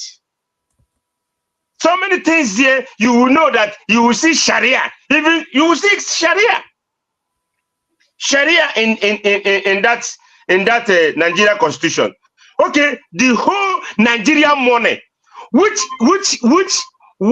Nigeria, which language they use on Nigeria naira? Can you tell me that? Which language? Which language on Nigerian naira? Tell me that language.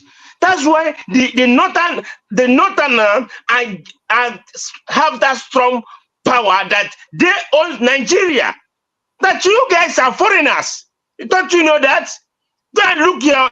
If you have your naira on your place today, go and watch it. I know if we go home, we all use naira. Come back. Go and look it. Check it. Is it not in Arab? Is it not this? They wrote it. So we have to, let us stop telling. Okay, let us stop saying, "Oh, we need to unite." Let's carry our problem to the electoral reform.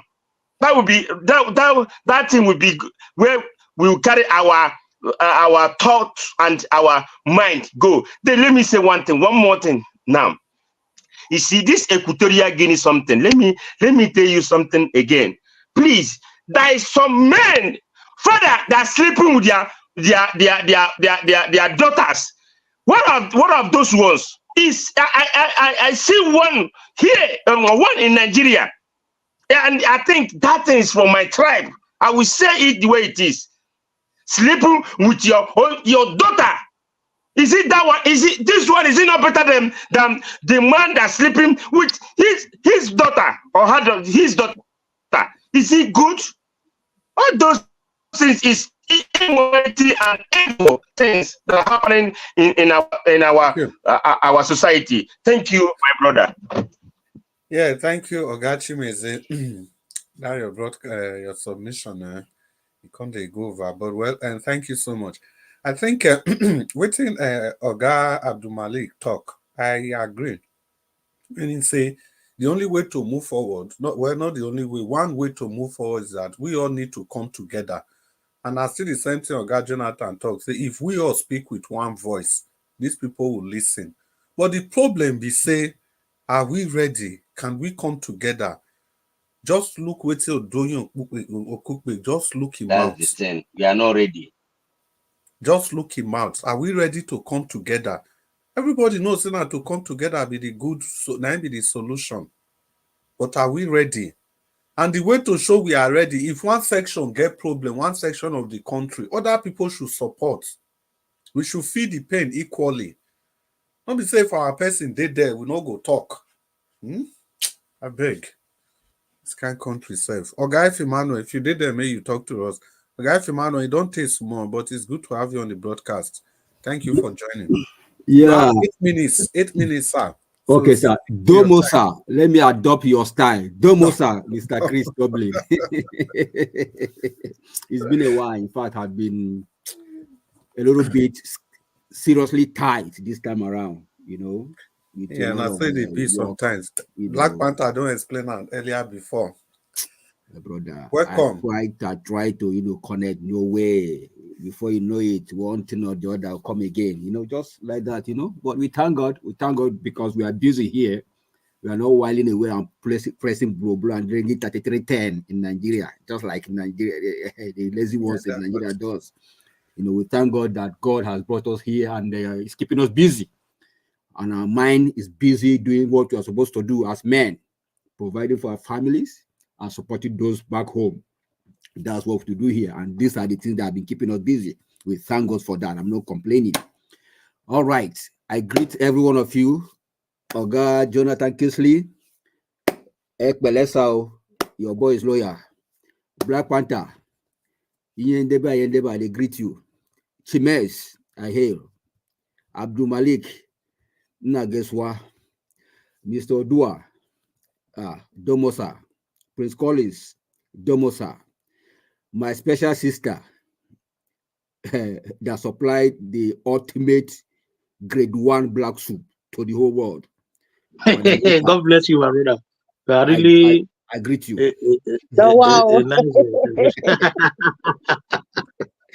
That's wonderful. I don't have, but that is black soup. Grade When they 1. put us on basket, Leave Madarita. Madarita is playing 419. I beg, I'm not playing for 19. No. I'm the ambassador of a black soup.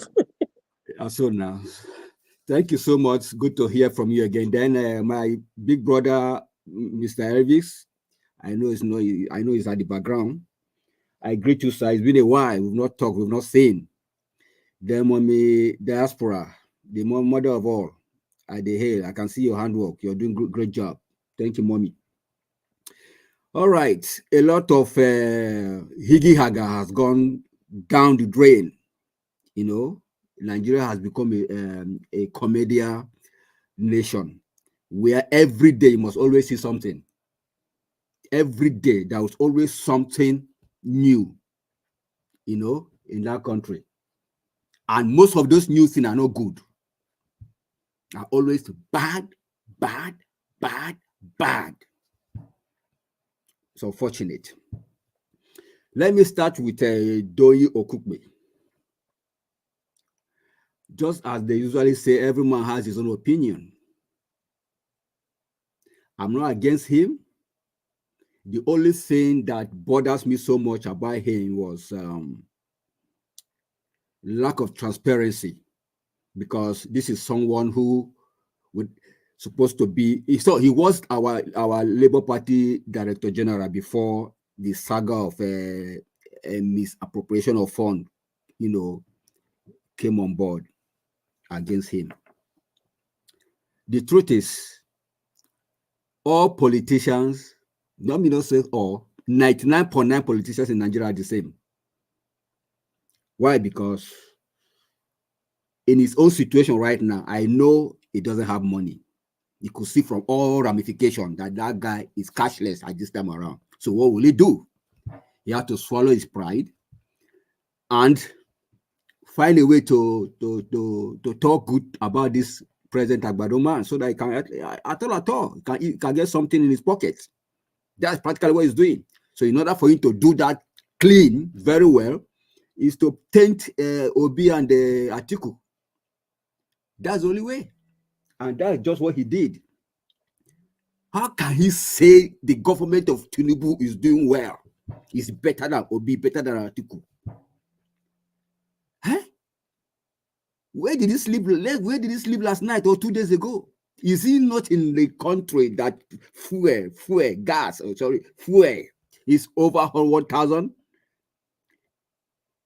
Is he say he's not aware? People are hungry. I think this is just the height of stomach infrastructure. He's just looking for his own, how he's going to align with the power that be. That's why he's saying what he's saying. But deep down in his heart, I don't think he really meant what he said against Obi and Atiku, because these are people he has wine and dined before. These are people he can beat his chest for before. So why is he changing goalposts, saluting the powers of APC in this kind of bad government? So, my brother, sorry to cut you short. Are you indirectly saying that when you went to see the president, they will tell president that there might be no edge of Baba and not in the ground everywhere, just get us everywhere dry. Then president will tell us, so I go to television, go to Atiku and Obino, go there, then you come back, go take money. Then go just go. Are you saying that is what has happened? Well, my brother Prince, he knows these politicians. They have a way. It's psychology. It's just using psychology. It's like they have a way of, playing to the mind or the person they want to get something from, even when they didn't send them. You understand? They know how to go against clapping praises for you, even when so that they will make it noticeable, so that when you see it, you say, oh, this guy has been with me, oh, so therefore let me just find something for him. It's just psychology. Even though Agbado didn't send them, all the people clapping hands. My brother, let me add to your this in 10 seconds. Mm-hmm. You see, if you watch Godfather before, Agbado is exercising that principle in there. If you abuse the Godfather will take you back to that place you said it, to go and eat your vomit in presence of those people that you abused me while they were there. So Godfather always do that thing. Grandfather, you are saying it in a say in a very good way. But you know, say the way I think talk as on, probably what it go happen for them. You go to run for Lagoon now when you don't use and finish. You go just tell us, say, go, all those people where you say you dey join, go television, go talk say they're not good. Then you come back. Then you go meet my pikin for Lagos, maybe they give you something. He don't tell us say, Baba, not that is all. That is all.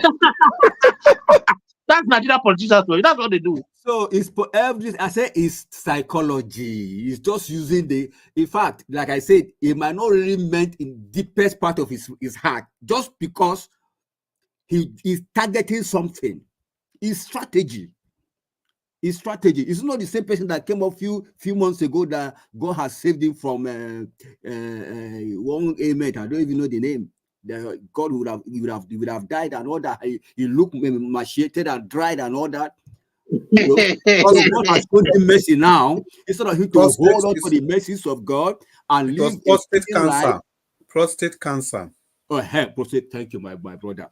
You know, so he's just looking for how to belong again. Let me put it that way.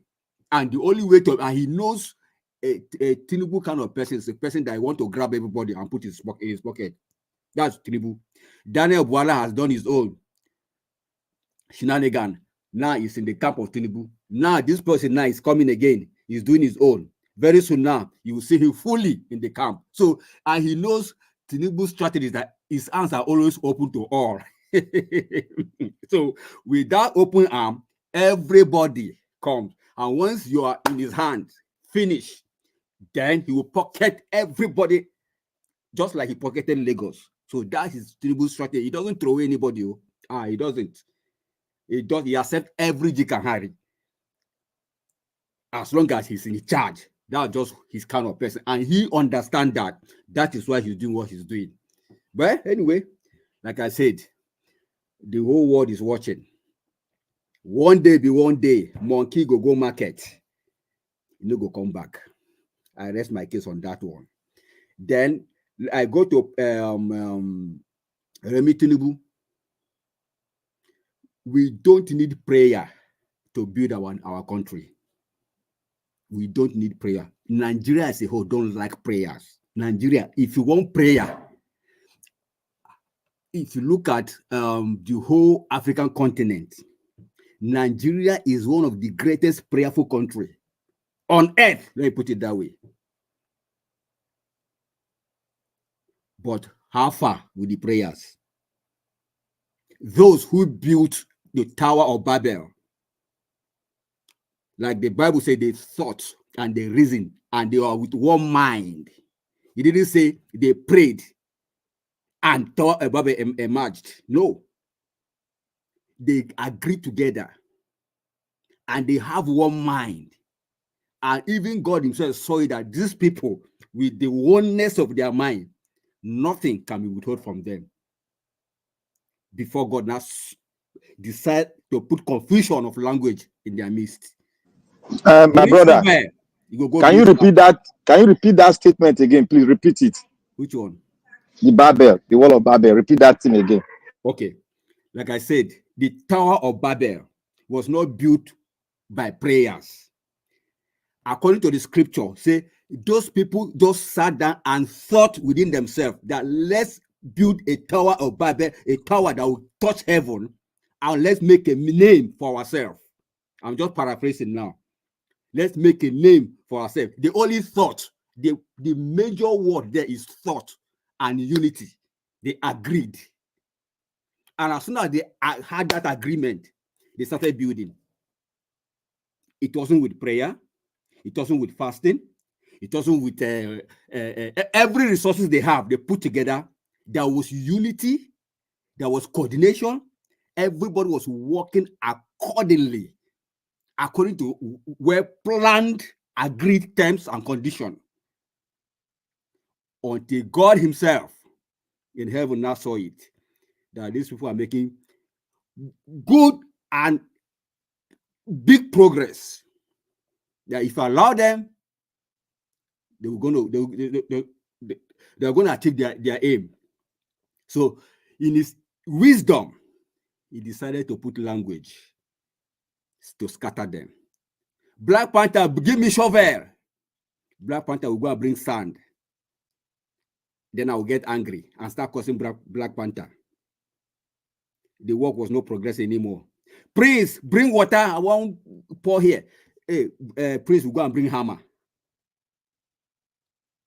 Chris Dublin, please, we need what's it called? Saw, so that I can cut off some of the wood here.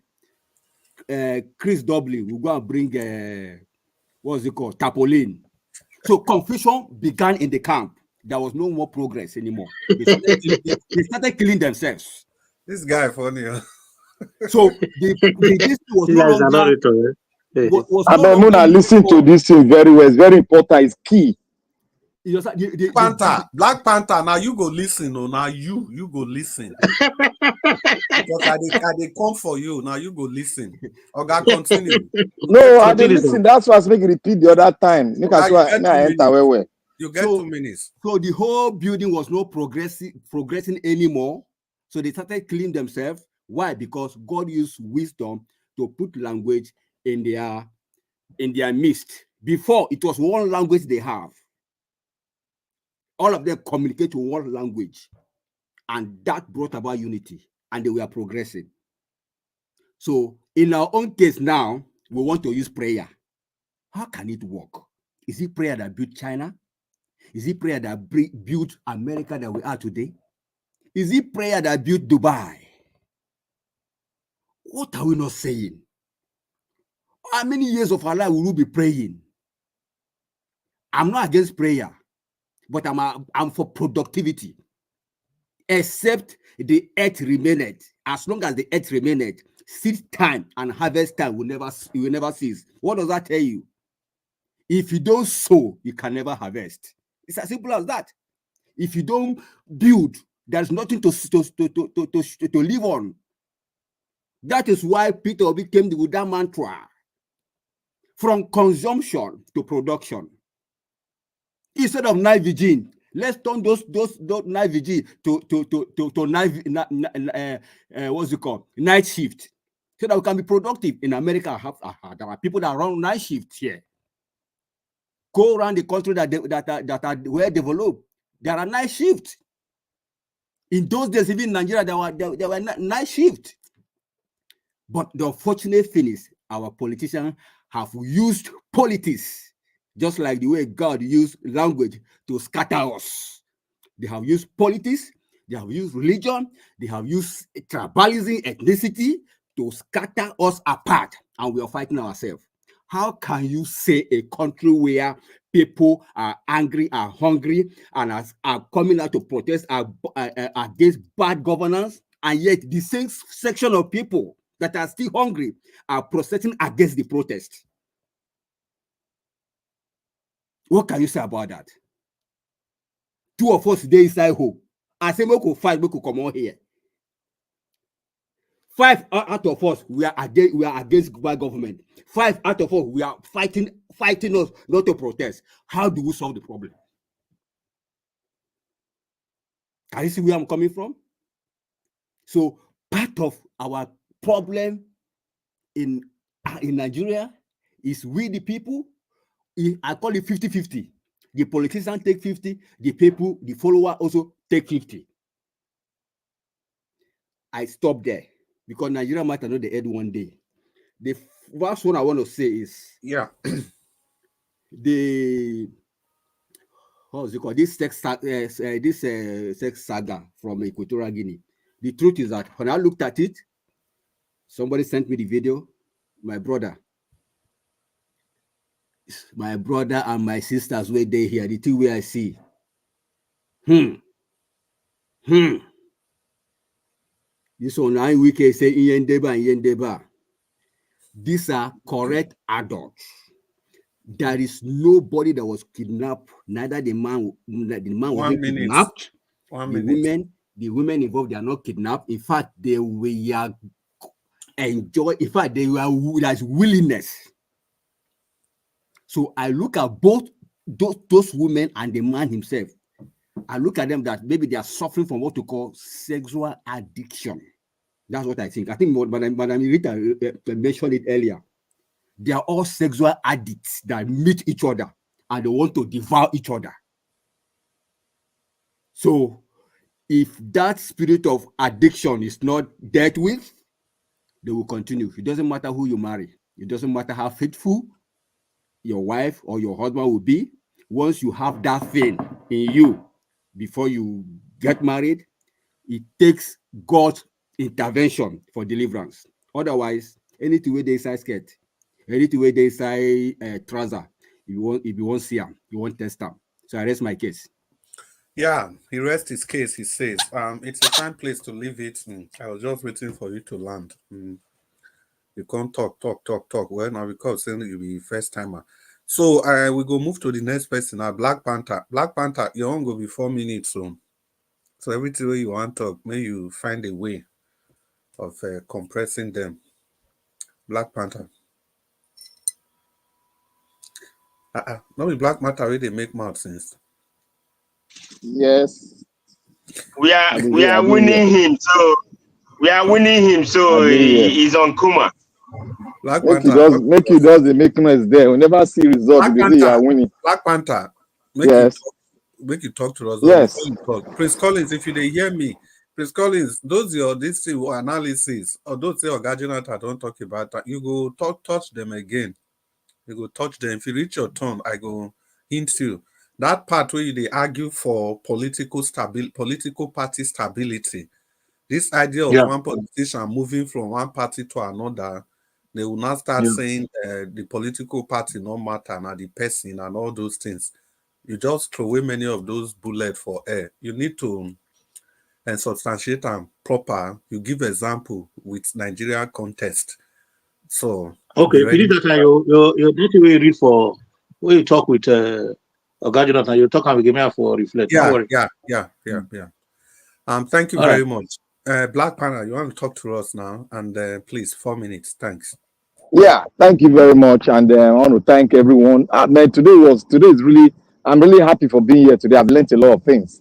And I'm recapitulating and, what I've been, the last person that spoke, my brother, put salt into everything, every soup that we've organized here today. And I want to thank him for analyzing that subject of unity from the scripture.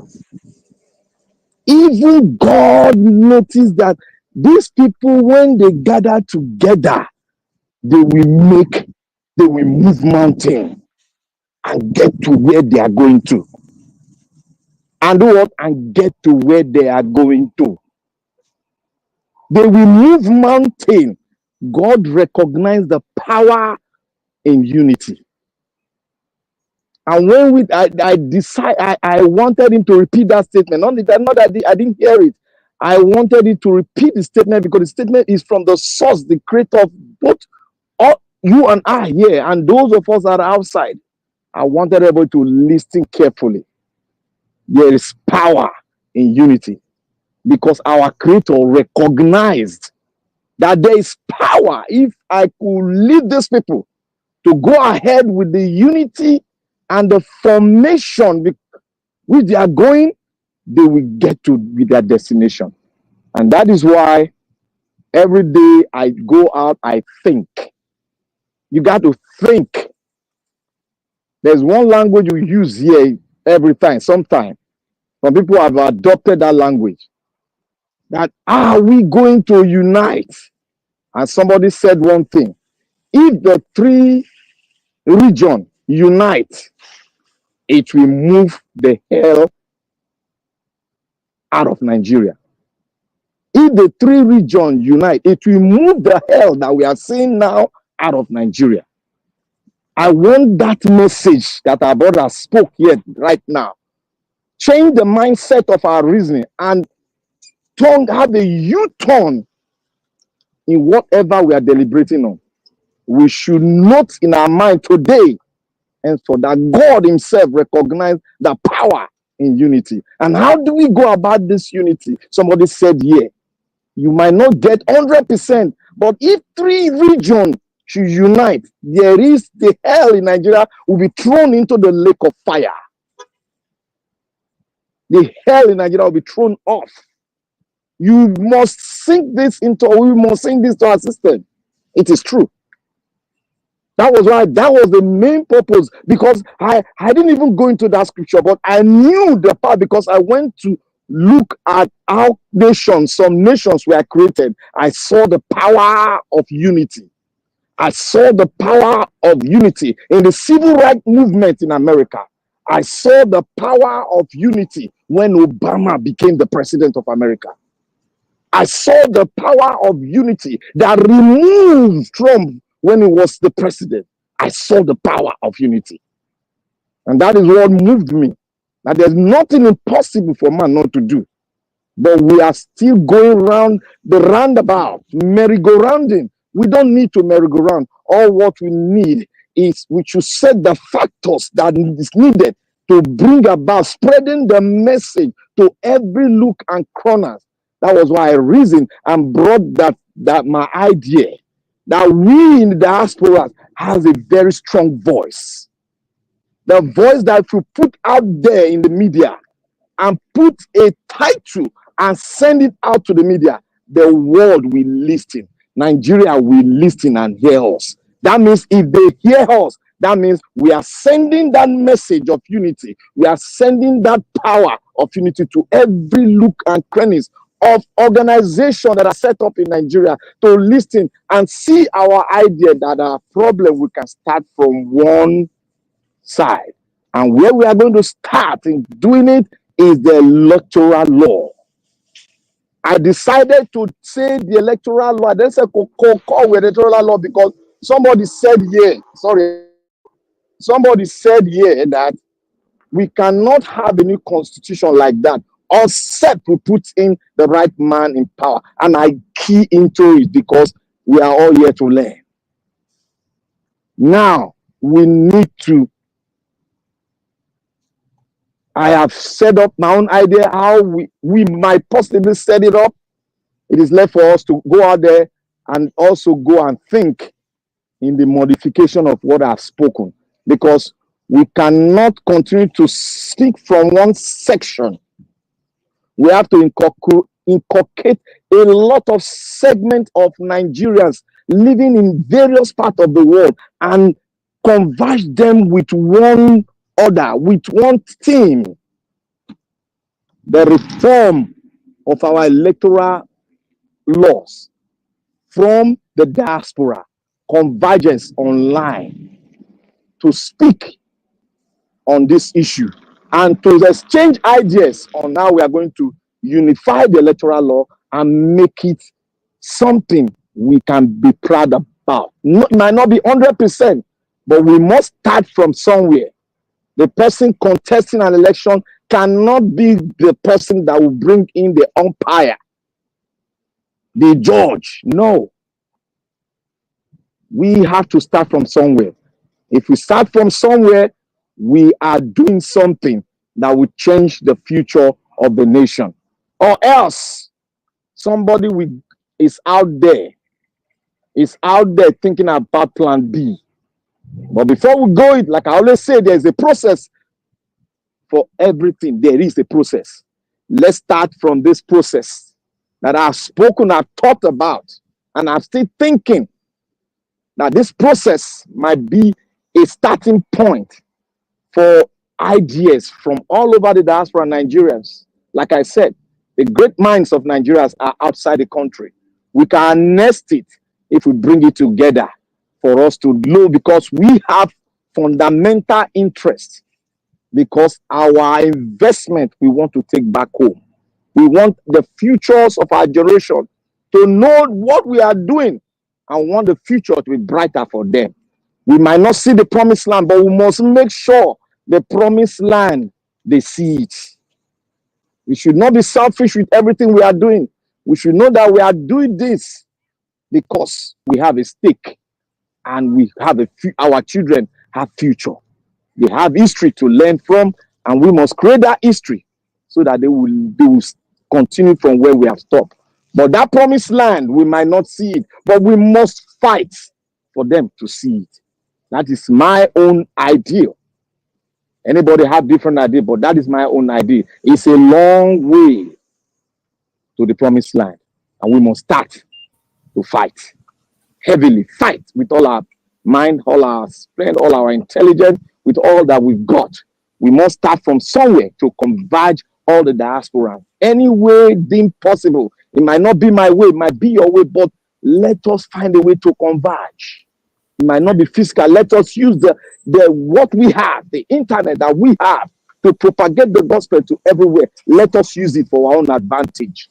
Thank you very much. May God bless all of us and give us the intellectual ability to foster the unity that we want. Thank you. Yes, thank you, Black Panther. Yeah, may God give us the ability to use unity to foster the give us the ability to foster the unity to give us what we want. All this one many convoluted grammar now. Wow. Well, thank you, Black Panther. But Black Panther, you leave one part come out to one important part. You Which talk part about did that? you say the people cooperate. That's why they were able to achieve what they achieved, right? Yes, unity. So, but you not talk why they not fit come achieve it. When God want make sure say they not fit achieve it, what think God do? You see, that contest, that thing that happened there, I believe is wisdom. It depends on how you want to take it, in what dimension you want to take it. But there is wisdom in that. And the wisdom I cut from that is that we should not give up when we have not united. I understand that unity part. The question where I asked the same. Yeah. When God want divide them, what did he do to divide them? He separated them by giving them different languages. Okay. So does that ring a bell? Yes. Okay. But that is not a wall.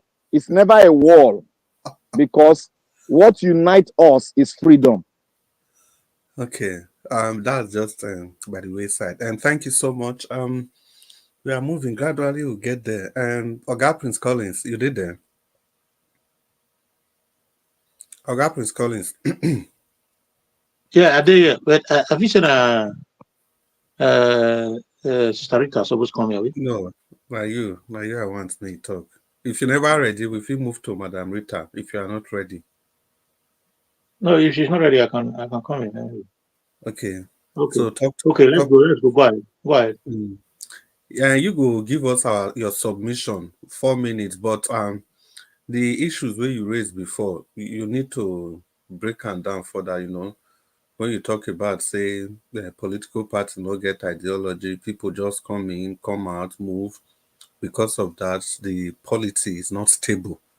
So what about the idea, the central idea, when we go say, okay, the political party no matter, now the person, now it matter. You feel just go command for even this APC where we dey talk. So as long as say you ready to govern, well, make them vote for you. Or you feel say it's better, political party will get structure where everybody go key into. Once you are in that party, you must follow that and the ideology of that party. You know, if you carry your own ideology, come because say you be good man. So can you make an argument for that? If you can, but if you cannot, Yeah.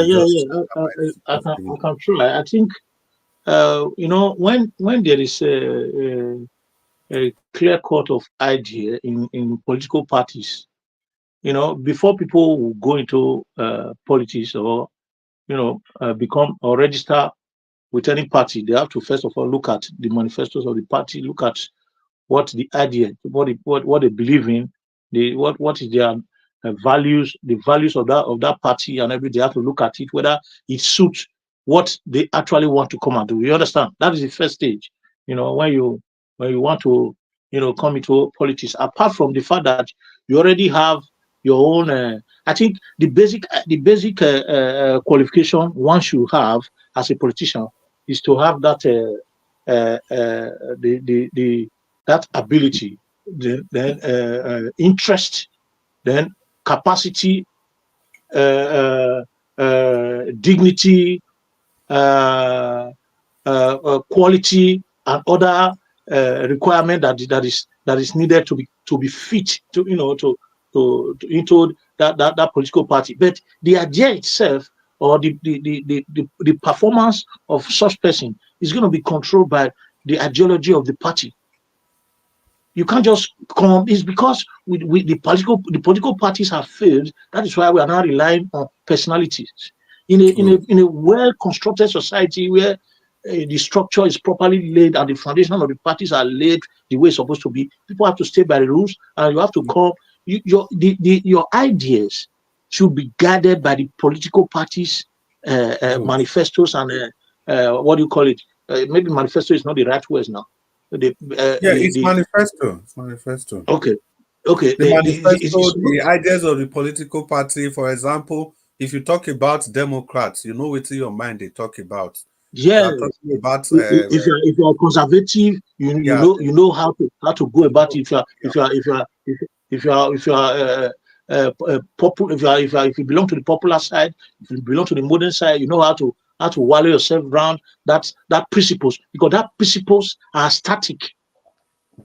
They are not. They are kind of rigid. You can't change it. It's static. It's not subject to manipulations of individuals. It's not subject to manipulation. It's not subject to manipulation. So you have to flow with it. Your idea have to go along and flow with it.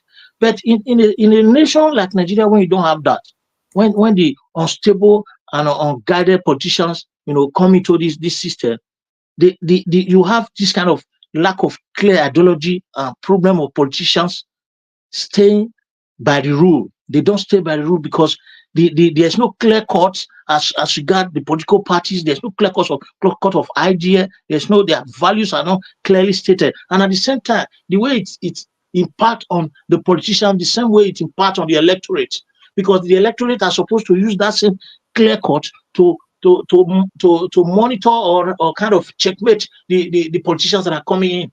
But they don't also have, just the way the politicians try to use it as an instrument of manipulation, because they've seen that the idea is not clear enough. The same way the electorate get confused, so that if they are checkmating, they might not be able to do properly because they don't see it clearly. And in that sense, you now see what we call what they will call the Igbo people, they call it undermine the stability and credibility of democratic process. Because that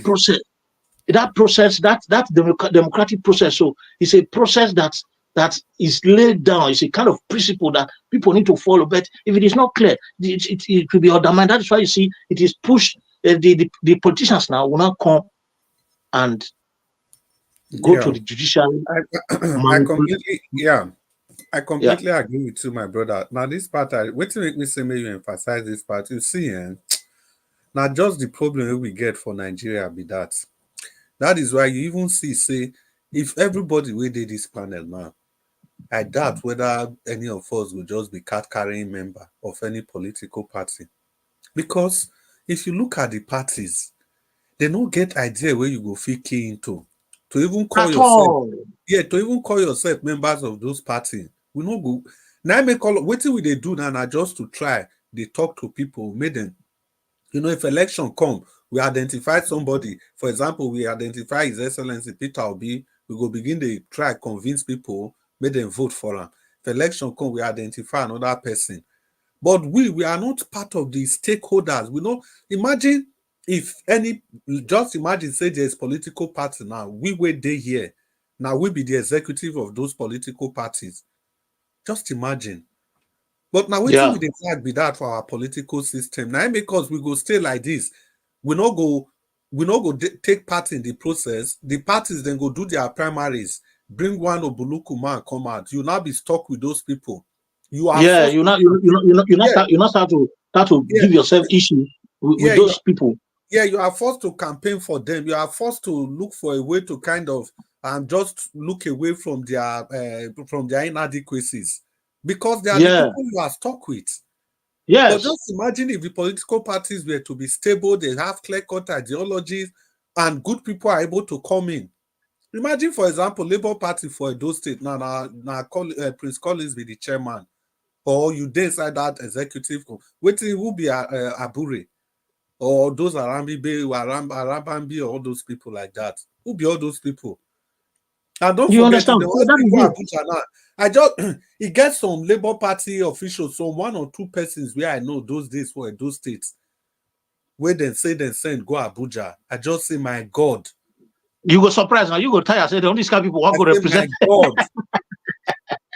No, but when I consider and think back again, I can say, well, I don't feel this is somebody where I know say, even cross, not JSS from there, go they also go enter politics, they play, they go. Now those ones, Nigerians Abure, carry go do this thing for Anambra. From there, then go from there, carry those people, go Abuja, go they do labor. I say, so, oh my God. Well, they don't dark. Me, I not to emphasize that, but thank you for bringing that point. So use 3 minutes to round up any other thing where you want to talk. Yeah, I think, thank you very much, my brother.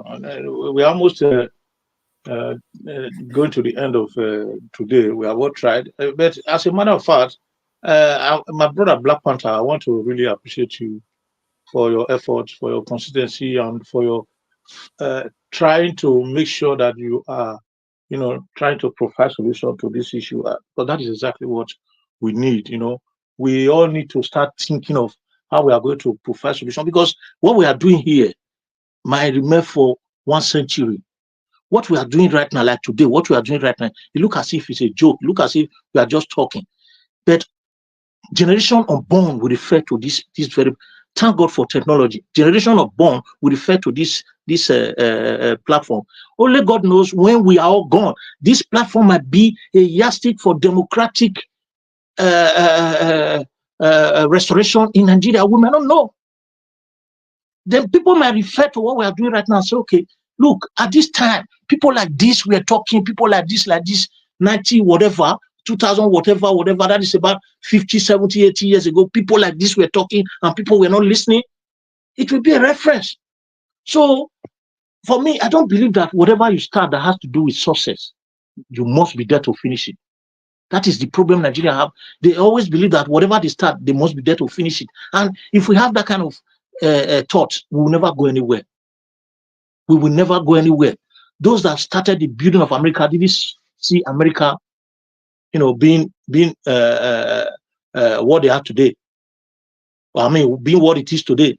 Those that were there fighting for the black emancipation of black race in the Western world, didn't live to see the black incoming generation enjoying it. They fought that fight for posterity. That is the kind of thought we are supposed to have. And until black man begin to know that, yes, you have to fight a fight of posterity, a proactive fight, even you are there or not. Do your best and leave the rest, because your incoming generation are coming to talk about you. The best way. All these people we are talking about, this Doyin Okupe we discussed today, will remain forever. The family will come back and tune to this station in 25 years time. This one will say, yeah, they are just talking about my grandfather disgracing himself that time. These things are there. We just spoke about a senator from Guinea that have been misbehaving today, and the social media already have it. It's going to be there. So in this modern age, we should try and leave good legacy. That is the only thing. You own your conscience, you own your people, you own your generation. Good legacy. Because if you leave any legacy that is negative, you will be remembered for it. And if you leave any legacy that is positive, you will be remembered for it. Nigeria Watch is going to be remembered for 20 generations to come, because he's leaving a good legacy. People are going to keep referring to it. We that are with him today, supporting him today, trying to do our best today for Nigeria, we are going to be remembered for good. So we should not be thinking of our immediate benefit, but what we look at Doyin Okupe suffering. He's part of the politicians that destroy Nigeria. Look at our old politicians today that are already of age. They are all suffering. They are suffering because they didn't build a good nation. If they had built a good nation, good health, education, and otherwise, if they had built it, good road, good social amenities, they will be enjoying it. But today they are suffering. Look at Doyin Okupe disgracing himself because he's not having anything. If he was part of a good development, he will be doing what they are doing now. That is why many of them they come back. I think the best thing is for the youth to start pushing these people out. They should start going. Anybody that is above 70 should leave political environment and go and relax. And this thing, I think that it boils down to the fact that Nigerians will respect elders so much, and respecting elders is not a crime, because respect is given to those that deserve it. I think we for us to still begin to allocate sensitive positions and relevant positions to elders is a mistake. It's a big mistake that needs to be corrected. It's a big mistake that needs to be corrected. I can see some significant people here in Europe that are holding significant positions. When they get to some age, they pull out by themselves. Look at the present American president. They saw a defect in him, and he himself noticed it. He pulled out of that race. He pulled out of the race. It's so embarrassing to see this kind of examples, and we don't learn from it. Round up, my brother. But in a minute, Biden pull out of American politics in less than 3-4 months to the election, if I'm not mistaken. It's even less than that. He pulled out because he knew that he cannot disgrace himself and disgrace his country. It is the country first, not Biden. So we should learn from all these things, because this is democracy we think we are practicing. Thank you very much, and I appreciate us. Let us continue to be together. Yeah, thank you so much. Yeah, thank you. In this, when Biden they pull out, he talks saying love the job. He say, but he love America more. Simple. So, gradually, small, we will get to the end. Madam Rita, please, are you there? Yes, I'm here. Okay, Madam Rita, please, talk to us 4 minutes. Your final thoughts. I will even try and speak for 4 minutes. Oh. Black Panther, I was listening to you very keenly, and there's some things that started coming to my mind. There's some personalities that were coming to my mind. And I thought for a moment that you missed it. But the last statement of what you said kind of made me smile. And I'm going to start with this. I don't know if anybody knows Kwame Ture. Yes, Kwame Ture. I think he was a Trinidadian man. He's an activist. I think his actual birth name was Carmichael. I can't remember the first name, but he changed his name to Kwame Ture, as in Ture. And there was a video that I listened to him speak, and he was asking one of this, well, I would not say white supremacists, but just like some celebrities. I think this was like in the maybe 70s or 80s. I think 70s. And he asked the lady, he said, and I'm going to ask Black Panther this, I'm asking you this too. Can you have peace but not have freedom? The answer is yes. You can have peace, but you're not free. Nigeria right now, we don't have peace and we are not free. The last comment that Black Panther made was, what unites us is freedom. I was thinking, I smiled, I said, isn't that ironic? What unites us is freedom. Presently, Nigeria does not have peace, neither do we have freedom. Yes, we are not free. In order for this convergence of different parts of people around the world, Nigerians around the world, coming together, and I'm referring to Black Panther solution, coming together, and then we sit down in unity, they discuss a lot of issues, regarding our country. But there's no freedom and there's no peace in Nigeria. That can't happen. Nnamdi Kanu is still being held illegally in jail. Which Igbo man now? Let's even say from Abia State now. I think he's from, Nnamdi Kanu is from Abia State. Someone can correct me if I'm wrong. Will come down to say, okay, Yes, let's Madam Rita, he's from thank Abia you. State. We will not come out and say, okay, let's have discussion about uniting Nigeria. Uniting what? Uniting what? There's no freedom. There's a lot of young people underaged that have no family, their family doesn't have the resources. They are waiting trial for 10 years, 20 years, 17 years. Awaiting trial. And you're talking about unity?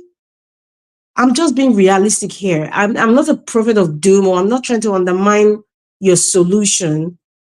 But when you're talking high level about how we can come together to make changes that needs to be changed, drastic changes, you're talking high level. The problem still persists.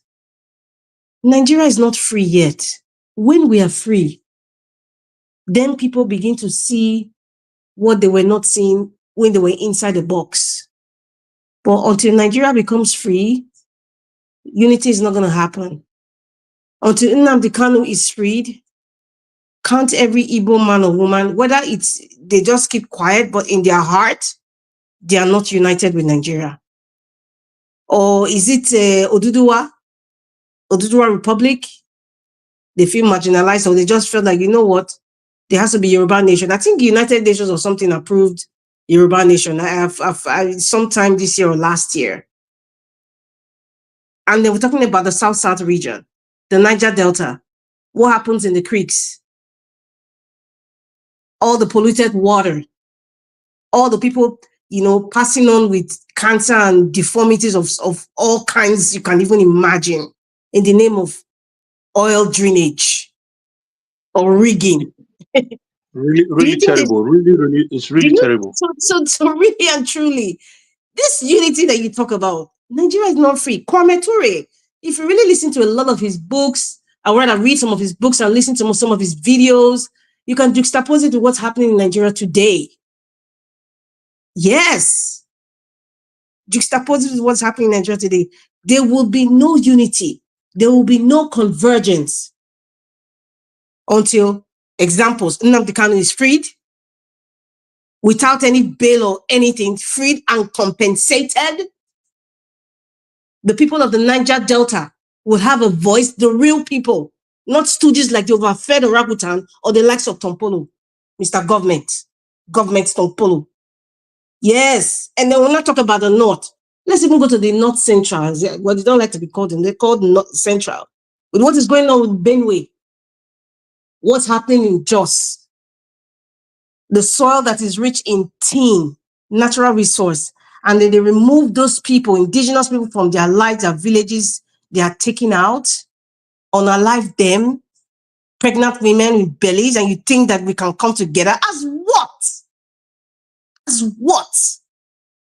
The constitution that we pray, we talk about, the constitution must change. That's the problem. The judiciary, blah, blah. Yes, listen, we can change the constitution. See, it can be changed. In fact, the 2014, what they call it, gathering of Jonathan, they should bring it back now. Let us people follow. Thank you very much. Let them bring it now. But who are the people still existing in the country? There are people who have put everybody in chains. We're not free. So what unity are we talking about? Coming together is not going to change Nigeria. We all know what will change Nigeria. We all know the action that can change Nigeria. It's not by the ballot. It's not even by converging together. It's not. Let's be real. It's not. Some people might have peace in their home because they have money.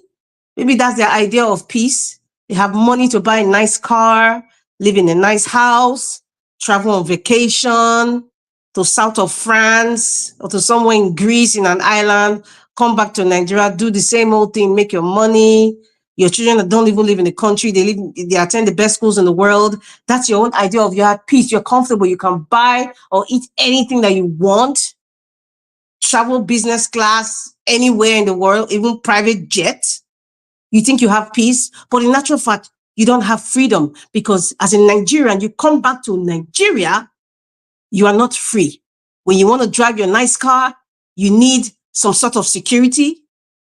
If you want to build your house, you buy your own borehole, you have to get some, different forms of energy now. You have to spend a lot of money on it.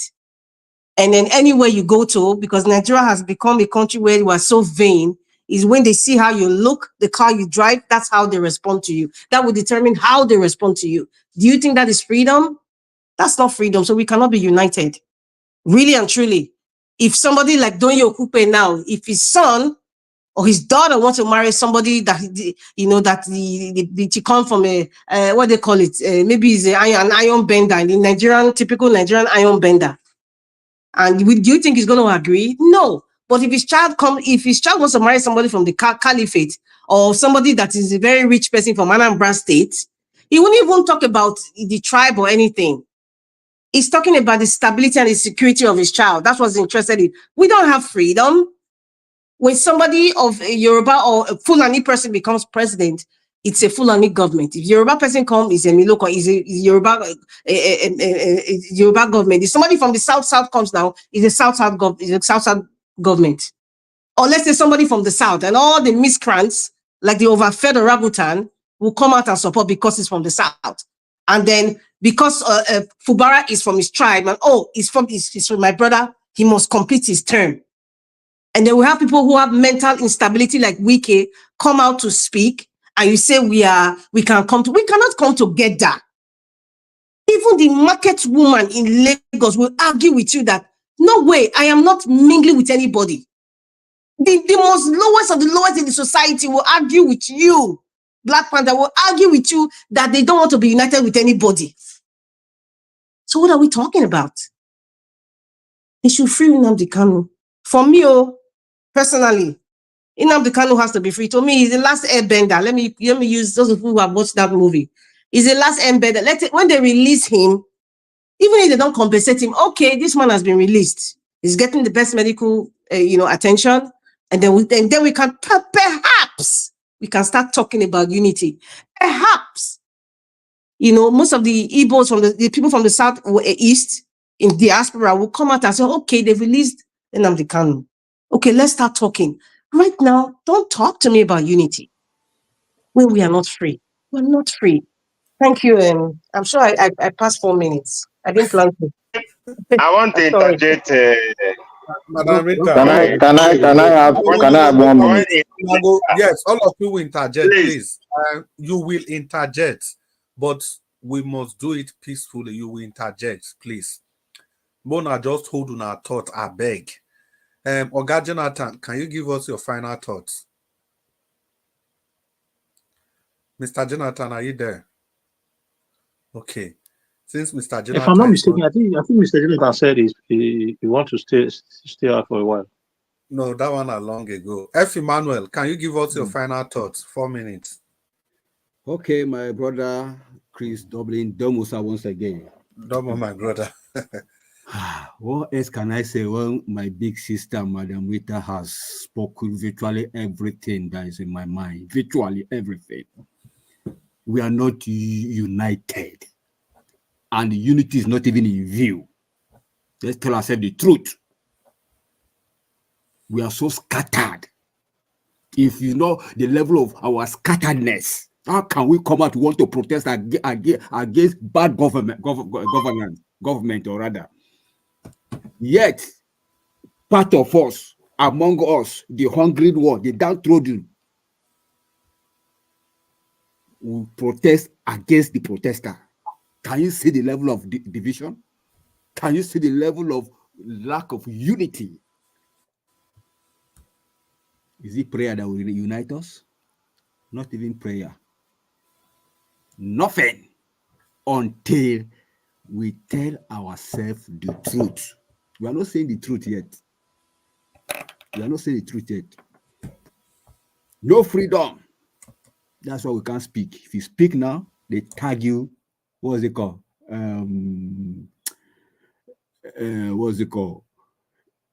Treason. No peace. How can there be peace in a nation that has jogodo like this? If you go left, no truth. If you go center, no truth.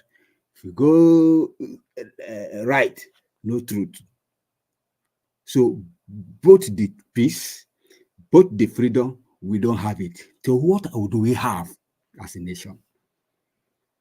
The fundamental human right, number one, is freedom of expression, enshrined in our constitution. But do we have it? The answer is no. So how can there be peace? That's why we're having Boko Haram everywhere, kidnapping everywhere. So it's lack of these two factors, lack of freedom, lack of peace, that brought about this. Yet some people are shouting Iyendeba, Iyendeba. Lies. They will tell you what you want to hear, but deep down in their heart, they're all liars. Self-centered people. Anything that does not favor them, you go against it. Lawless people, lawless nation, lawless kind of, I don't know what to call them. Even if they are as dirty as lawless as our constitution is, we are not still following it. As bad as that constitution is, yet we don't even keep to it.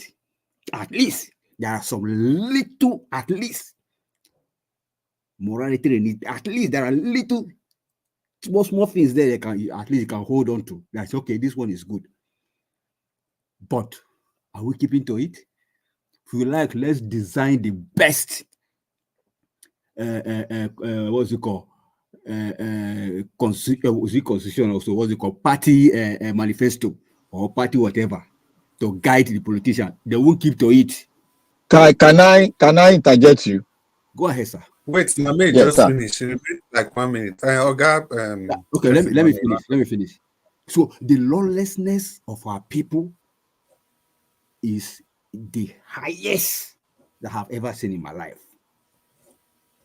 This fight that you're talking about, let's fight for posterity, blah, blah, blah, blah, blah. Yeah, we can only fight for posterity if you are not fighting for Naira and Kobo. But unfortunately, people are fighting for Naira and Kobo. Stomach infrastructure. People don't think of future. Can you attach anything? Today we are making reference to the life of Mandela, Winston Churchill, those great men, because of the good things they have done. They are not perfect, but at least their name is speaking for them.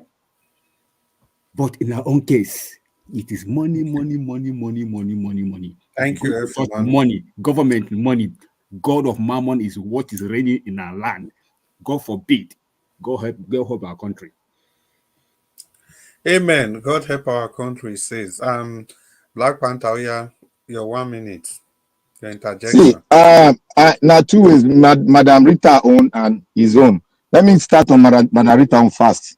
Madam Rita, what I was saying, I am carving out a segment portion of Nigeria, and that portion is we in the diaspora.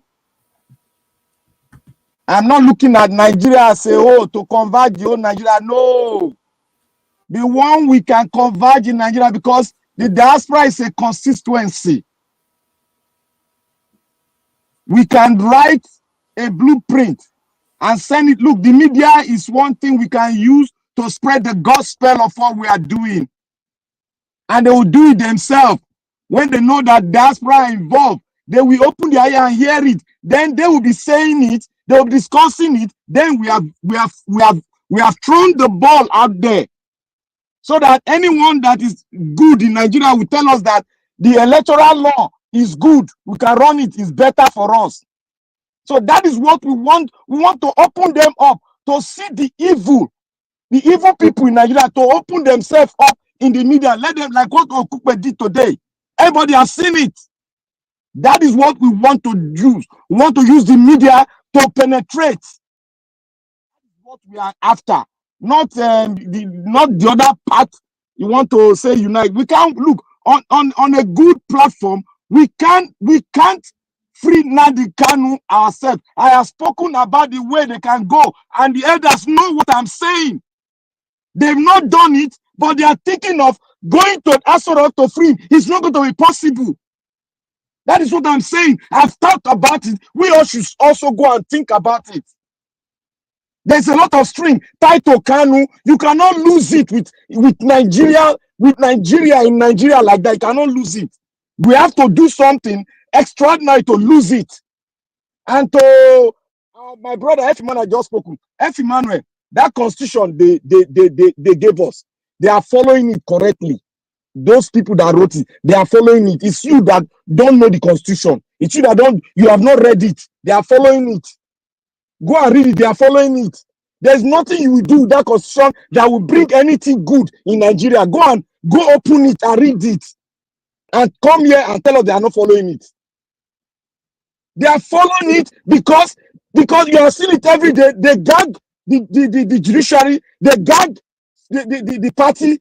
They are following it because that constitution is corrupt.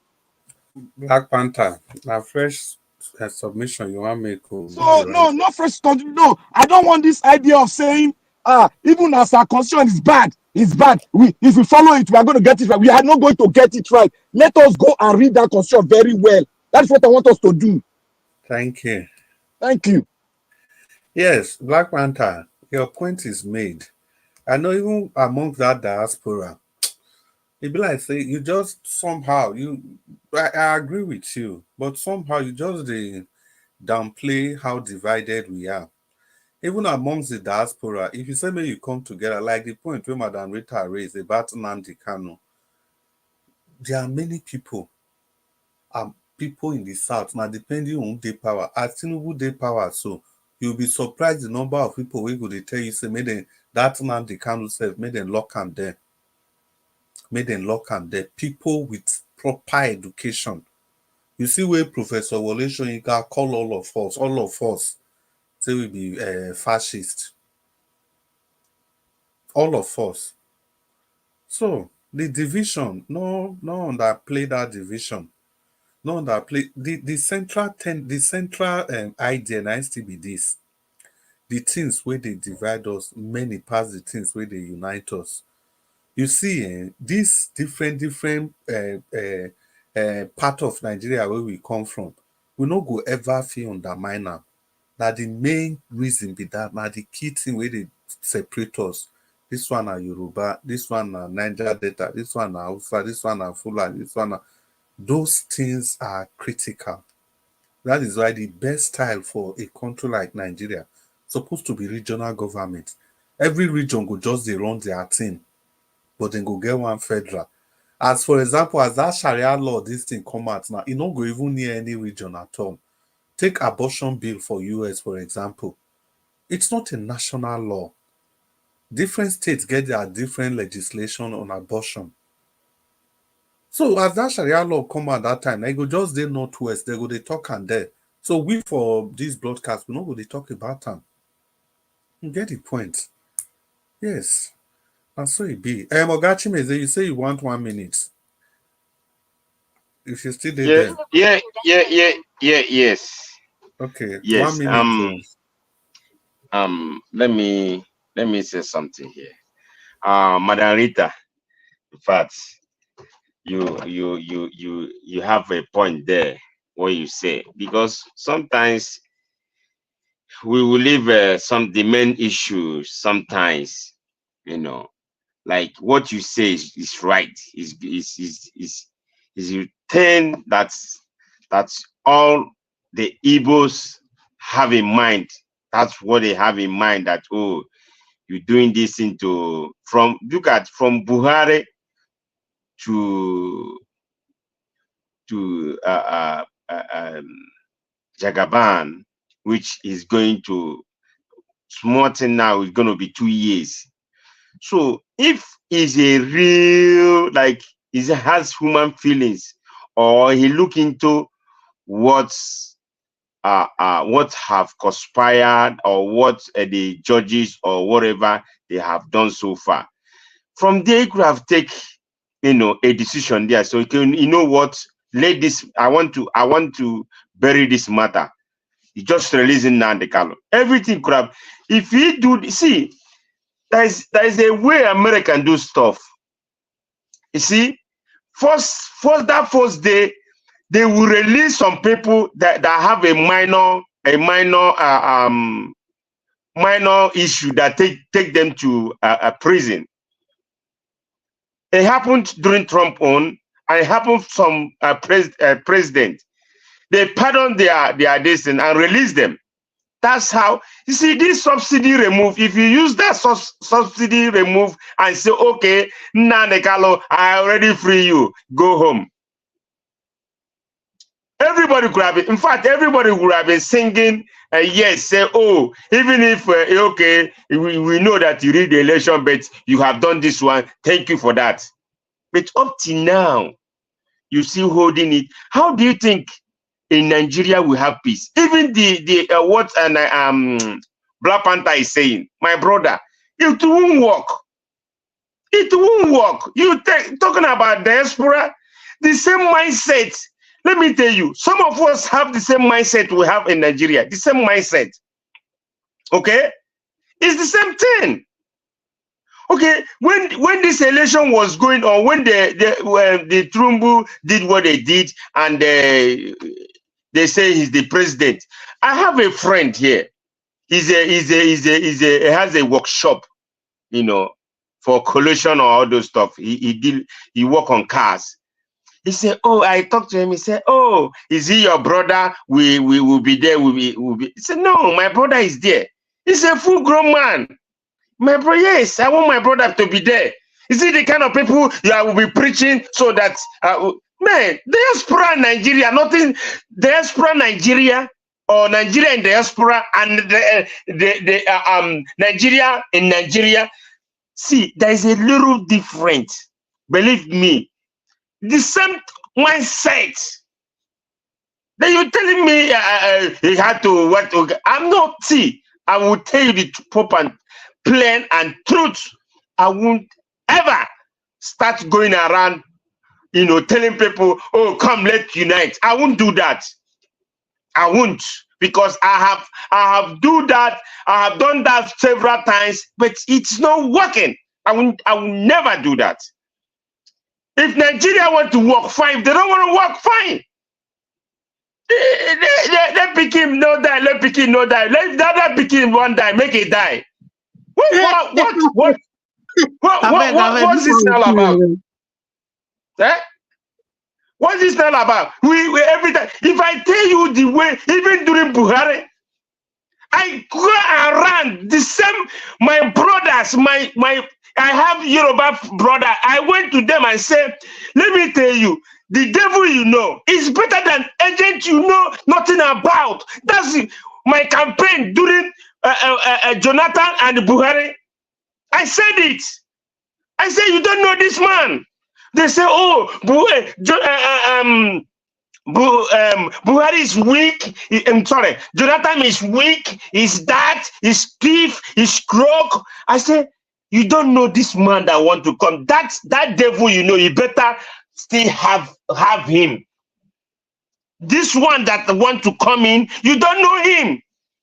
And we don't know. Even if you read history, you will never remember. Nigeria, we always forget the past or forget immediately. Even something that happened yesterday, if they ask you about it, that's Nigerian for you. You say, oh, I didn't remember. So after I said that, then they see me say, wow, I said it. I said, no, you see, I told you. So me coming to start speaking to diasporas, man, they don't know the fight I'm fighting here always. The way I'm fighting for Trump now, when I stand for somebody or if I say something about this person, that thing will come to pass. You don't tell me I will come here now. Drop Panther, if you want to do that on your side, you can do. But for me, no. From afar, foul. I won't do that. If the Nigeria if they want to get it right, fine. If they don't want, let them be there. Okay? My brother, That is if Nigeria want to say fine, things will get good, it's for them. If they want, if they don't want, it's for you. Thank you. My brother, what would I do? You go do something, you will stop talking. Chris, let me ask one question to everybody here. No, Black Panther, wait. No, so that they go listen. Let me ask the question. Black Panther, you go ask. Everybody will not go ask. We will just do them as we did do them. Ladies and gentlemen, and boys and girls, if the boys and girls are still awake, my name is Chris. I'm speaking from Dublin. I want to thank you for holding on to this broadcast station to this very moment. Really appreciate your presence here, and we like all your commentary, especially those in the comment section. We appreciate everything you do. Please keep the comments coming, and the comments, keep them coming. Thank you, and everybody listening to us from everywhere in the world. We want to appreciate your time with us today, and we hope you are going to continue to listen to us, even while we try to bring the broadcast to an official close. The people that are listening, but you can't call, you can't comment, just keep listening. Maybe tomorrow, perhaps, you'll be able to say something. And all of you that is here on the panel, Chimezo Mejaku, Black Panther, Oga Jonathan, Prince Collins, Abdul Malik, Madam Rita, and F. Emmanuel, and the people that have left us. I want to appreciate your time with us today, and the people that contributed to financially to this broadcast today, Alex Edo Pikin, and God's Child, Peggy Modi, and Osemi Gil Mede, Stephanie Ojek. We really appreciate all of you. And I think it's proper to mention one or two names in the comment section. If you have stayed with us to this time of the day, it is important to appreciate you. Moni Olagbinyon, thank you so much, Madam Peggy Modi. And thank you, Sendam. Thank you so much. We appreciate your time with us. Abuazi, Madam Irene Finest, Thomas Omorije, God's Child.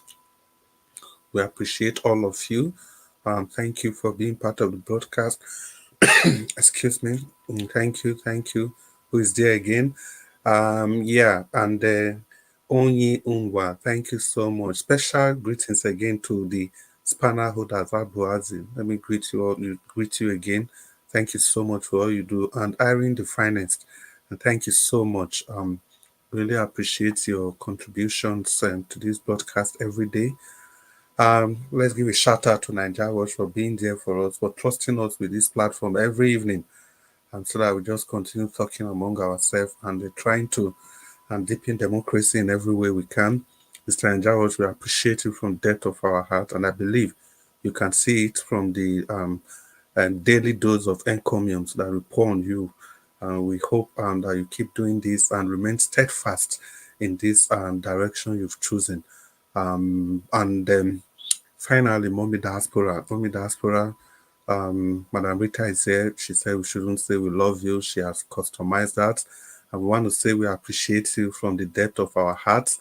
And Mommy Diaspora, you are one in a million. It's good to have a pillar like you in anything any person does. And if you have somebody like you, so why would the person not succeed? And thank you so much, Mommy Diaspora. And we expect to see you later today in the broadcast, and all of you, we expect to see all of you later today in the broadcast. So officially we are bringing the broadcast to an end, but the discussion can continue. So at this instance, we go just talk to ourselves now to we tire or not tire or whichever one comes first. So now say we don't finish, so the rules are a bit relaxed. So any person listening to us, so that maybe you know feel say these people just they talk anyhow. Officially, we don't end the broadcast. This is not just normal discussion. So there are really no steadfast rules. Black Panther, you call my name. Black Panther. I didn't call and say I want to ask everybody a question. And so yeah, you can ask, and any person can answer. Because listen, it's talk and go now. So if you just thank you. You just waka comot. Thank you. Yeah. Thank you very much. I want to ask this fundamental question. You see, when sometimes Nigeria Watch normally asks a question. He said, what is the solution? Now, Many of you are mentioning Nnamdi Kanu. If they can't free Kanu, we should just stay there and nobody can unite us. We should just stay. The first thing is for them to free Kanu, blah, blah, blah. It is not, that rhetoric is not going to work, and Kanu will never be free if that's the process you are preferring, if that's the way you want it to be done. Let me give an addendum before I ask my question. When Nelson Mandela was in captivity, the chiefs and people that came from his lineage, his tribe, they went on headlock on finding a solution in-house. They couldn't get that solution. Rather, they were being maimed down. What happened? They asked themselves a question. We can no longer do it from the inside.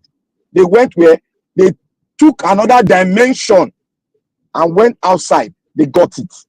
Now, I want to ask this question.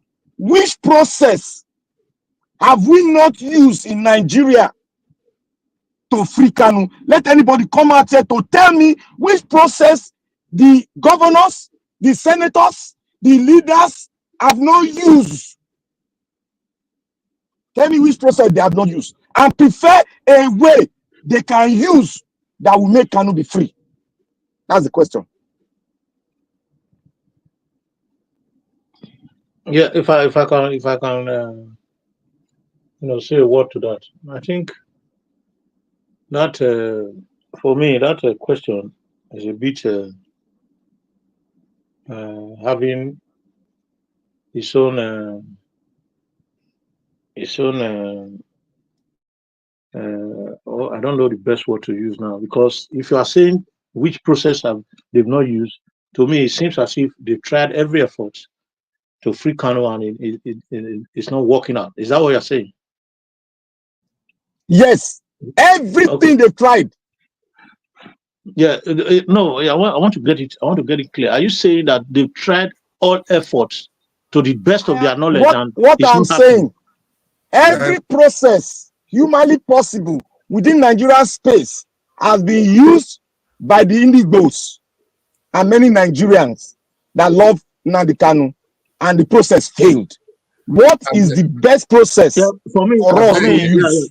I beg, for me, before you talk, I beg, may I just quick 10 seconds. See, Black Panther, the people we raise Nnamdi Kanu matter, you must understand the context, because the question where they ask so is still different from which you are asking how now the best process to free Nnamdi Kanu. I think the people we raise Nnamdi Kanu matter, it wasn't a suggestion of freeing him. They were trying to explain the fact that if we are talking about unity, the things where this inequality, so all those things must be addressed in the first place. They must be addressed. And say the best people to just free Nnamdi Kanu, not be the same Tinubu free all those children without recourse to the legal process. Now that's what we are saying. If we want to discuss the strategy to free Nnamdi Kanu, that one a different discussion altogether. So that maybe we not lose focus. So Chris, what you are telling me that they went to Aso Rock, they were not discussing how to free him. Panther, I know where you're. See, Black Panther. You should understand my question. Don't mix it up. Don't mix them up, please. Don't mix them up. No, I beg. Black Panther, I called Prince Collins. Prince Collins, sorry, come in. After you, any other person if you talk. Yeah, to add to what you have said, I think in any democratic society, and a typical example like Nigeria that we assume to be practicing democracy, in a democratic society, the judiciary, hold the veto power to judge and discharge anyone who is being tried based on allegation or whatever. And I think the judicial body of Nigeria as an institution has set Nnamdi Kanu free. So when you begin to emphasize which process and what process, I begin to imagine what you are talking about, because the best institution that have the veto power to say go and it will happen is first of all the judicial power of the nation, and which they've done that. The government of the day, because they are oppressors, because They want to victimize, marginalize, discriminate certain part of the nation. They refuse to allow this guy go. Look, before, while Nnamdi Kanu was there, there were other, freedom fighters, so to say, that were there. People like Igboru and even our president Showore. He was there, and so many other people that I cannot actually remember now. But these guys were free. Why is Nnamdi Kanu still there? What special thing has Nnamdi Kanu done?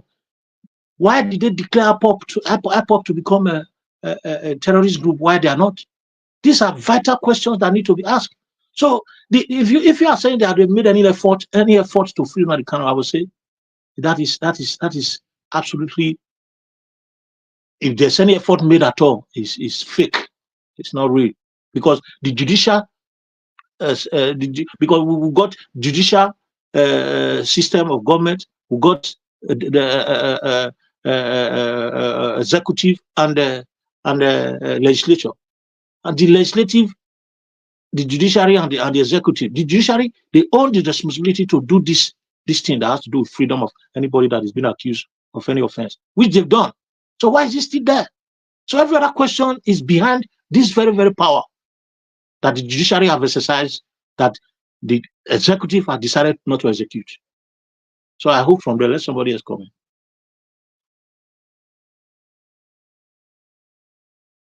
Well, my brother, for I me, have a comment to make. All right, okay, go Madam ahead. Rita. Go ahead. Well, if any person want to talk, I'm not coordinating. No, Madam Rita, talk. Any person want to Okay. talk, you can just talk. Okay, that's fine. Black Panther, your question, whatever direction is going, I will explain something to you. And I think maybe in your quest for the desire to unite Nigeria, change the constitution and all that, nice stuff, you and I know, you, Black Panther, you know that the incarceration of Nnamdi Kanu, the president doesn't have any power. He's still there because we have external forces and the caliphate that have made a deal with anybody who wants to become president not to release that guy. So it's not like you're putting it out there. Is there any effort we haven't made, even from his village, even from that late guy that asked Buhari? Buhari said, it's not in my hands. And then the so-called judiciary, I can't even call them judiciary, some group of people wearing a black robe in a bench, they said, okay, release this guy. There's at even one point, they were even talking about compensation. Nothing has happened. In fact, recently, I think I read it in the paper today that they even denied the lawyers today in court, or was it yesterday? So when you bring that kind of question, it doesn't mirror what the nitty-gritty of what we're talking about. It doesn't. I'm sorry, but it doesn't. The only solution, I keep, and you and I know, Black Panther, the only solution to Nigeria's problem, we cannot say it on social media. We cannot. Exactly. Because you and I know Nnamdi Kanu is there. Listen, well, the man from Bodilon has agreed before they gave this seat to him. These are our conditions. The people who are outside Nigeria, they know themselves. These are our conditions. We will give it to you. Nnamdi Kanu has the British passport, right? Hello? What happened? When he was kidnapped from Kenya, what happened? They kept quiet. So you see, there are powers beyond just the presidency. I think that's what we have not come to realize. And that's why we're in this kind of chokehold. From 1960 to date, we are under this chokehold. And then everything is iced in the word democracy. Federation, Federal Republic of Nigeria, democratic system. We have the Senate, the House of Rep, the governors, and the executive, the presidency. Everything looks peaches and cream on paper, in the textbook. But in actual fact, in the reality of it all, we know what's in the textbook is not what we're experiencing. So that's your question, my dear brother. It doesn't hold water in what we are trying to actualize. It doesn't, because we know for sure, and I think you know as well. So asking that question is unfair for us to answer. Okay, let me expand it. You see, we Nigerians, you know one thing we presume before we act. Can you explain that preassumption? We picture, we mirror something instead of acting on what is on ground. We will speak ahead that, oh, this one no go work, as if I didn't take cognizance of international hand in this issue. There was one day we were discussing something concerning Nigeria. Some of us were saying there is international hands on this issue. Then Mr. Chris said, now international hand go tell you, say, go left, now right good. Now they go tell you make it go left, when you know say now right good. So this issue of us always sitting down, fold our hand that we have tried. Oh, is this way that you can get? Nobody want to take that way, that road yet. That is why I said everything in life have a pathway. That pathway is the same pathway Sudan went through before they came to the optimum. They started paying the price and they got it. They went through a process. They argued it out within themselves. Then it came to a point they have to break it up. That is what we need to do to convince the other people that will follow us to actualize this.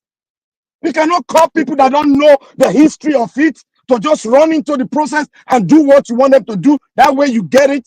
Nobody will come along with you. You have to convince people. You have to take people along. Let them see the pathway. Go this way. You've not tested it before. Try it. I'm lost in what you're saying. Now, I don't know what you're talking about. Seriously, let me tell you one thing. You are talking in riddle. Look, Madam Rita, it is left for you to go and reason the riddle. I will open up. You can't say it's left for me to go and we talk in Africa, we talk with wisdom. Oh my goodness. You said here that there's some things you knew the pathway we're supposed to go. We cannot say it out yet. Let me tell you one thing. If you want to free Kanu, this is what you need to do. Let me state it here. Let me open it up. If you want to wait, let me talk, finish before I forget this thing. If you want to free Kanu, this is what you do. You see the elders of the Eastern Bloc, they need to come together and meet with people in diaspora that have the same like minds. Then let us work and process it with the international world. That this our son is being maimed, and our people right there are being maimed because they've militarized everything there, that we are terrorists. You have to bring your fact down to the people that you think are holding you hostage. Forget about the Nigerian government. They have nothing to hold. You said the international world. Let's face them. Do you think if you pressure them, if you open the canker worm, do you think they will not fall under pressure? Look at what happened in America when a black man was slain. Do you think they cannot cover that up? But because of the pressure of the Americans, that was why the book was open and that man was thrown into jail. Listen, the reason why we need to face our evil. Social media. Many people have been going through that even as we speak, but there was nobody to video it, and it didn't happen on broad daylight. The reason why they couldn't cover it up because it was on live on video. People were filming it. Black Panther. So we have videos. We also have videos, but we are hiding it. Mr. Look, let me give you a story of what happened. And Mr. F. Emmanuel is here.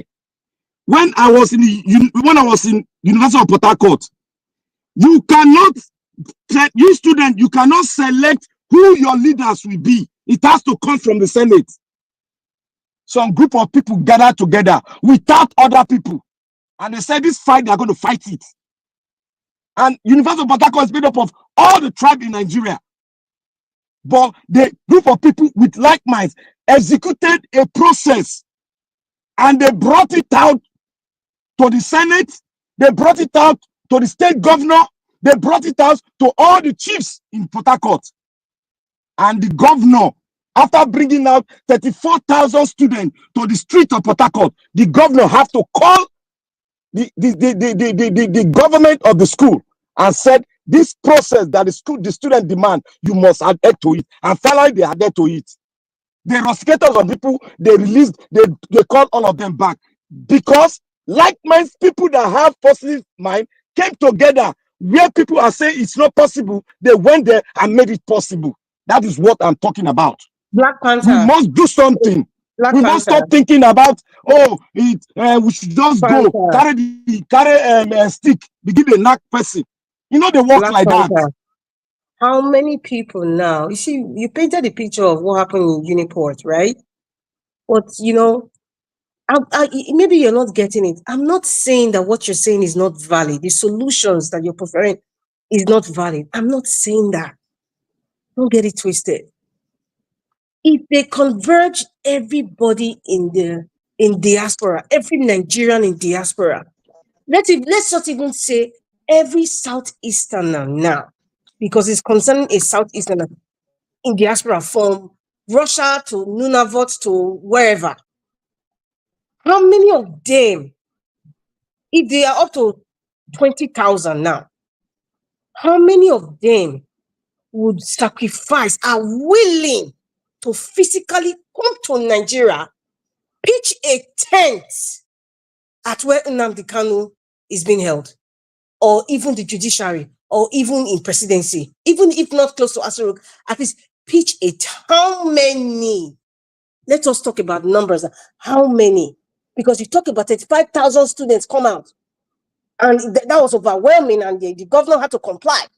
How many now? How many Igbo people now? Forget about other tribes, because I'm not tribal blind. How many Igbo people in diaspora are willing to fly to Nigeria and sacrifice and say, you know what? They'll tell their family, whatever happens, happens. This is what I'm going to fight for. How many are willing to come out now to fight for It's few. It's Okay. those politicians. It's those politicians that benefit it. There's no Nigerian, no Igbo who come and fight. How many people carry the paper you're saying the truth. Yoruba Nation to the House of Commons? How many people carry and go? Oh my God! Sometimes, Black Panther, your argument sometimes. See, Madam Rita, Edo State, Niger Delta, they sit down there, they know they talk. Igbo have already garnished themselves and called themselves a name. The Yorubas have already garnished themselves. Wait, Madam Rita. You won't say what. Madam Rita, you cannot sit down and start thinking about Nigeria problem without not acting. If not, can we rot in jail? Mr. Black Panther, I just gave you gave us a story of Uniport and what happened. I am not putting it to you because you said this is specific for the diasporans now. Ask the question. And really and truly, it's probably 2% that will do that.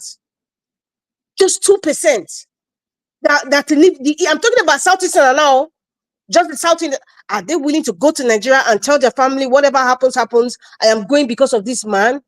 Are united together and say we are. How many? If it's up to 10,000 of them can come out. Trust me.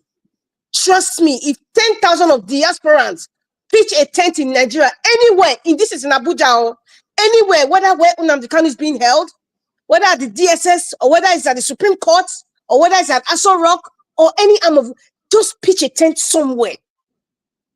Okay, let me give you an example. How many? No, listen. How many are willing to do that? If they were up to 10,000, let me finish. If they were up to 10,000, let me not go over, but 10,000 of them come out and pitch a tent for 6 months. The international community, even the ones who are in convergence with the caliphate, they will answer.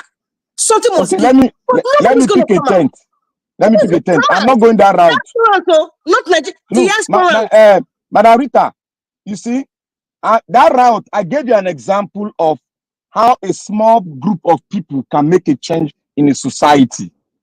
Before them, A lot of Not people have representing tried. Nigeria, Black Panther. Wait. If you never engage in this type of thing, you look and say, no, they possible. Look, what I'm trying to say here, let me go the other way around now. What I explained to you is small group of people with mindset doing the impossibility in Nigeria. Now, what I explained before, according to what I said to the Indigbo, the organization, what they got to do, they got to change their modus operandi and come out of Nigeria and form alliance with the Igbos in the diaspora and go layers with governments of the world and let them see to their reason that this man made their point. They got to fight from outside and get it in the inside. Not from the inside again, because it's not going to work. They got to fight from the outside. Since they've tagged them so name, they got to open their books and fight from the outside. That is what I'm talking about. It doesn't mean that the entire Indigo you think Igbo are not fighting from outside? They are not doing it. Let me tell you an example. When Jonathan was being removed, let me give you an example. When Jonathan was being removed, some group of people came to the White House. How did they have access to the White House government? How? And they succeeded. How? Black Panther, let me say something here. There is something you said before I wanted to bring in to this topic. You see, let the ex-governor, Chukwuemeka Ezife, you know, he was there begging Buhari. You know how many Igbos, how many dignitaries have met these people to release Nnamdi Kanu? So it has failed now. They refuse. They refuse. They have said let them use what they call it. Help me out. Is he use political way to come? Political solution. It failed. Yeah, political solution. To release him. So many things they have put so many things on the table, but these people refuse. So what are we talking about? So many, even pastors, even prophetess, don't have when they even during the court period.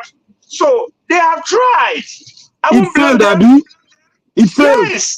Yes. Okay. Let me tell you this. The person that held Nelson Mandela in prison was the British. It is the same British that made him to be free after pressure. What are we talking about? What are we talking about? Let me contribute a little. You see, the major problem. The major problem that I want to say. You see. Okay. Oh, Abdul Malik is still here. Yeah, I'm here. You see, there is something I hear from the panel, right? They say there is power behind presidency. That is the reason why Nnamdi Kanu is not yet released. That power we dismantle that power. You know what I say is that. Let me tell you one thing. We have an NBA, Nigeria Bar Association in Nigeria, right? They would have let them strike against these judges. The wrong judgment they are giving in Nigeria currently, both the electoral system and everything. They should strike against them so that they will know that there is something is happening. Because I see no reason why somebody is not guilty according to the court. Still, they are still headed there in the court. What is he doing there? Nigeria Bar Association, they should strike against them. Yeah, they have organization in lawyer, right? Let them strike against all those judges. Yeah, that is number one. They need to do that. And number two, that international, there is something behind there. There is nothing behind there. It's we Nigeria, we are holding Nnamdi Kanu there. Ask me why. It's we Nigerian.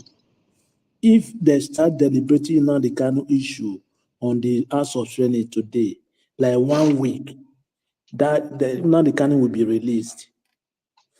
But they are not serious. Some of them, they are not serious. They are hypocrite. Some of them, they don't want Nnamdi Kanu to be released. Yes, like some of those governors in the southeast, because the guy is giving them heat. They don't want it to be released. That is the major problem too. Forget about international body. Look at what happened in Mali or Burkina Faso. When they are tired, they're tired of their colony, which is France. What happened? Are they not the one that controlling themselves currently their territory now? They tell France to go, and they go. What is you are independent of yourself? You are depending on your colony. Is it not stupid? Is it not stupidness? Yes, I don't believe that. I don't believe it. If really they want to release Nnamdi Kanu, if Nigeria Bar Association strike against judges, all those wrong judgment they are giving, they will release that man. Thank you very much. Well, Abdul, what he says is true.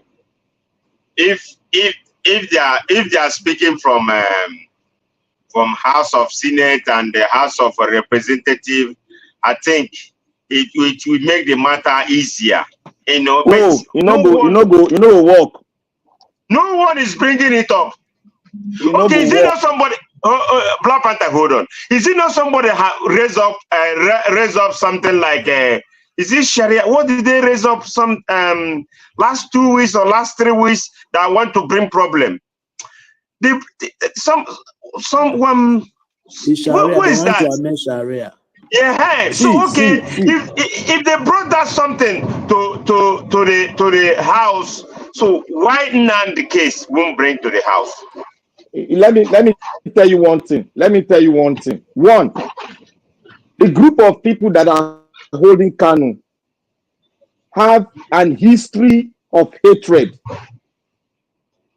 For some, this hatred did not come from the generation. It came from the another generation, which was transferred generation of the people.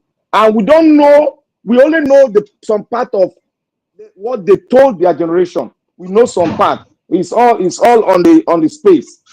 One thing people should know is that in this democracy in Nigeria, if you got to bring such bill, you have to bring such matter in the house, they can vote it down because they are the majority. Mr. Blampata, what you have about the Sharia law and what you want about Sharia. Blampata, if that one is not worry about the NBA, Nigeria Bar Association, they strike against the judges, the wrong judgment they are giving. This wait. This man is not guilty. It's not found guilty. Why is you holding it there? What about the Nigeria Bar Association? They strike against them. Thank you very much. You were here 2 days ago. The member of the NBA lied in public. That is to show you the high level of corruption in the NBA. So therefore, the NBA already, when the governorship aspirants for Edo State for the LP was a leader, was the president of the NBA, there come a time when the NBA should walk out and speak that what is happening in the country, well, the NBA was split into two. I don't remember whether it was his government or the other government that came after him. It was split into two. Therefore, there is what you call, I don't know what, and I put it like this, regional conflict that they have, and this biasness from the north against the south. It's already there in the mindset of the entire structure and the entire structure of Nigeria as a whole. Now, when you look at holistically how you can play the game in Nigeria, it will not work because the mindset of the present day people from the north against these people from the east was corrupted not by this generation, by the other generation. Your voice is going, breaking news. Your voice is the result already coming out. Let me tell you that it will work. Check your TV. It will work I because beg, not tell me that one result good. Say well, come, I beg. Mr. Blampata, you know why it will work? It will work because NBA is an organization. It's an association which they have constitution. There is constitution The guide NBA them. is corrupt. The NBA is corrupt. I just told you. Let me come here. You see, this MBA you are talking about, MBA is, let me first of all, give this submission. If you want to look at Nigeria as a country or a system, it's built on corruption. I think yesterday I analyzed, how it is built. Nigeria is built on corrupt. It's a corrupt society. So everybody in Nigeria, almost 95% of everyone in Nigeria, has already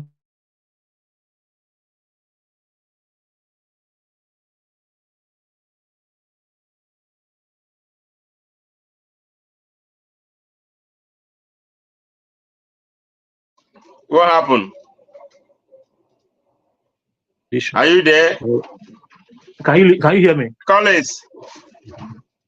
Yeah, can you hear me? Can you hear me now? Yeah, I can hear you. I can hear you. Okay, was I lost? You are. You lost like maybe like some 10 seconds. Okay, is it okay now? Yeah, you good. You good. Okay, so the society is built on corruption. Those that have had their foundation in that corruption already are finding it difficult to pull out because they are already benefiting from that system, from that bad system. So it's a big issue. So when you talk about the NBA, even the Indibos, even the Southeast themselves, all of them, they are already benefiting from this corrupt system. Everyone have, in fact, it's just like when you want to there's a an adage that says that he who want to see I can't remember now, come with a clean hand. I don't know who want to. I can't remember that adage now. Can anyone correct me?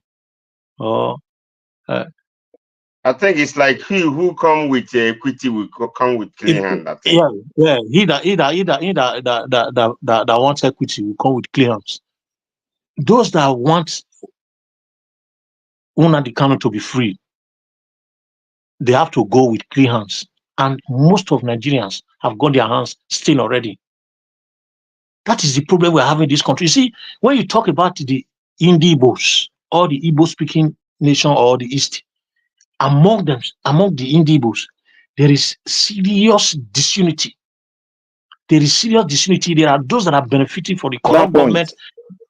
There are those that are benefiting from the corrupt government. There are those that are being marginalized. There are those that want freedom. There are those that want justice. There are those that want liberty. There are those that are just floating around with confusion that is being wrapped with illiteracy. Like they are blindfolded. They don't know where they are.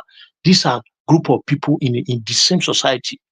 So if you now talk about Nnamdi Kanu's freedom, who is going to do it and who is going to meet who? So those ones that have clean hands, they are very few and they don't have strength. Those that are those that are supposed to do it, they're already benefiting from the government. They can't surface and say, okay, let this freedom be done. That is why. So the liberation of Nnamdi Kanu depends on the combined effort of the Indibos in truth and in spirit. He will be freed in a second. Thank you, my prince. My prince, you made mention of one thing that I took into my analysis after thinking over it. One point of the Indigos are divided. The Indigos, there's corruption within them, and the Indigos, some are benefiting from the present government system. I now looked at it. It's going to be almost impossible for Kanu to come out of this quagmire using the Nigerian space because of the division among the Indigo themselves, the division in the Nigeria themselves. Now, the same thing happens all around the world. Go and take notice of a lot of leaders that are freedom fighters. It happens. Division happened within their own tribes. They couldn't get it. And how did they get it? Some of them got it through fight, while some got it through international intervention, making a good point out there, selling the rhetoric out there, and it becomes a mountain that you cannot surmount. That is what I want Indigo to do. They just need 7 wise leaders from the Indigo to go out there and mix up with the diaspora that have the link into various governance that can sit down with senators, prime ministers, and talk and make a deal. It's just a phone call. Just a phone call. This so-called government that you have here, they'll tell a release him. Just a phone call. So this is what even happened to Nelson Mandela. It was just a phone call from the Queen. Allegedly. We got to face our adversary eyeball to eyeball to make a change. We cannot do it inside. That I've checked every factor from the inside of Nigeria. It no go ever work because corruption is one strong thing that you cannot bring down. Everybody's after money because the country is already in a dying state that everybody want to survive. So you are prone to take money, steal money, accept money to even bring your brother down. That is why I said, move it out. Let these wise chiefs, men, go out and seek for intervention from those that we are thinking. There's nothing you cannot surmount. Because the case of Mandela was done, it was not in South Africa that it was done. It was from the outside that it was done. They tried their best for more than 10 years. They couldn't do it. They had to bring it out. Everybody played a role. And what happened? He became a hero, an international hero. They bowed to that pressure. That is how you can make Kanu the same hero and make them bow to the pressure. The more you lock him down, the more you make him fly high. If you say, oh, we must talk in Nigeria's way, Kanu will be there forever. They won't release him. These people removed Jonathan. It was a call in White House because Jonathan, they went and said a lie that Jonathan is going to use those weapons.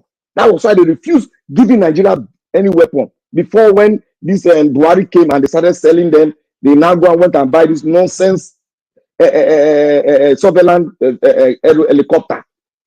So to buy a jet. To Kanu, where they use a train secondary school for America, where they for army school. And they go to buy, they call them, they say na jet. I just laugh. Because I've even met a military officer that told me about Kanu very well, explicitly well in America here. So what we need people that can do the diplomatic arrangement outside. The Igbos have it. They have big people that are close to power in America. They have people that are close to power in London. What are they doing? What are they doing? That's the question.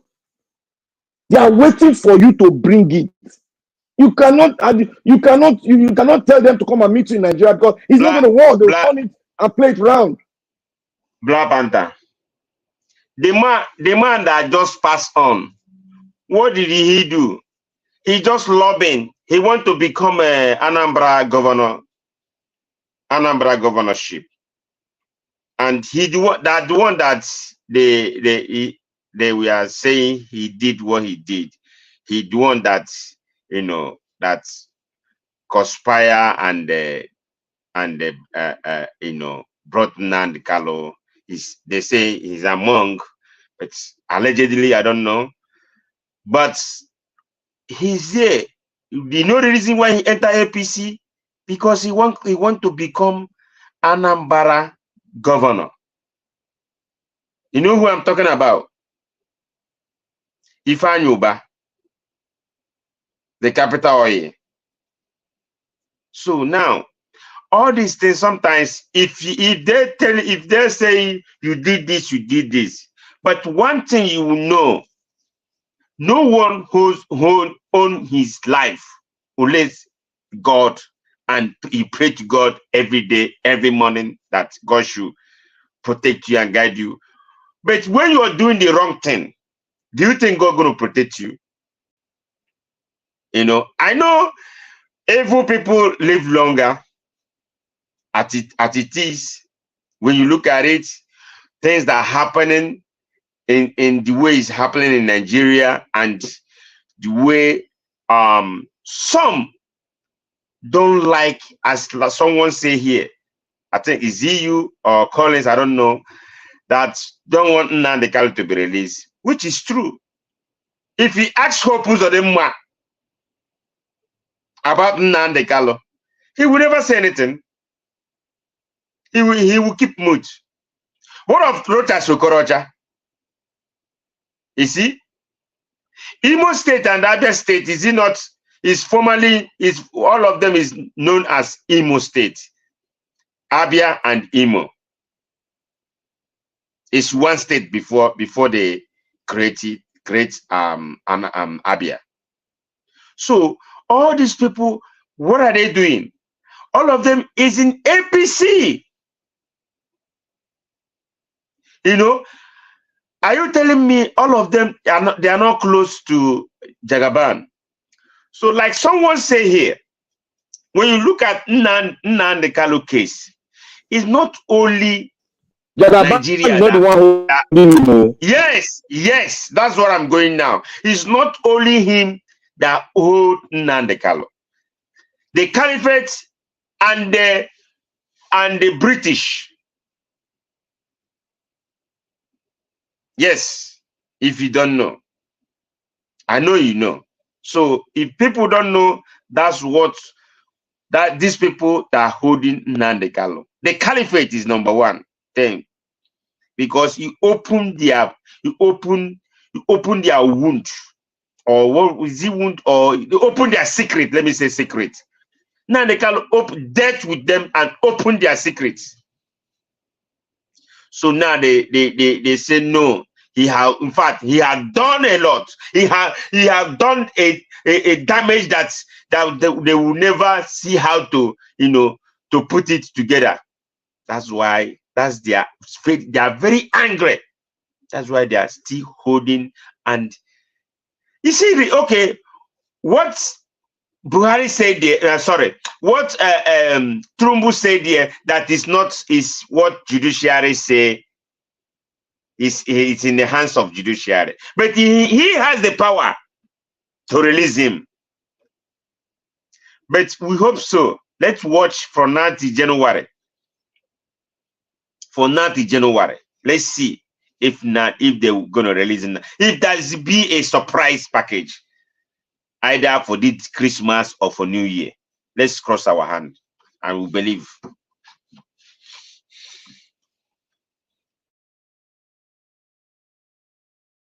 Black Panther, are you there?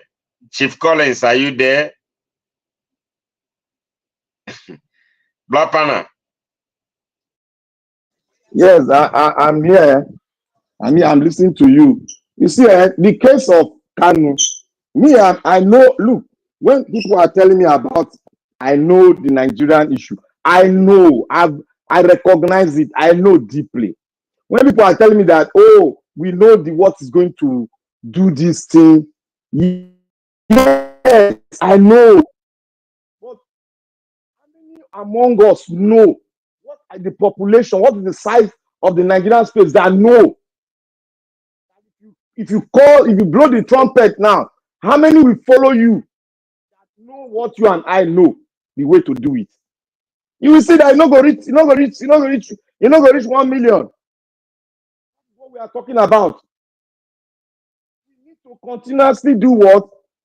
Counter solution, so that they can we know what is happening. We know that if we do this thing in Nigeria, it no go work. We recognize the power of the diaspora. The diaspora, like we all said, environment changes human being. Even within that human being outside the Nigerian space, there are still some corrupt ones. Even among Jesus Christ's disciples, there was one corrupt one. It was not only one self. Peter not deny him. It was more than one. Only that Judas went to the extreme to fulfill the scripture. The same thing is in the diaspora.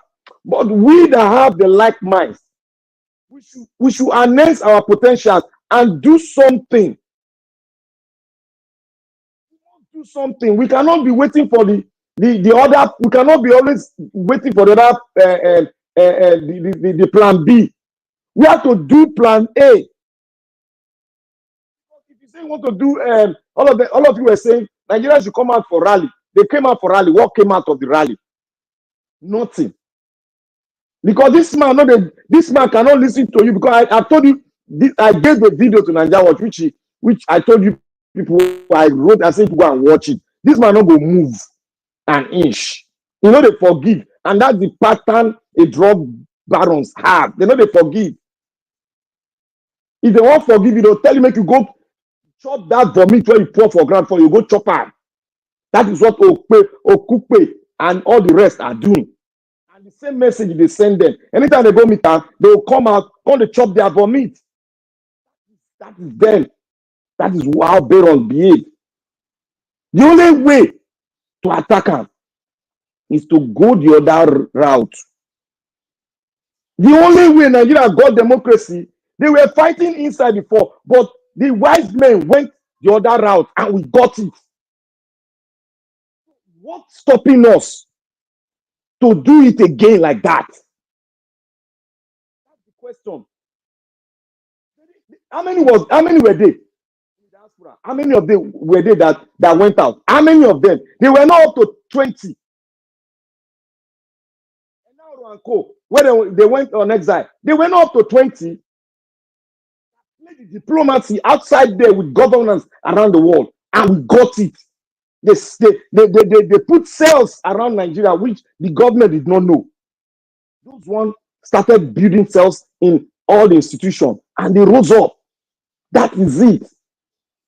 But when we don't think, oh, no, if you work, they will do this one. Let us try one where we don't try and before it work. A whole military hands down because of the pressure from the international world. You might that one is different. Oh, that one because America want democracy. It is not different. The same thing. If you bring your fact out, then that your fact then go look. Now, it's not military. That is ruling now. all the sanctions you go work. You don't go work against them. The same politicians that are wearing suits outside the country are providing them with infrastructure, providing them with tractors, providing them with equipment to till their land. What are we talking about?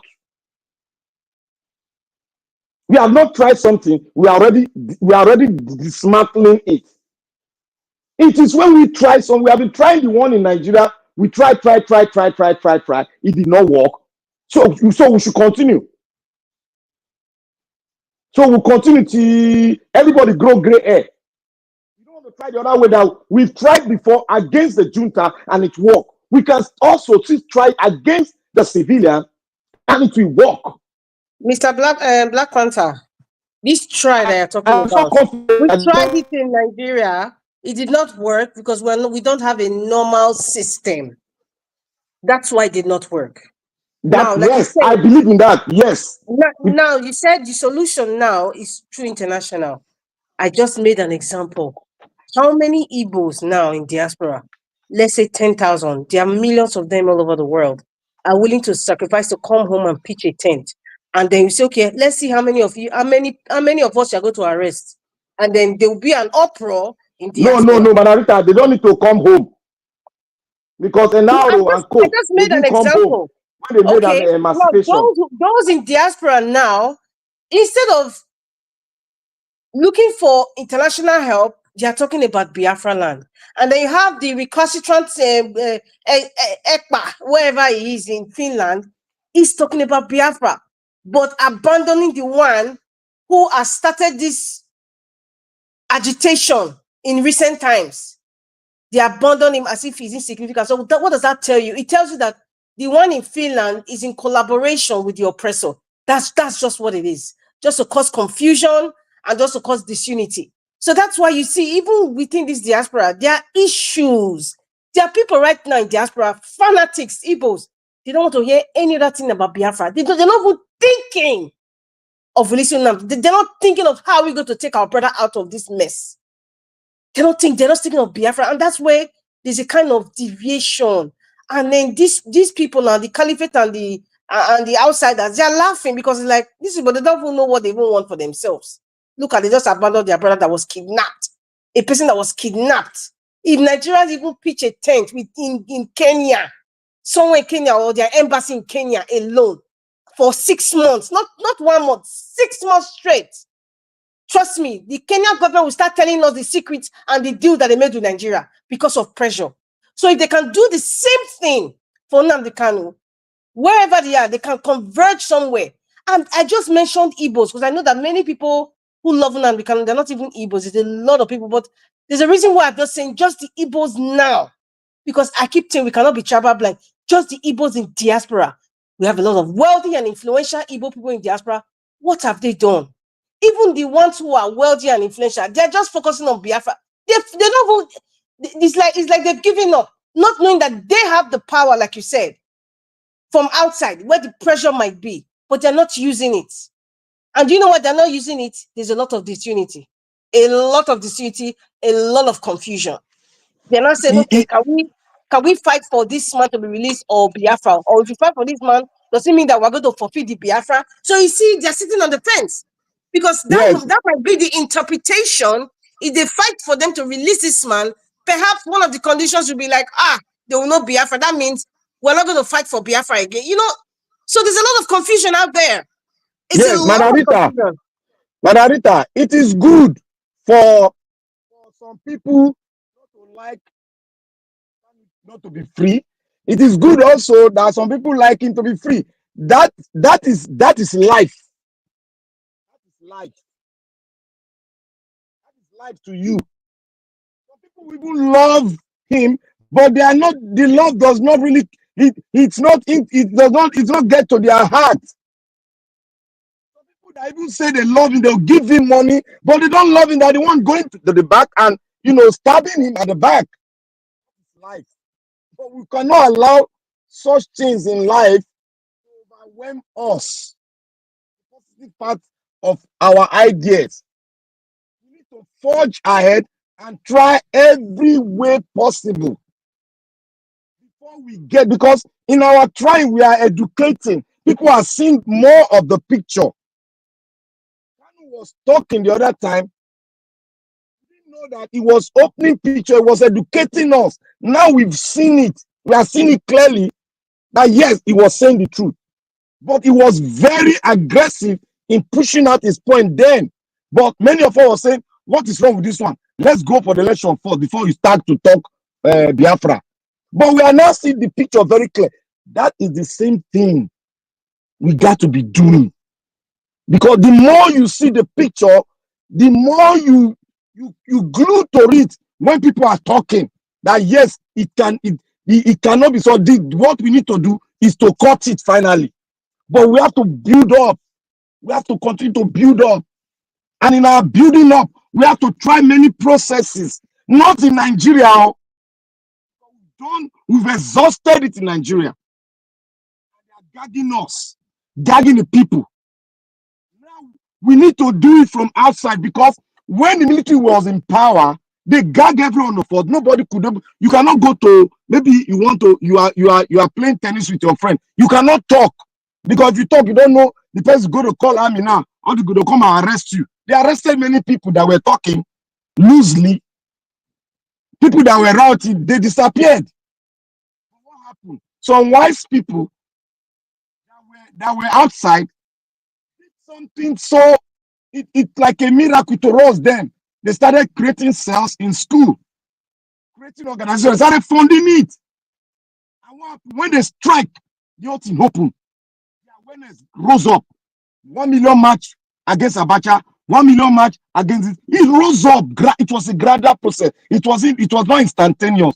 This is what the people are. It must not be the whole Igbo.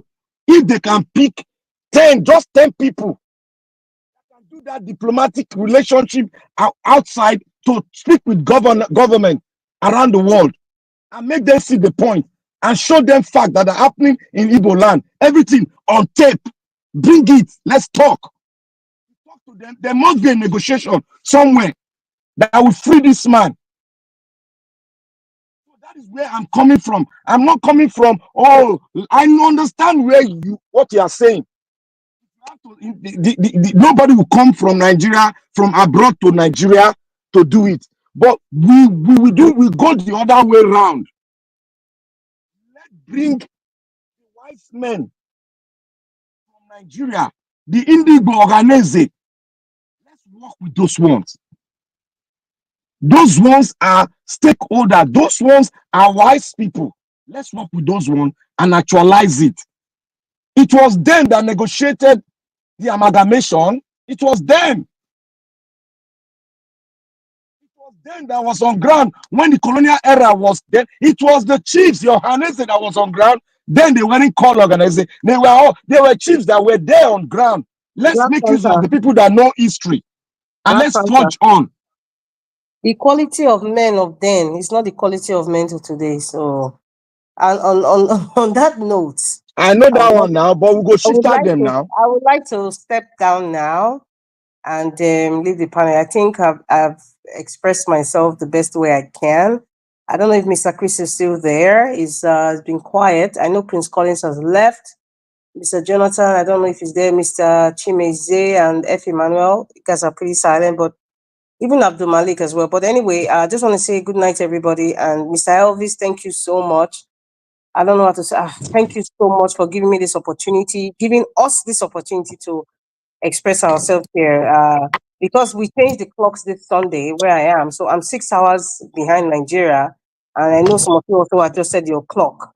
So stay through and watch the election result. Whatever it is, America is in labor now, so want to know if it's a We bad. are going to give birth to a baby girl called Kamala. Don't tell me that Chibe say that one, no. It's not a talk, yeah.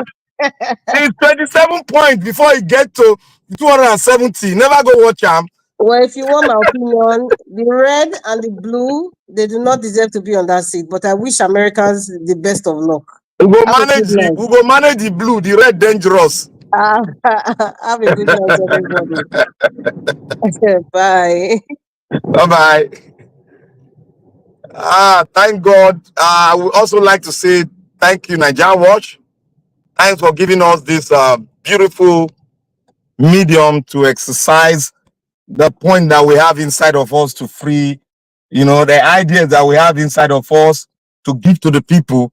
Let them shift it, let them sleep with it, let them dine with it, and look at it holistically. I want to thank you. I want to thank Mama in diaspora for being with us side by side with his wisdom, with everything he has got. He has shown us how to be consistent. I just want to say thank you, Mommy. I love you plenty.